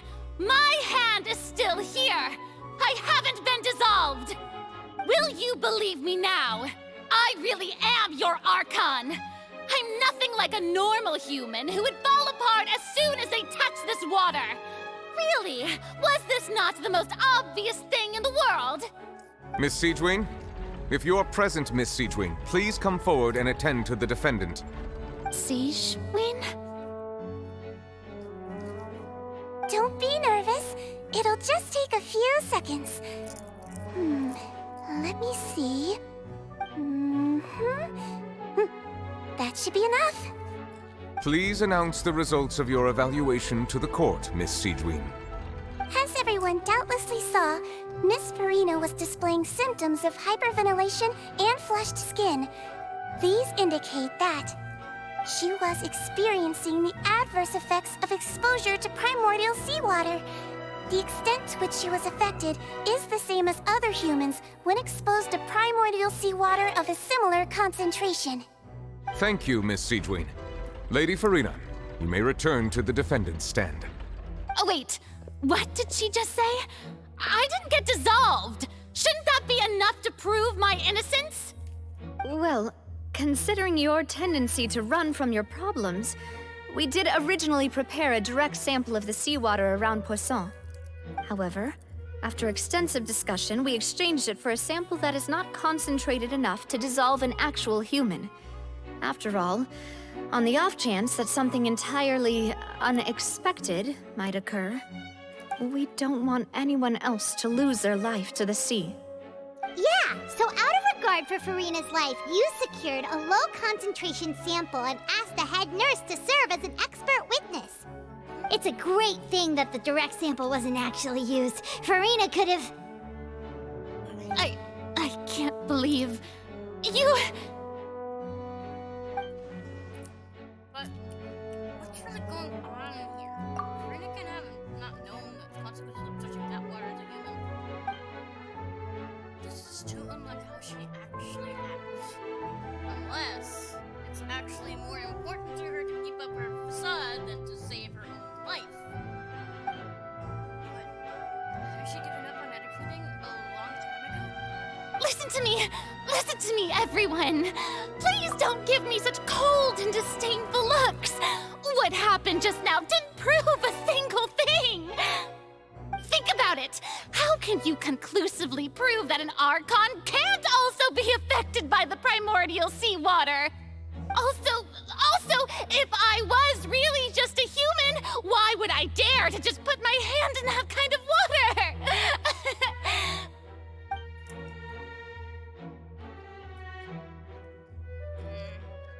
Please, everyone, anyone, just listen to me! I swear, I really am your Archon!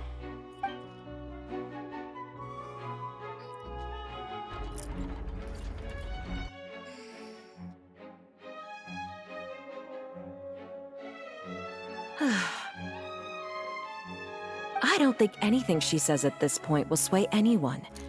The odds are just too stacked against her now. With all the things that have been said, Paimon doesn't think there's any way left for Furina to win. I believe the time for arguments and presentation of evidence has come to an end. If there are no objections, we will move on to the final judgment.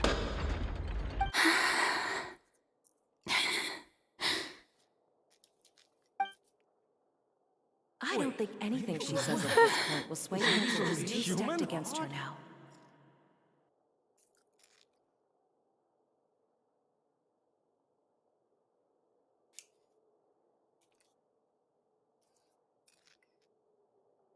In my capacity as Chief Justice, I shall now render judgment on Furina's misrepresentation of herself as the Archon of Fontaine. As a human who knowingly deceived her fellow citizens, Furina is guilty.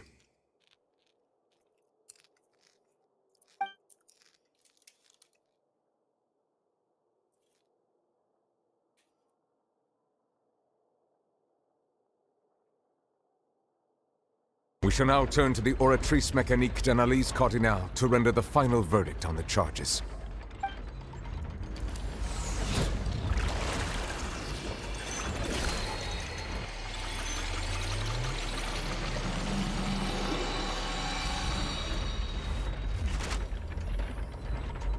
According to the judgment of the Oratrice Mécanique d'Analyse Cardinale, Furina is...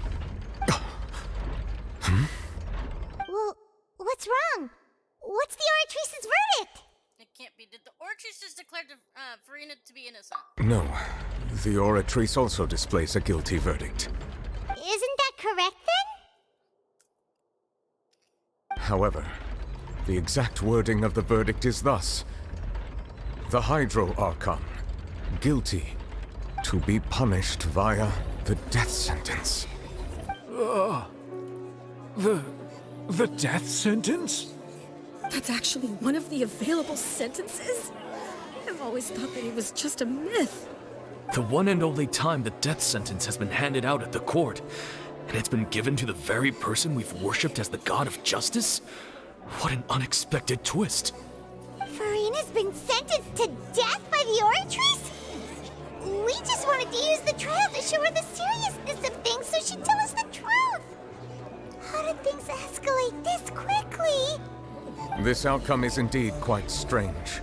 According to Fontaine's current definitions of justice, as well as its recommendations for criminal sentences, is this sentence really appropriate for the crimes that have been committed? Yeah! Even Fauché wasn't sentenced to death by the Oratrice. You know, the real evil mastermind behind the serial disappearances case. It's more strange as instead of Furina, Oratrice rendered judgment on Hydro Archon. Indeed. Not only is Furina's sentence overly excessive, the very point of our trial today was also to prove that Furina has never been the Hydro Archon in the first place. But now, The oratory seems to have deliberately invoked the title of the Hydro Archon. What does this mean?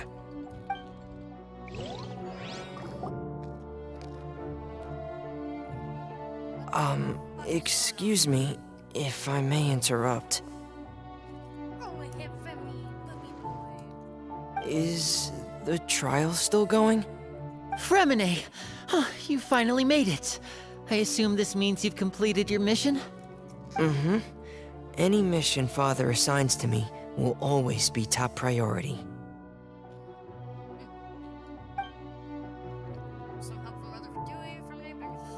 Is that the first prophecy slate? Huh. So the knave privately arranged for Fremine to try and find the missing slate. I looked everywhere and finally found it at the bottom of the sea. It took me a long time to get around some dangerous stretches of water. But has the trial already concluded? Then doesn't that mean I've come too late? Oh no. Father will be disappointed in me.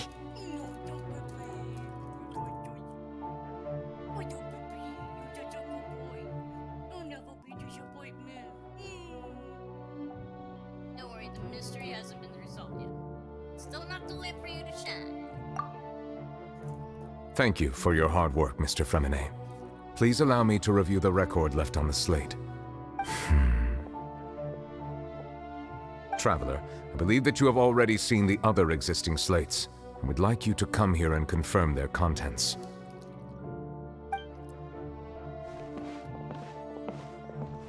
Huh? So what do you see? What is it? This looks like Professor Hydra releasing her divine power, turning the Oceanids into human beings? I believe I've now made sense of the Hydro Archon's crime. It has to do with Fontaine's lost history. Huh? Isn't the Hydro Archon just guilty of deceiving her people? Oh, wait, no, that's Furina, and we've already proven that she's not the Hydro Archon. So when you say Hydro Archon, do you mean the real Hydro Archon we've been kinda talking about? In truth, everything that you've encountered in Fontaine up until this point can be traced back to the contents of these stone slates. However, I'm uncertain as to how much sense they currently make to you. An association between the contents slates and the events in real life. Okay, let's try to recall the contents of the other 3 stone slates. Paimon will do her best to help you remember.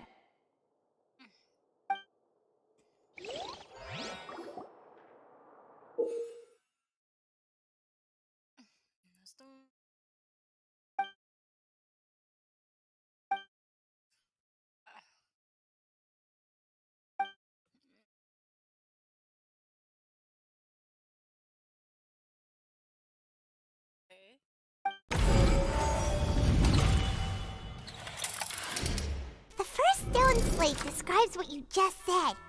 It seems to show the previous Hydro Archon using her divine power, and then the Oceanids turn into humans. It seems to show the previous Hydro Arc. Oh. The real events related to the prophecies in the slates. Does that mean that Fontanians are transformed Oceanids? Oh, Paimon wasn't expecting that. But if Oceanids can turn into humans, then perhaps this process can be reversed as well. The second stone slate shows Celestia floating in the sky and the Hydro Archon and her people worshipping it together. But the heavens still brought judgment down upon them. This must be the point when the Hydro Archon and the Fontanians were branded with their original sin. Does this mean that the original sin and the Hydro Archon sin are the same thing? The third slate shows the Hydro Archon sinking into the sea surrounded by many people. Huh. That reminds Paimon, didn't we also watch that happen to someone else? Well, the fourth slate is the prophecy the Fontanians have been talking about. People dissolving into the sea, the Hydro Archon crying on her throne, and so on. We didn't believe that such a crazy disaster could happen at first, did we? But after that incident, it was just a question of when and not if.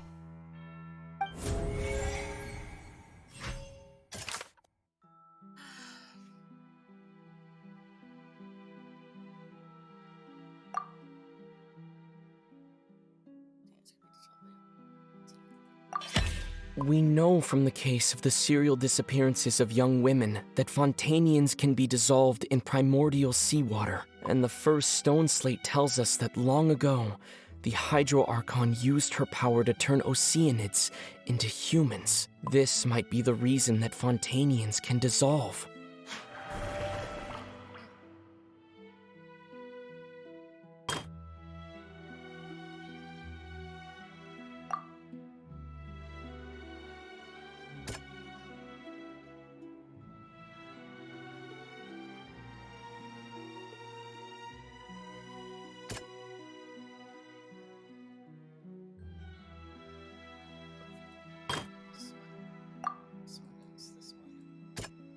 That doesn't sound quite...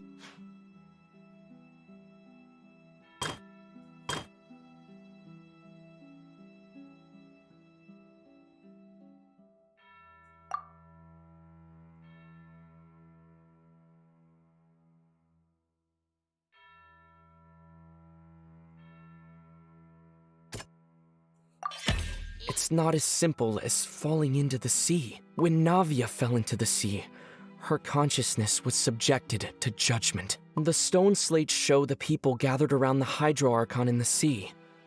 Could that be alluding to the same thing?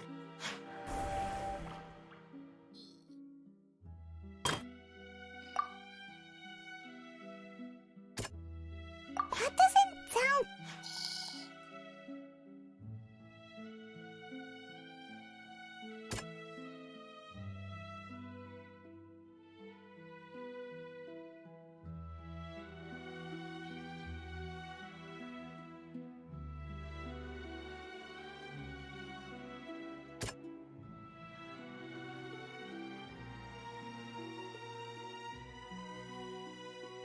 That doesn't... What, Furina in this one?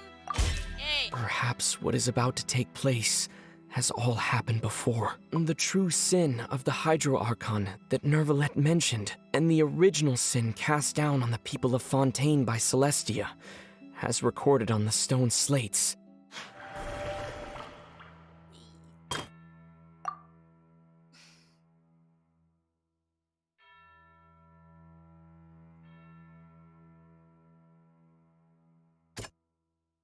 That doesn't sound... The prophecy from the stone slates found its way into society, but not many people believed it at first. The fortress of Meropide was nearly flooded with primordial seawater, which we know can cause Fontanians to dissolve. It seems increasingly likely that the prophecy may come true. If we hadn't dealt with it in time, things could have gone very badly. They'll dissolve into the primordial sea but won't cease to exist. Their essence will flow in the seawater, converge, and take the form of an Oceanid.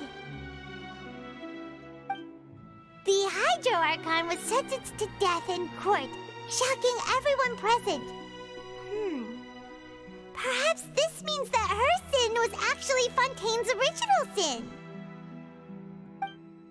Navia fell into the water inside those ruins, and she nearly dissolved. She was surrounded by the people of Poisson in a court within her consciousness, and was forced to take part in a trial meant to make her stay.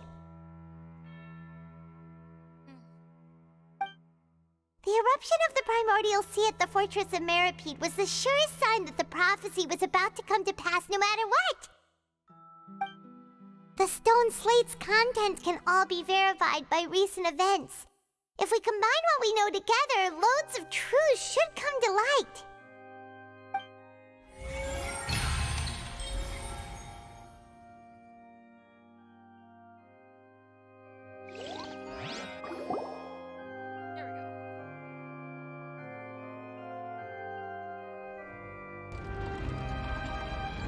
Huh? that's how you can make sense of it. But then it feels like we're going to have to share some truly shocking revelations. Let's hear them. First slate reveals that Fontanians are not real humans. Incredible. Linny, did you hear that? We're not real humans. All Fontanians were originally created by the late previous Hydro Archon, with Oceanids as their basis. The evidence for that can be found in how only Fontanians could dissolve in primordial seawater, and how all the girls Vacher dissolved were also turned into Oceanids. Oh, and according to Navia, when she was about to get dissolved, she also saw everyone gathered around for a trial, all of them in the shape of Oceanids. Indeed. Yeah, and it follows from the content of the first slate that she probably angered Celestia by creating humans without prior permission. That could also explain why the Oratrice judged the Hydro Archon to be guilty. It's to account for that ancient sin. The Hydro Archon's true sin was creating us? And yet, after many hundreds of years, the Hydro Archon's creations have turned around to try to judge the Archon within the Opera Epiclese. The twists of history are often the most unexpected of all. As for the third slate, I'm still convinced that it should come after the fourth slate. Yeah, isn't the image here just like when Navia fell into the sea? So wouldn't it be trying to show the image of the Hydro Archon also falling into the sea once the prophecy has been fulfilled in the fourth slate? The fourth slate depicts the fulfillment of the prophecy as it's already widely known. In the end, the people will all be dissolved into the waters, and only the Hydro Archon will remain weeping on her throne. Only then will the sins of the people of Fontaine be washed away. Did Paimon get all that right? You've made some keen deductions. I must say, given how much you still don't know, it is impressive that you've already managed to connect so many pieces of the truth. However, while you were able to decode all the information on the slates, they've also been etched with an additional layer of hidden information using a different power source. When we were at the ruins, I tried to decipher the hidden information recorded in the slates. But since we only had 3 slates at the time, I was unable to come to a full conclusion. Now that the slate collection is complete, I shall make another attempt to decipher the narrative recorded within. If everything goes well, we should finally be informed of the unadulterated truth.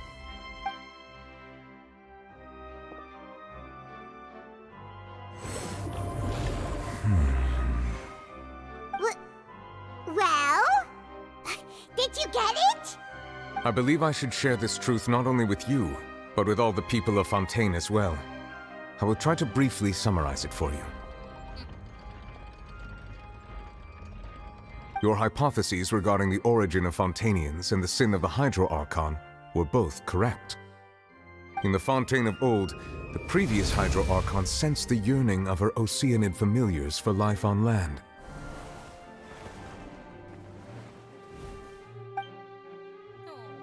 The Oceanids were enamored with the beauty and romanticism of human beings, and wishing to have those experiences for themselves, expressed to the Hydro Archon their desire to become of a similar kind. However, even though water as an element is intricately linked with the power of life, the Hydro Archon, as one of the 7, did not possess the authority to create a new form of human life. Not one to give in, she eventually found a way to create permanent humanoid bodies for her familiars by appropriating the power of this planet's primordial sea. She poured primordial seawater into the Oceanids' blood vessels, creating humanoid mimics in the process. But if Fontanians were to ever come into direct contact with water from the primordial sea, the power within their bodies would escape these artificial restraints and return to the sea. As a result, their forms would collapse, and they would be reverted to their original forms as Oceanids. Of course, the Hydro Archon never received permission from the heavenly principles to create a new human race. And thus, the Hydro Archon and all of her creations came to shoulder the original sin of appropriating the power of the primordial sea. That is the true history of how the people of Fontaine first came into being. So we were all Oceanids before we turned into human beings? That's way too much information for me. I think I'm just going to pretend that I never heard a single thing. Wait, but if that's the truth, we can't let the Hydro Archon be sentenced to death. After all, her only sin was creating us. This really might be too much information for your regular Fontainian, but it does answer a lot of our questions. Alas, your hypothesis regarding the third and fourth stone slates was inaccurate. The slates' respective positions are, in fact, correct. So, they are in the right order. What is this third slate supposed to represent then? A key point of the visual on the third slate is how all the individuals depicted in the water are humans rather than Oceanids. They have not been dissolved, which implies that the water depicted in this slate is not water from the primordial sea. The nation of Fontaine is the nation of Hydro, as well as the nation of trials and justice. Instead of being the literal element, the water in the scene symbolizes judgment and justice. You may also recall Navia's experience. When she fell into the sea, her consciousness was surrounded by that of many others who intended to hold a trial to determine her fate. Therefore, the meaning of the third slate is that the people of Fontaine shall try the Hydro Archon at the court of justice. It can't be. Yes, it refers to our present situation. I think I'm following now.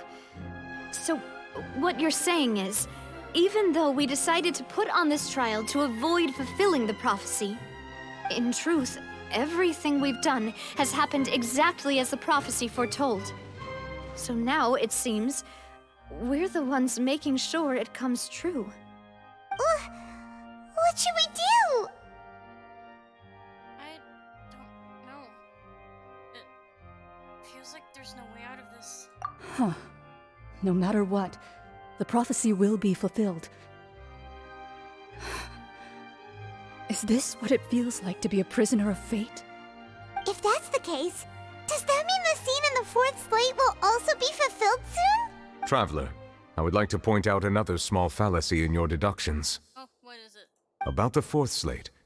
You probably thought that the eruption of primordial seawater beneath the fortress of Meripede served as the surest sign that the prophecy was about to come to pass, yes? However, I believe that rather than being a sure sign, that eruption could in fact only be a small warning of something far worse to come. As for the root cause of the catastrophe, I believe you've already encountered it once before. Have? Wait, could it be... whale? It's the whale, isn't This eruption was just a small warning of the things to come. We must find the root cause of the disaster.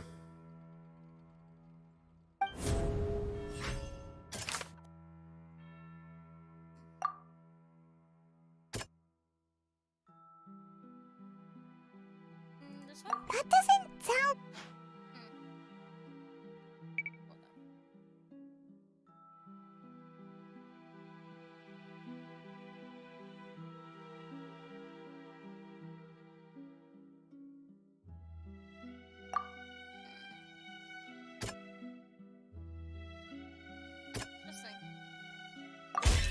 It was both dream and reality. If we're talking about a true culprit, that could only be that thing inside the primordial sea, right? The truth, the original sin, the trial, and the root cause of the disaster.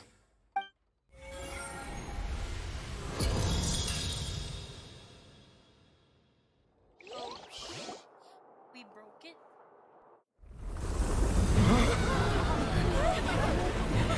Everyone out!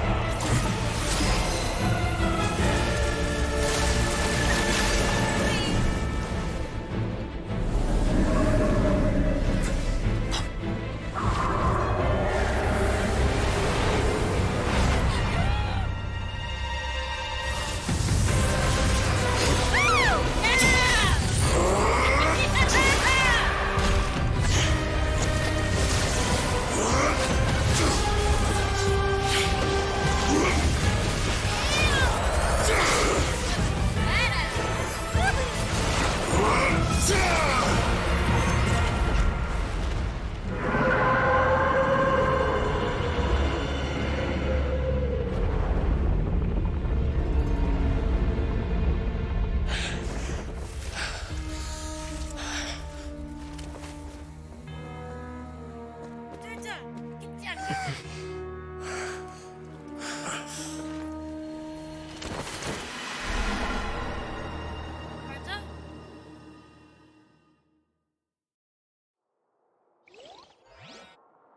We gotta go That was way too close! How did that thing just burst into the opera house?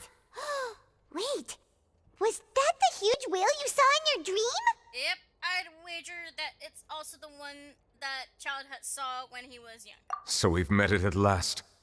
I understand very well why it has chosen to make an appearance here. That whale does not belong to Tevat. It is a monster that has traversed the stars, weeping all the while. It has been greedily consuming the energy from the planet's primordial sea, using it to grow. That is the main cause for the rising sea levels. And once it has finished consuming all of the energy contained within the sea, its next step will be... You said that when the Hydro Archon first created Fontanians out of Oceanids, she filled their blood vessels with primordial seawater. Precisely. That whale finds the blood of Fontanians nigh impossible to resist. Therefore, when it left the primordial sea, it decided to make its next stop a packed opera house full of food. Food in the form of Fontanians. We just barely managed to push it back, right? In that case, won't it come back to target the people again once it's managed to recover its strength? That is correct. Indeed, it is more accurate to say that we should thank that Harbinger for buying us some time. Without him, the whale would have likely come onto land far sooner. From the way he looked, he must have been fighting the creature for quite a long time. That battle maniac.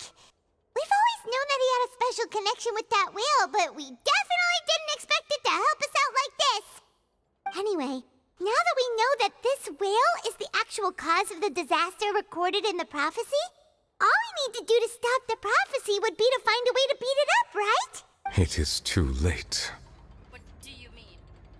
It had already absorbed too much of the primordial sea's energy before we could notice it. At this point, it has become practically integrated with the sea itself. Even if the entirety of Tevat were to be destroyed, it could still survive and swim off towards some other world. That's not something I will accept. We've already done everything we can, and we even found the true culprit. We've come so far. You can't just tell me that the last hurdle is some impossible foe. That's just not fair. Indeed, that's not how a grand performance should end. I'll fight it to the end, no matter what. So the prophecy will be fulfilled no matter what, huh?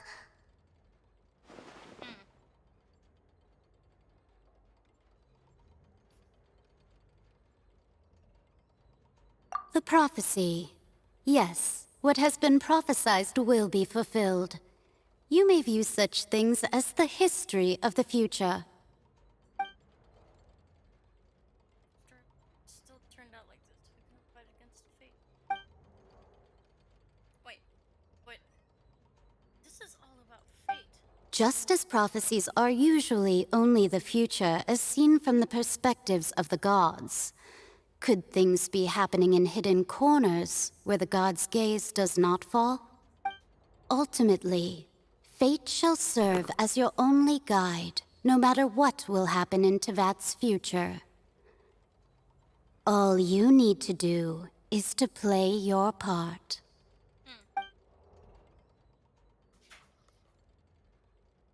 I can't read that fast, boy. Could it be that even if the prophecy will be fulfilled, still be a way to save everyone? Did I miss something? Wait, forgot about Furina. What was it that she wanted to say to me at the last moment in the great giant magic box? This is a real secret.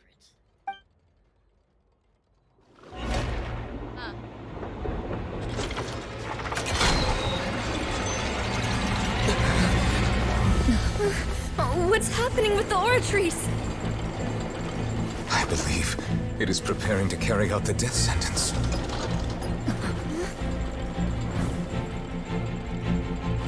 Furina!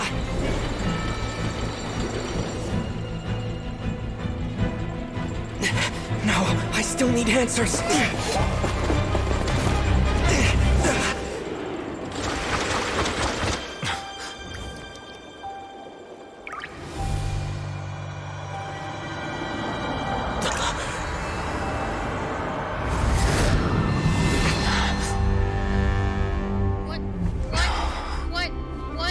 What is happening? What?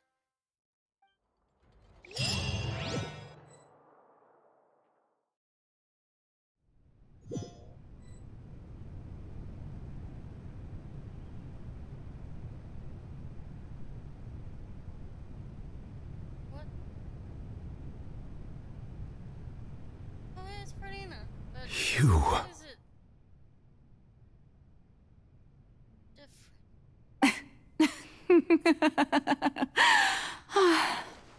Sorry. That shocked expression on your face is just too amusing. I couldn't help myself.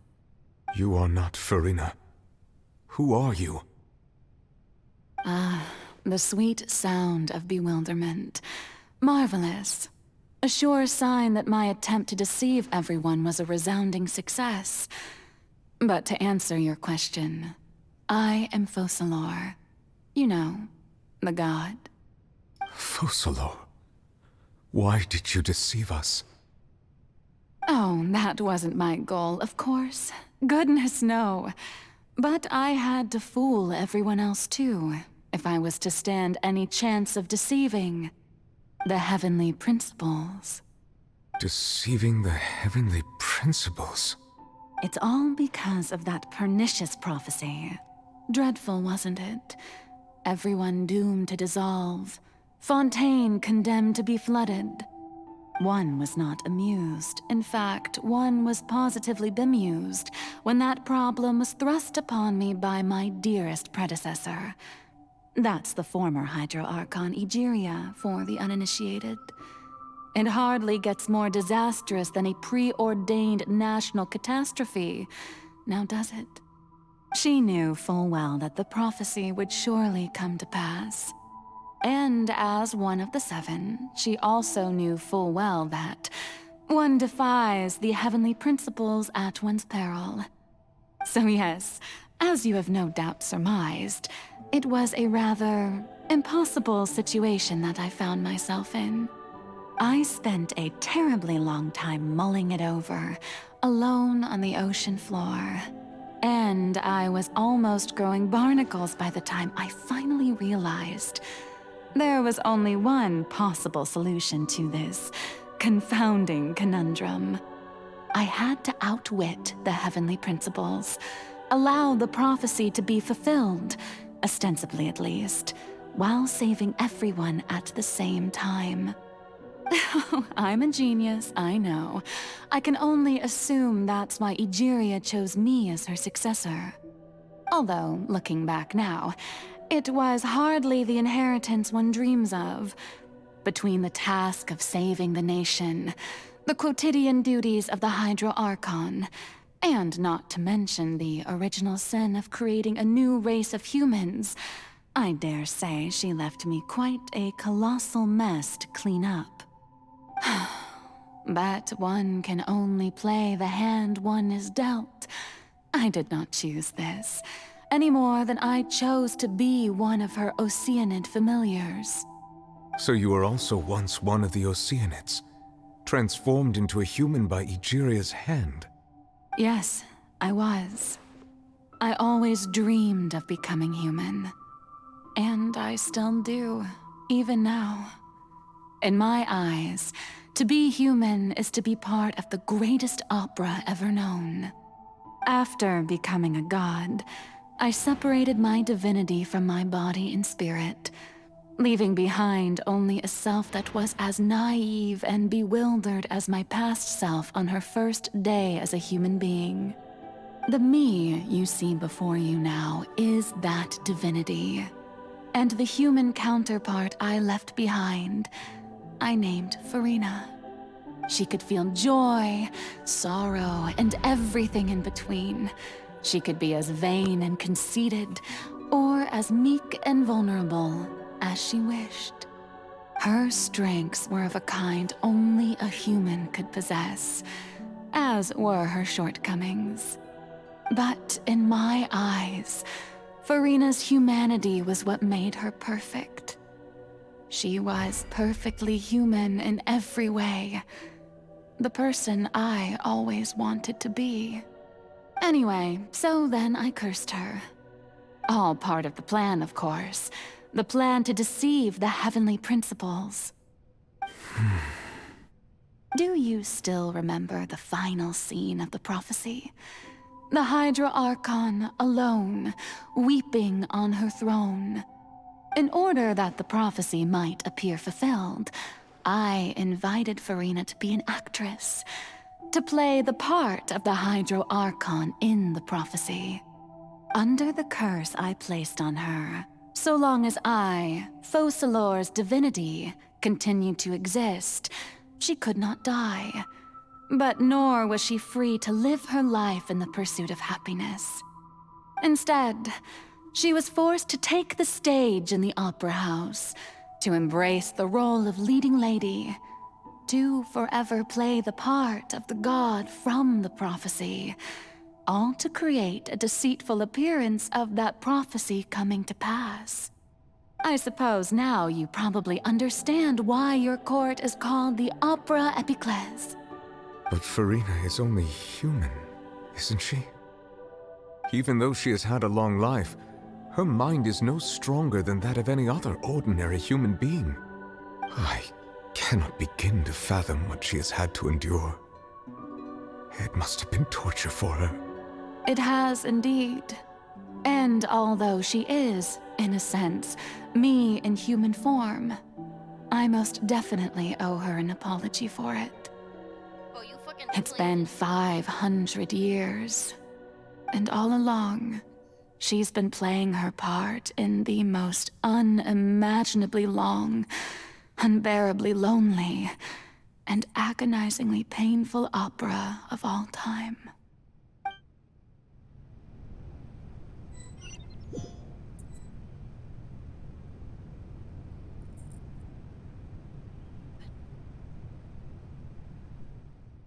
Came into contact with Furina's tears? If I remember correctly, tears often contain a being's strongest emotions. With sufficiently strong hydrosensitivity, I can form an emotional connection, just like I did with that Oceanid at the Fontaine of Lucine. Wait, would this be Furina's inner world? Furina? What is she doing on stage? Wait a moment. That probably isn't Furina. That's likely a reflection of her inner self. If I can directly speak to that self, I might be able to easily get what I wanted to know. Came here for answers. Either way, this opportunity is not to be missed. Let me try talking to her.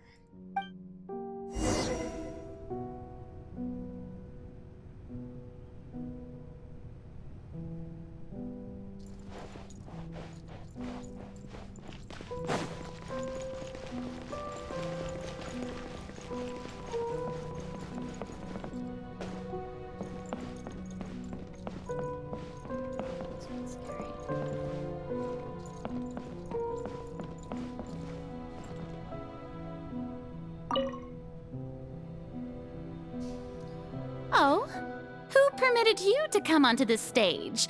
Now, I understand your admiration for my august self, but I must ask you to keep to the rules. Come on, it's me, Furina. All right. It is not my intent to reprimand you. There is no need to state your name. Just be off with you. Do not distract me from my performance. But I don't see an audience here? Oh, do not jest. Can you not feel it? I am Focalor. The eyes of countless Fontanians are upon me. I must, at all times, display the utmost elegance and nobility. Something's off. There's no getting through to her. Even in her heart of hearts, she's still playing the role of the Hydra Archon. What sort of resolve must she Witches would have such an impenetrable defense to find a way.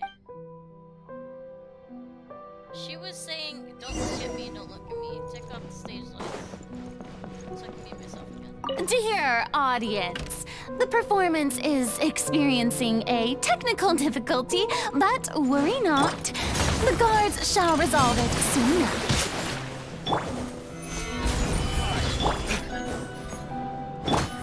One with nature.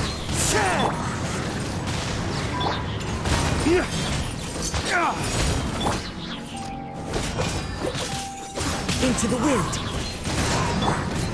Stabilize.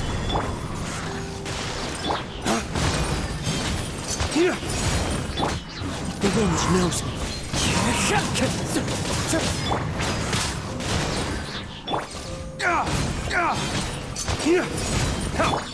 Into the wind. Gather.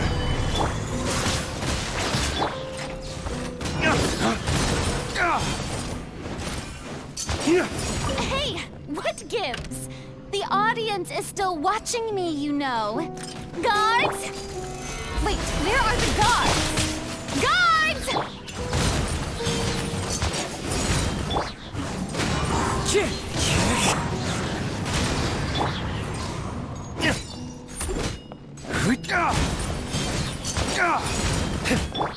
The wind knows me.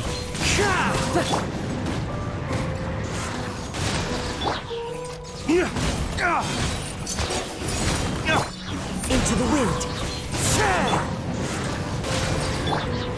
Stabilize.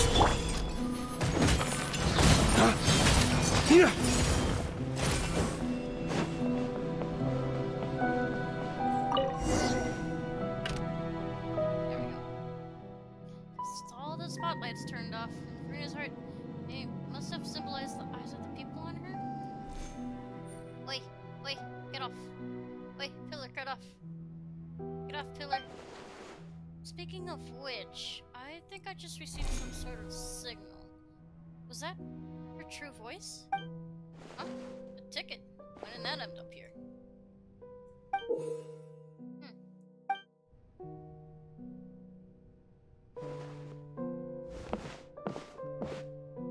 Either way, looks like the show is about to begin. In that case, show me how you truly feel, Furina. Before a mirror, Furina.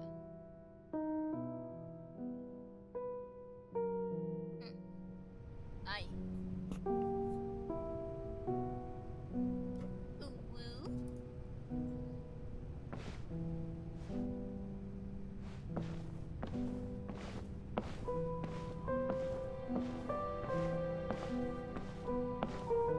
She's just slowly walking to the mirror. Furina. Furina. Huh? Who's that? Who's calling me? Where are you? Be not nervous. Be not afraid. I am before you. Wait a moment. You're mirror me? How can this be? Mirror you, huh? You know what?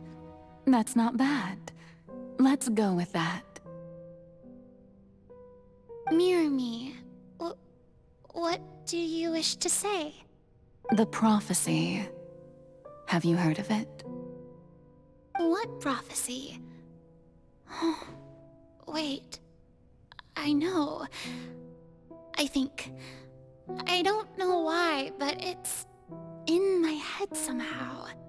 The people will all be dissolved into the waters, and only the Hydro Archon will remain, weeping on her throne. Only then will the sins of the people of Fontaine be washed away. Oh, very good. You know it well. What's going on? I can't seem to remember anything clearly. The only thing I know for sure is this prophecy. Will it really come to pass? Yes, it will. And that is why I've come to you. Disaster will come to Fontaine sooner or later. Things will develop just as the prophecy declared. There is no escaping it. But doesn't that mean everyone will die? I'm a Fontainian just like them. Will I dissolve too? Oh, don't worry. Magical meetings exist in this world precisely to give people a chance to turn things around. It is the reason why you met me today. I will tell you how to save everyone, but you may have to suffer somewhat. Oh, so there's still hope after all. Goodness, you frightened me. You spoke so much and with so much certainty. As for the suffering, well, I will admit that the first thing that came to mind was, why do I have to be the one to suffer? But if the prophecy will come true, I'll also die anyway, right? So if I've already met you as my magical meeting in this world, if there were scales, with all the people of Fontaine on one side and my pain on the other, is it not obvious where the scales should tilt? You truly are the perfect human, my ideal. I suppose this would also be the justice that belongs to you. Huh? Don't worry, it's nothing. Listen well. Fontaine has just lost its Hydro Archon. I need you to play a role, that of the new Archon. Play as a god? That's right. You must begin a never-ending masquerade. You must never let anyone suspect your identity. If you can keep it up, then I shall have my way of defying this prophecy. But should your identity be revealed, then all hope will be lost. But how will I do this? A human assuming the role of a god without being exposed. Don't worry. What you must do is not to turn yourself into a real god. You simply need to play the role of a god as humans imagine them to be. Being a human yourself, I'm sure you already know what such an entity would be like. Remember, your true challenge will not be pursuing divinity, but contending against humanity.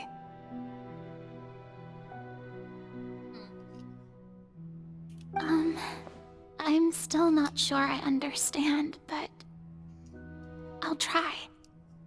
I'll try to do this. So, how long am I going to have to play this role? To accomplish this mission, you will have to stay on the stage for many, many years. You will endure and not grow old until your task ends. But I promise you, all will eventually end in a magnificent and dramatic trial, and everyone will be saved.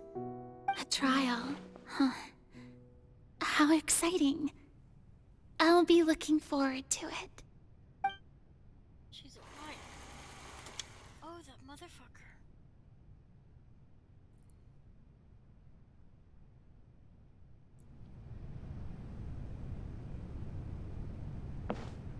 Huh.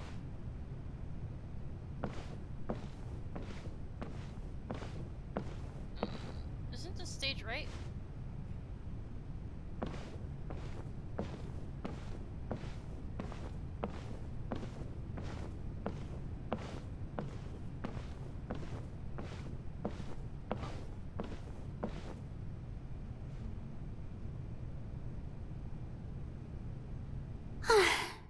The mayor Maison Cardinalise has announced my accession, but this is my first time facing the people. What should I say to most appear like a god? To be honest, I still don't know. Perhaps I should first try to act natural. Summon courage. Ladies and gentlemen, good evening, and welcome to the Opera Epiclese. I'm sure you've all heard about how I have taken on the role of Hydro Archon. Indeed, I am Furina de Fontaine, your new Archon. Pure earnest. In truth, I know little about becoming a nation's new god, but it will be my honor to guide you all. As the god Focalor, the god of justice, I shall do all within my power to lead you into an age of fairness and justice. Pose politely. Once again, thank you all for coming. If you should have any questions or suggestions, please send them to the Maison Cardinalise. The future of Fontaine will require us to work together, after all. This should do it. I thought I might stammer, but thankfully, I was able to convey my thoughts just fine.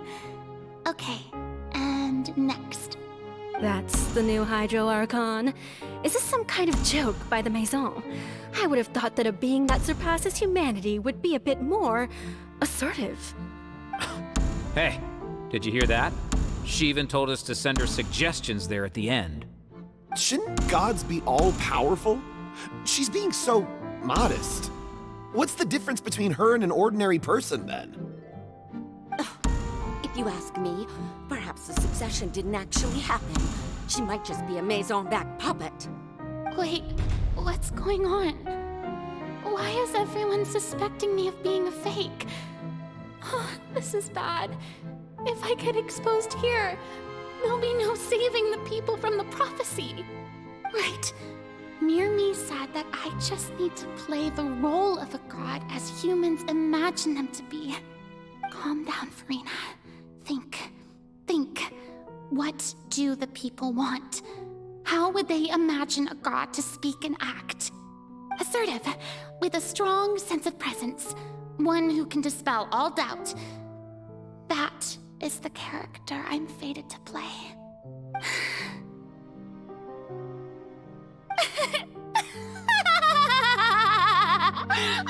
Oh, very good, my people. Only ones such as you are deserving of my rule.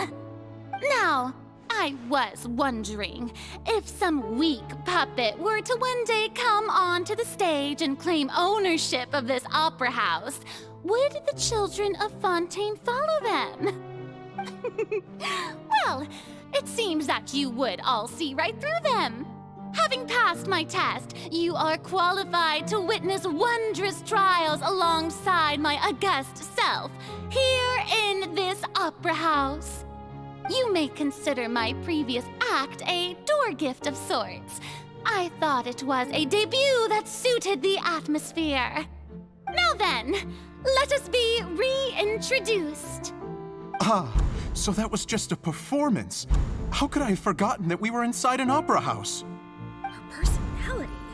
It's quite shocking, to be honest, but I suppose it's a better look than before. Such a fascinating and bold deity. How wonderful. Our future may yet be bright after all. It seems I've turned them around. Best follow this flow and restart my accession speech. Resolutely with conviction.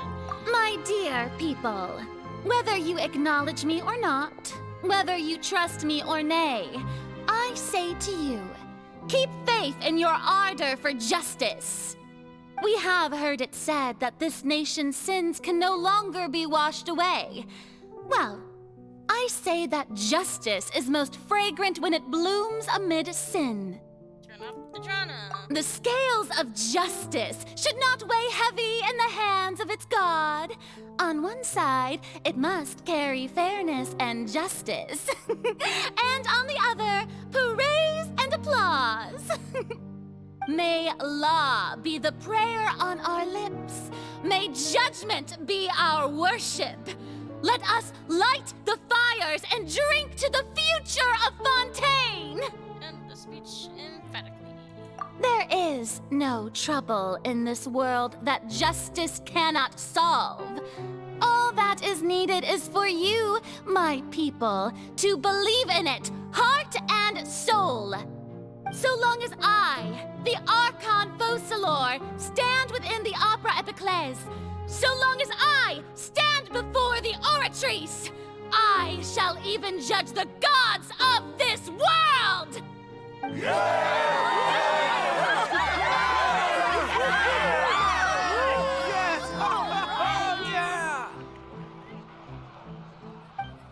Lipton cheers. Scene 3, Opera House, Furina.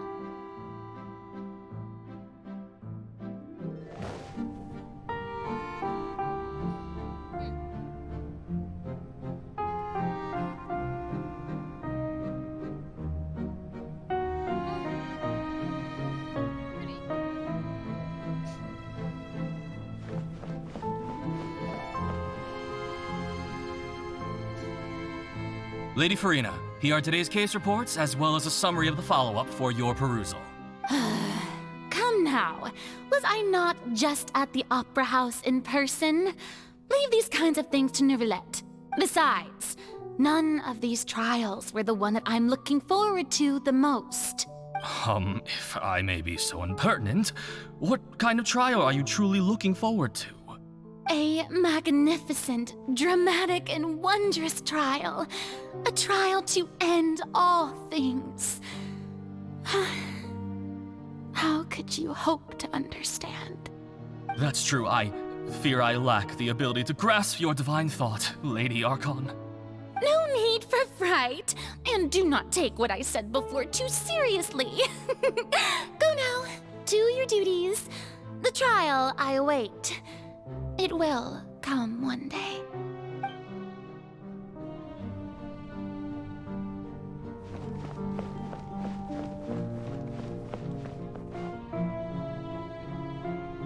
Lady Furina, I don't know what to say. Thank you for agreeing to see me. No need to thank me. Or rather, thank your own sense of perseverance instead. Long have you stood in line to meet me, have you not? Oh, I'm afraid that's just an inevitable consequence of my divine charm. All right, Deoteria, is it? How is your son's illness? You remembered me, and you knew of my family, too. He is doing much better now. In fact, he is far more of an ardent believer than I. He was the one who forced me to seek an audience with you, and to bring your words back to him. Oh, good. Very good. If this should happen again in the future, please do not hesitate to come and tell me. Going down to citizens' homes every so often, while not usual practice, should serve as a fine change of pace. Ah, you're such a gentle and wise god. Thank you once again, on behalf of my son.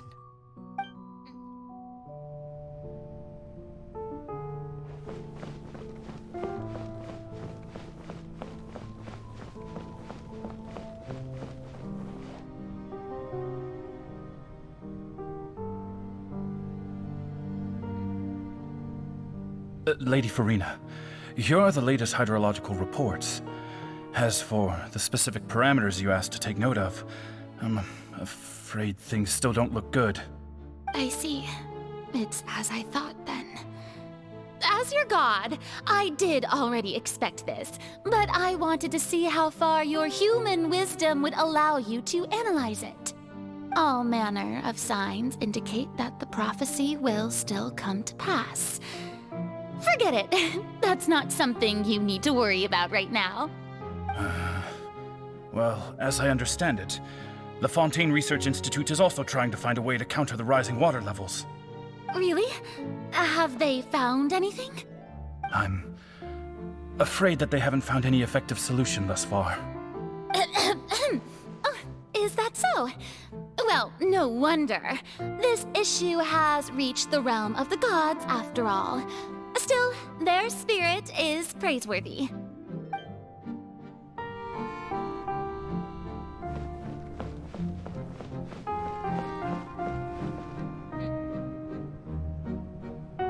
The day is finally over.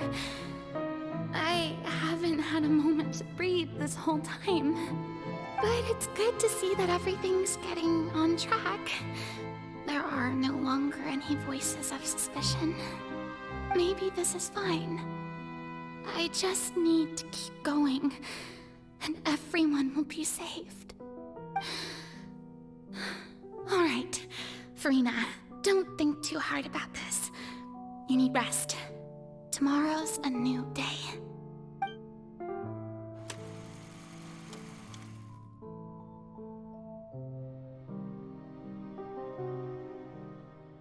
Lady Furina, here are the new trial reports for the latest cases, as well as a summary of the follow-up.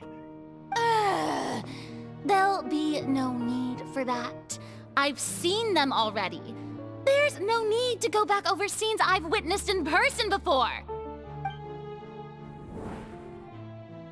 Lady Furina, I've waited so long for this chance to see you in this manner. Indeed, my dear, loyal citizen. This joyous moment is an honor for us both. Lady Furina, we're detecting significant hydrological anomalies near Poisson. Understood. Keep monitoring.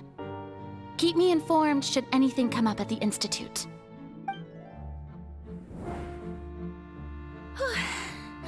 I don't think I let anything slip today. I must show the people that there is nothing to worry about. I just don't know when these days will end. I feel utterly exhausted. Best to rest early today, too.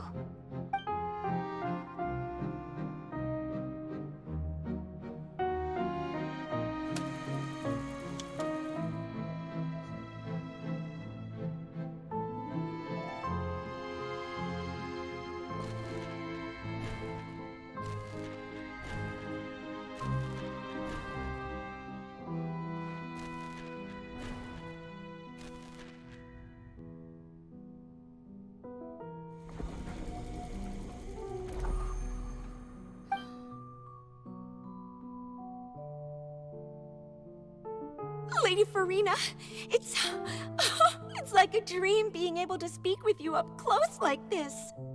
I've heard that the first member of our family who was honored to receive an audience with you was Madame Dioteria, almost 20 generations ago. Damn. And what a fine family yours is indeed. It brings me great joy to meet such a faithful believer, a descendant of a line most ardent. Surely you exaggerate, Lady Furina. My lady? What is it, good citizen? Are you crying? Oh, really now? I didn't even notice. This must be the overflow of hydro from my person. Well, can't quite help being the god whose dominion is the waters, can I? No wonder. No wonder. A manifestation of your power, then. Oh, Archon, I am honored to have witnessed it. Honored indeed.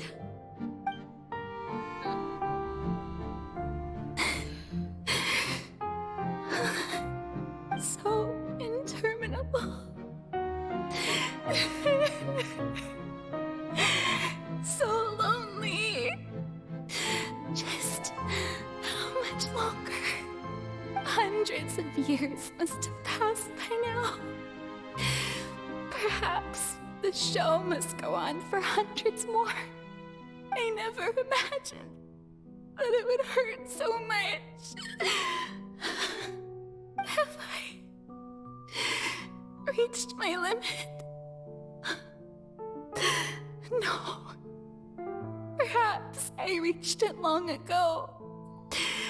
Today I didn't even notice my own tears. I want to tell someone, anyone, about this. But would that not destroy all I've done so far? I've conducted so many investigations across the centuries, but there's not even a sliver of hope that we might break the prophecy. All I can do is keep heart. I must maintain this act. It is the only way to save Fontaine. Please, mirror me. You have to succeed.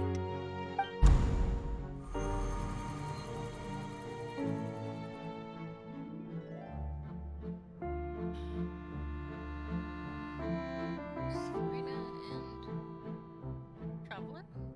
Song?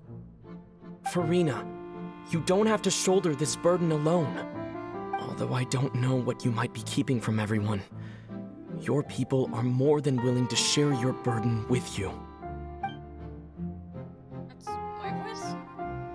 Does this seem from when we were within that giant magic box? This is great. I didn't think that the scene when we were playing her in a world. Surely I'll find out what she wanted to tell me this time. Share my burden. That's impossible.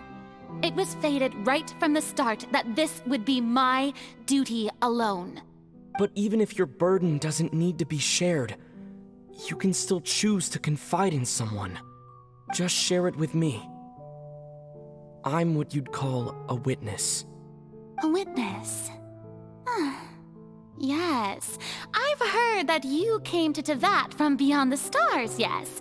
In other words, you never belonged here.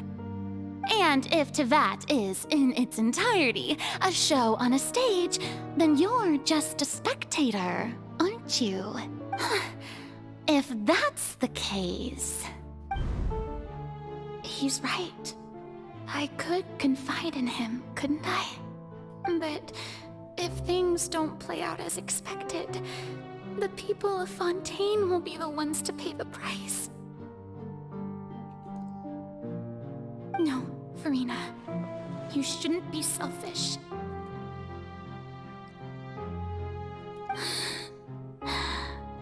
But what if it's really all right? Furina, you've worked so hard for so long. Surely it would be okay to put yourself first for once. Just this once. Is it such an outrageous thing to do anyway? To find someone in whom you can confide your frustrations and sorrows? Surely it could not hurt. If you let this opportunity slip through your fingers, it might never come by again. Think about it long and hard.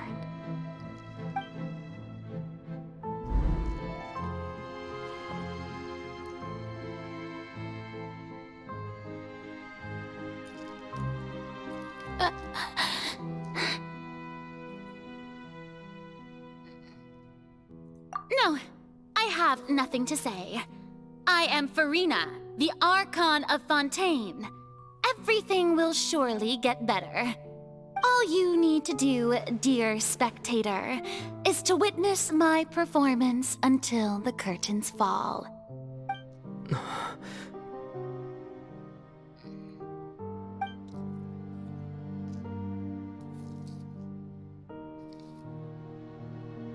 Fine.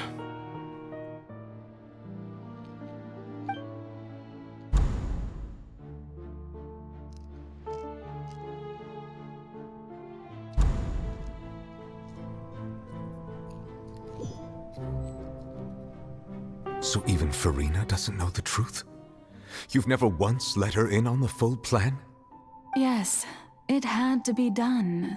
To deceive the heavenly principles, you must first deceive yourself. She did very well. If she had let her resolve falter even once in these 5 centuries, Fontaine would have been doomed to the most tragic fate. It seems that trusting humanity was the right decision after all. I believe that I understand how your deception works, but that is only half the truth, is it not? How would you build on this foundation to save the people of Fontaine? That is the most important thing. Ah, good, good.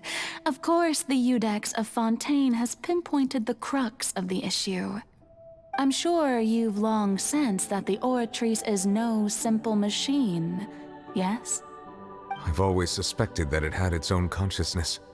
And Lenny did mention that he heard a human voice within the core chamber. It now seems that that person was you, hidden within the machine all along. Am I right? And then I became one with the Oratrice, taking Fontaine's gnosis with me. Yes, it would seem so, wouldn't it? Alas, your understanding of this device still lacks sufficient depth. In truth, it is no enactor of justice. It is, in fact, a device created to kill the god of justice. I beg your pardon? Oh, you have it. And to be more precise, not only will the Oratrice take down the god of justice, it will also take down the divine throne upon which she has been placed. I mean, did you think I would be the sort to enjoy peaceful repose while Furina suffered? My work over these last 500 years has been to constantly accumulate indemnitium within the Oratrice. But really, some have already discovered that only a small fraction of the energy generated by the device was ever used to provide power to Fontaine.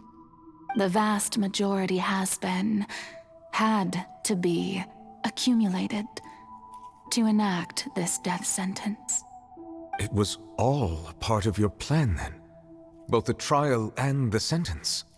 Indeed. This power, accrued over 5 centuries, could have sustained Fontainians for millennia had it only been used for that purpose. Almost all of it has now been stored within the Oratrice. But only power of this magnitude could hope to destroy the Hydro Archon's divine throne, shaking the rules established by Celestia and breaking through the institution that is the Seven. So the Oratrice's call for death was for neither Furina nor Focalor, but for the Hydro Archon. The destruction of that divine throne. If I do not misunderstand your intent, you must be... Returning what's rightfully yours to you, of course. In other words, this was all done to return the authority of the Hydro Archon to the Hydro Dragon of this planet. But...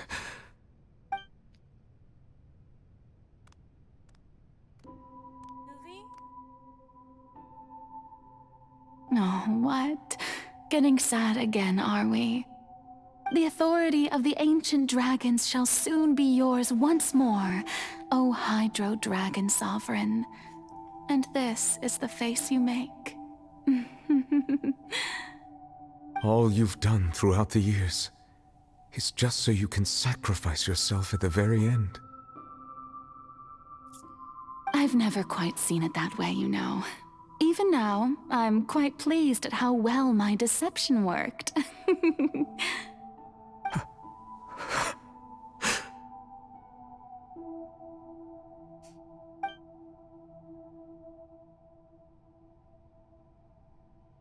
Hydro Dragon, don't cry. I must say, had it been within my rights, I would have loved to judge the heavenly principles themselves. Were they not guilty of essentially the same crime? Egeria stole the power of the primordial sea, and the heavenly principles stole the power you ancient dragons possessed. I, for my part, am the god of justice. And is it not just that your original powers should be returned to you? Speaking of justice, I have always believed that justice lies in the process of pursuing human existence itself. So, if the theft of the primordial sea's might was Fontaine's original sin, then, leaving matters of procedural right and wrong aside, the descent of the Fontainians as humans and their right to exist in this world would be Fontaine's original justice. In other words, existence was Egeria's justice, and to me, justice is the continuation of that existence. Defying the prophecy and ensuring that Fontaine's people shall live on, that should be the justice enthroned over all others. At this point, we, whether it be myself or all other Fontainians, have shouldered the burden of this sin for far too long. Iudex Nervillet, the highest judge in our land, when you regain your full power as an elemental sovereign, what verdict shall you pass upon us? So when I was invited to the court of Fontaine to serve as Iudex, I see now that that was your idea too. At last, I now understand the true purpose behind this position. In the beginning, I was uninterested in human existence. But these 5 centuries of living alongside them have gradually brought about mutual understanding between us. And I have even attempted to feel as they feel. You are a devious one, Focalor. Things being as they are, surely you know that I could never declare them to be guilty.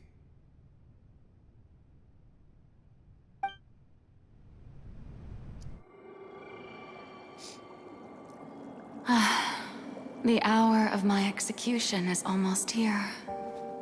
For the sinner, the curtain call has come.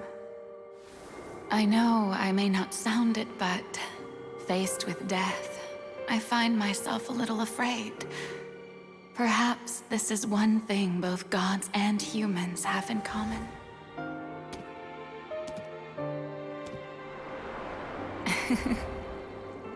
Farewell, Nervillet. I hope you've enjoyed the part you played these 500 years.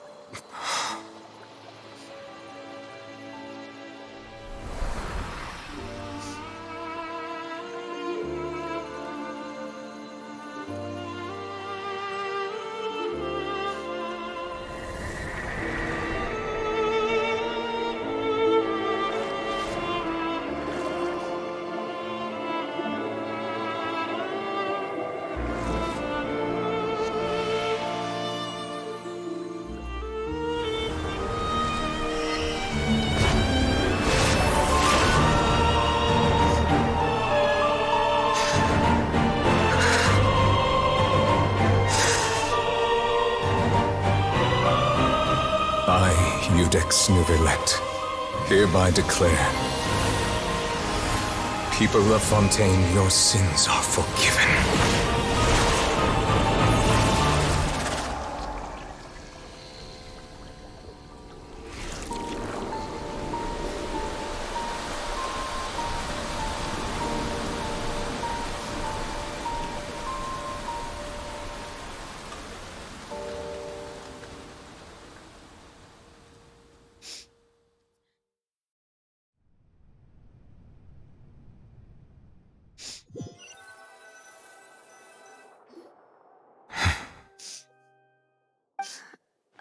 What just happened?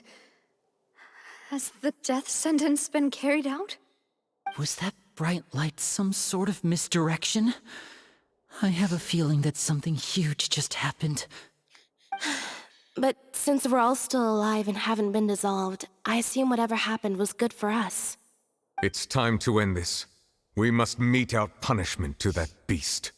Didn't you say just a moment ago that it can't be defeated? I have gained the strength sufficient to deal with it.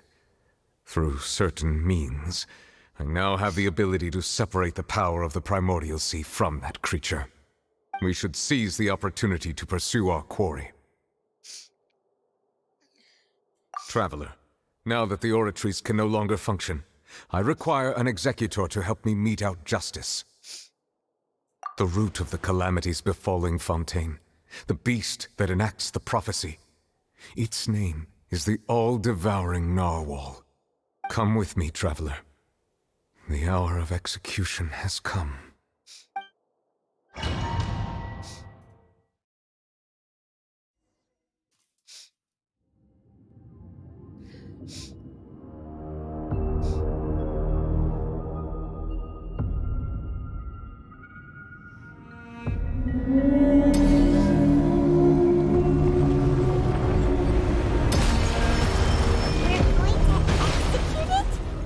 But how are we going to do that? It's huge! I've already done my best to separate the power of the Primordial Sea from the weapon. Considering the size of the beast, I cannot reach the power source. Unless we can find a way to attack it from within. I shall share a part of the ancient dragon's power. We shall look for a way together.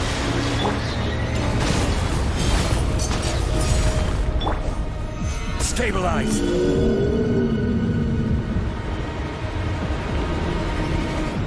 I can feel its sorrow turning into hostility.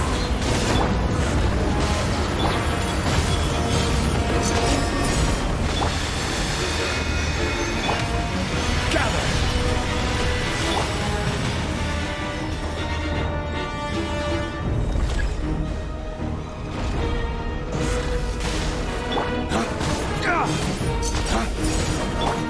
Into the wind! Solidify! The all-devouring narwhal cannot resist its instinct to devour. Continue to trigger its hostility. A chance will present itself. Stabilize!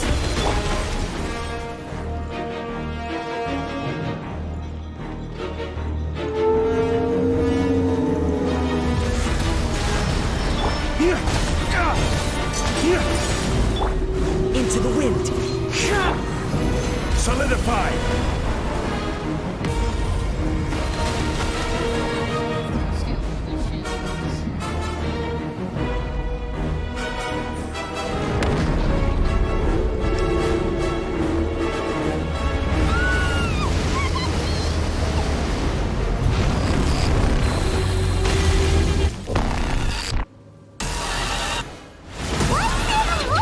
Thingy over there.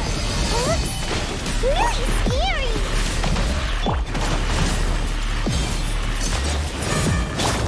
One with nature!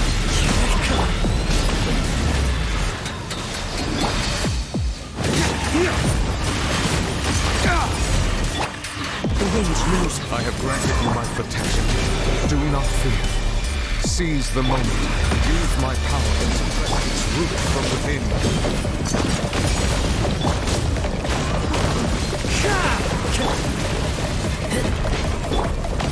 Solidify!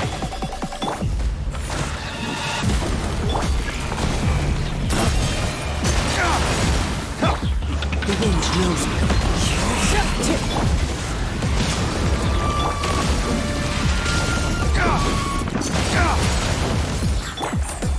One with nature.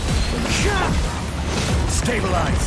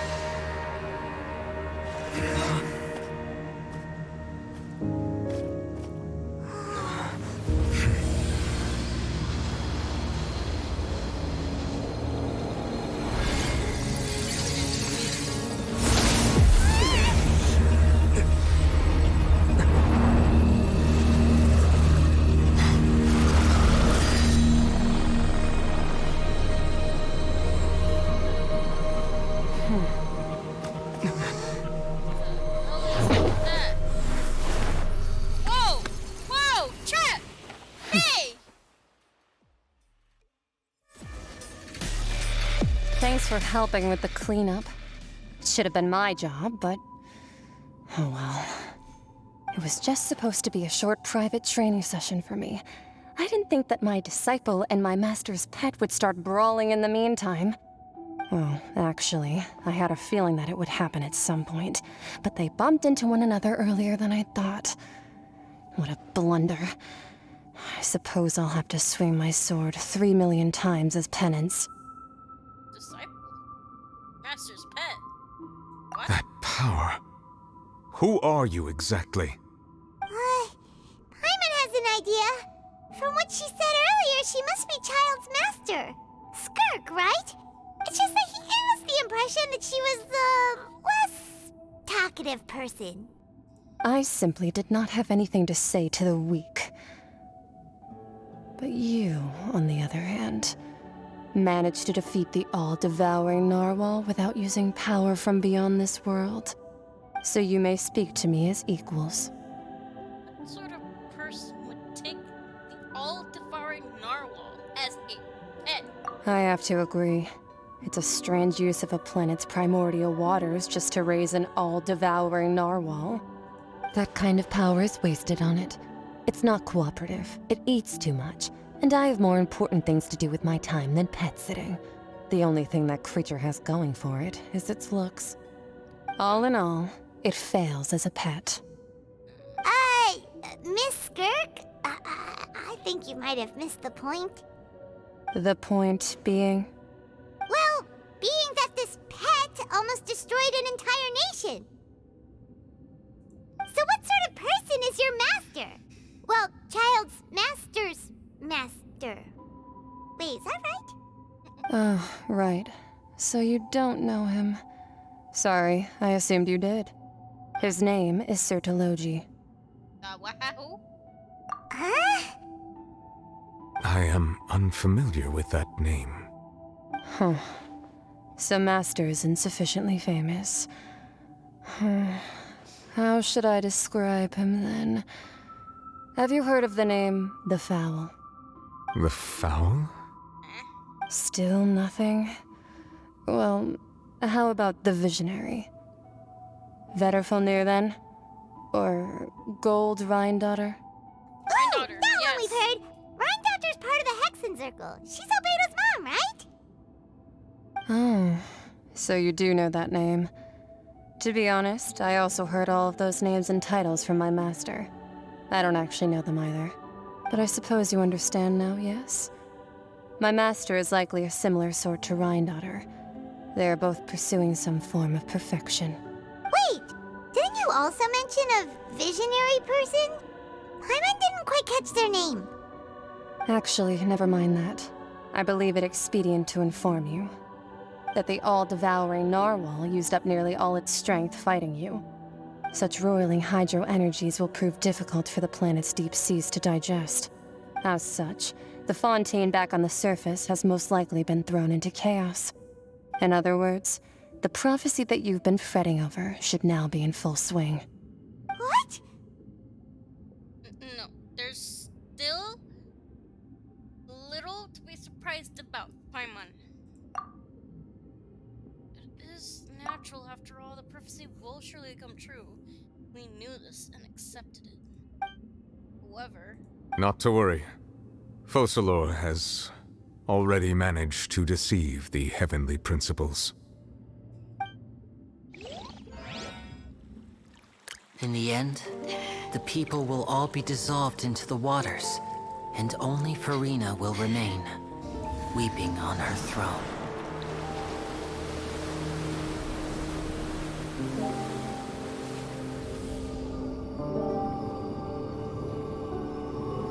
Only then will the sins of the people of Fontaine be washed away.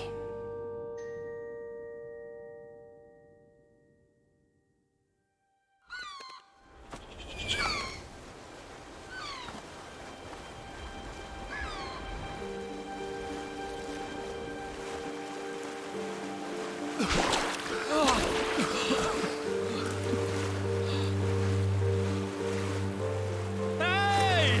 Help! Over here!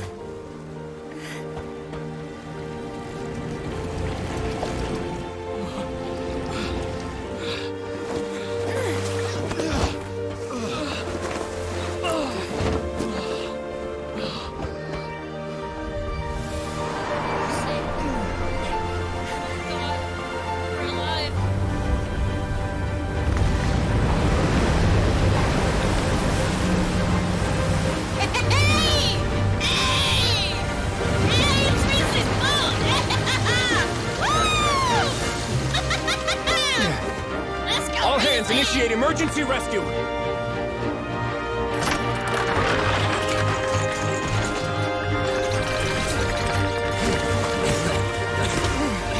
Hurry!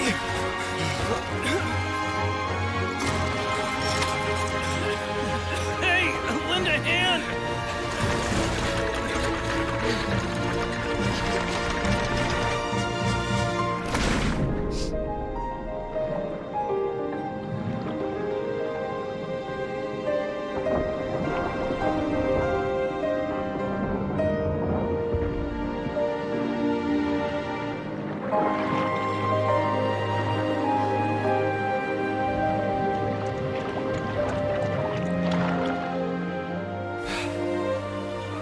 Look! The water's receding!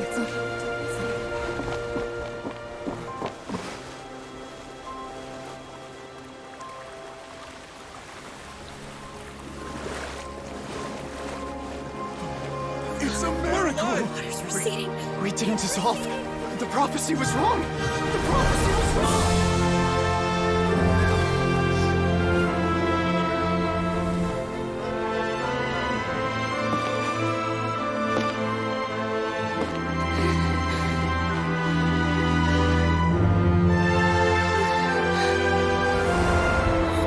Are you alright? Yeah. We're safe. The prophecy was wrong.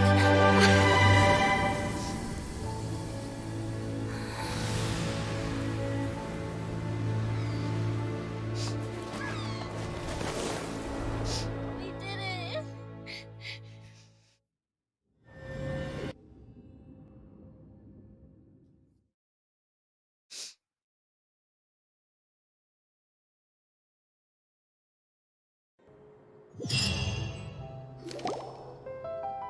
The soil renewed. The Sfina di Rasula talks post-disaster rebuilding. I recently visited Poisson to meet with Miss Navia, spokesperson of the Sfina di Rasula, and we spoke about Poisson's present and future. Old soil can still give birth to new bloom, Miss Navia stated. Hope is like seeing a small cookie when you're starving late at night. You just need a little of it. Skyship Winglet, lunar brain of the Fontaine Research Institute. The various disputes that have arisen on account of Mr. Edwin have suddenly become a shield over the Institute, with Jurier turning out to be a once overlooked hidden gem. People always call the first researcher mad, but few know what to call the second. And should that latter person achieve a miracle, they would find it all the harder to find a word with which to classify him and his team. Wow! Paimon barely recognizes the people in the reports. Are those really Jurier and Navia? They sound like real big shots. They might have been real big shots from the start. We just didn't meet them in that capacity. What do you think? Pretty enthralling, huh? The Steambird's idea was pretty simple. With the disaster just having passed, we would print a free edition packed to the margins with good news to calm people down.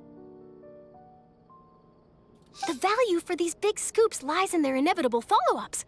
We'll publish further reports and go into the stories behind those people. Edwin's assistant, Jurier, created a true flying ship, while Navia is leading people in the reconstruction of their home. I'm sure that these stories could draw even your well-traveled eye.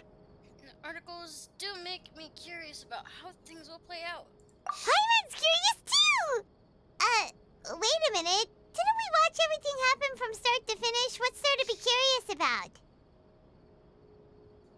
And that's exactly why I'd like you to come conduct interviews with me. You're the best incubators of news, if you haven't noticed. And also, with you around, I'm sure I'll get to see that Duke. Are you sure? Hasn't he turned you down several times already? Oh, this time will be different. Come on, let's head to Poisson first, and then make a trip to the fortress.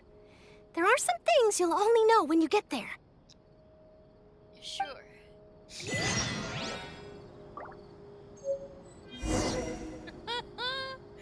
We did it!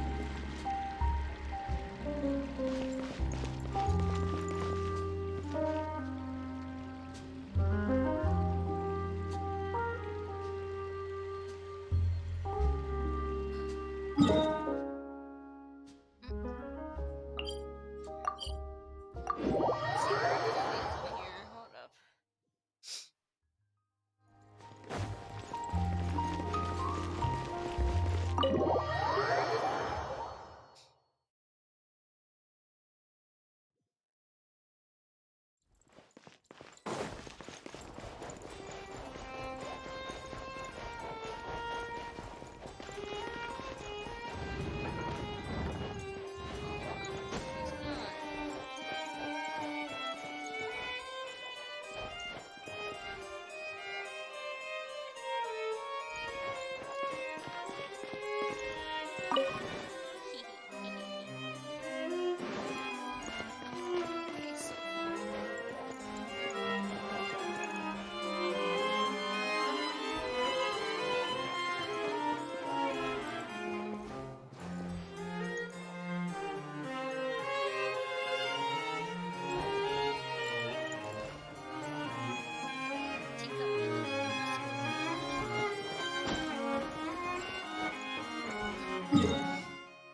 off.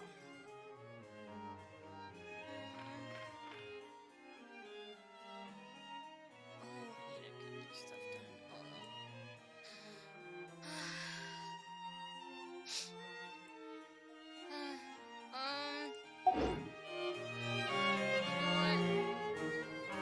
Let's save this for some other day. Cause I still need to do my weeklies and my what's it called? My daily conditions too. And I want to cry alone peacefully. I keep watch. You leave, you call me.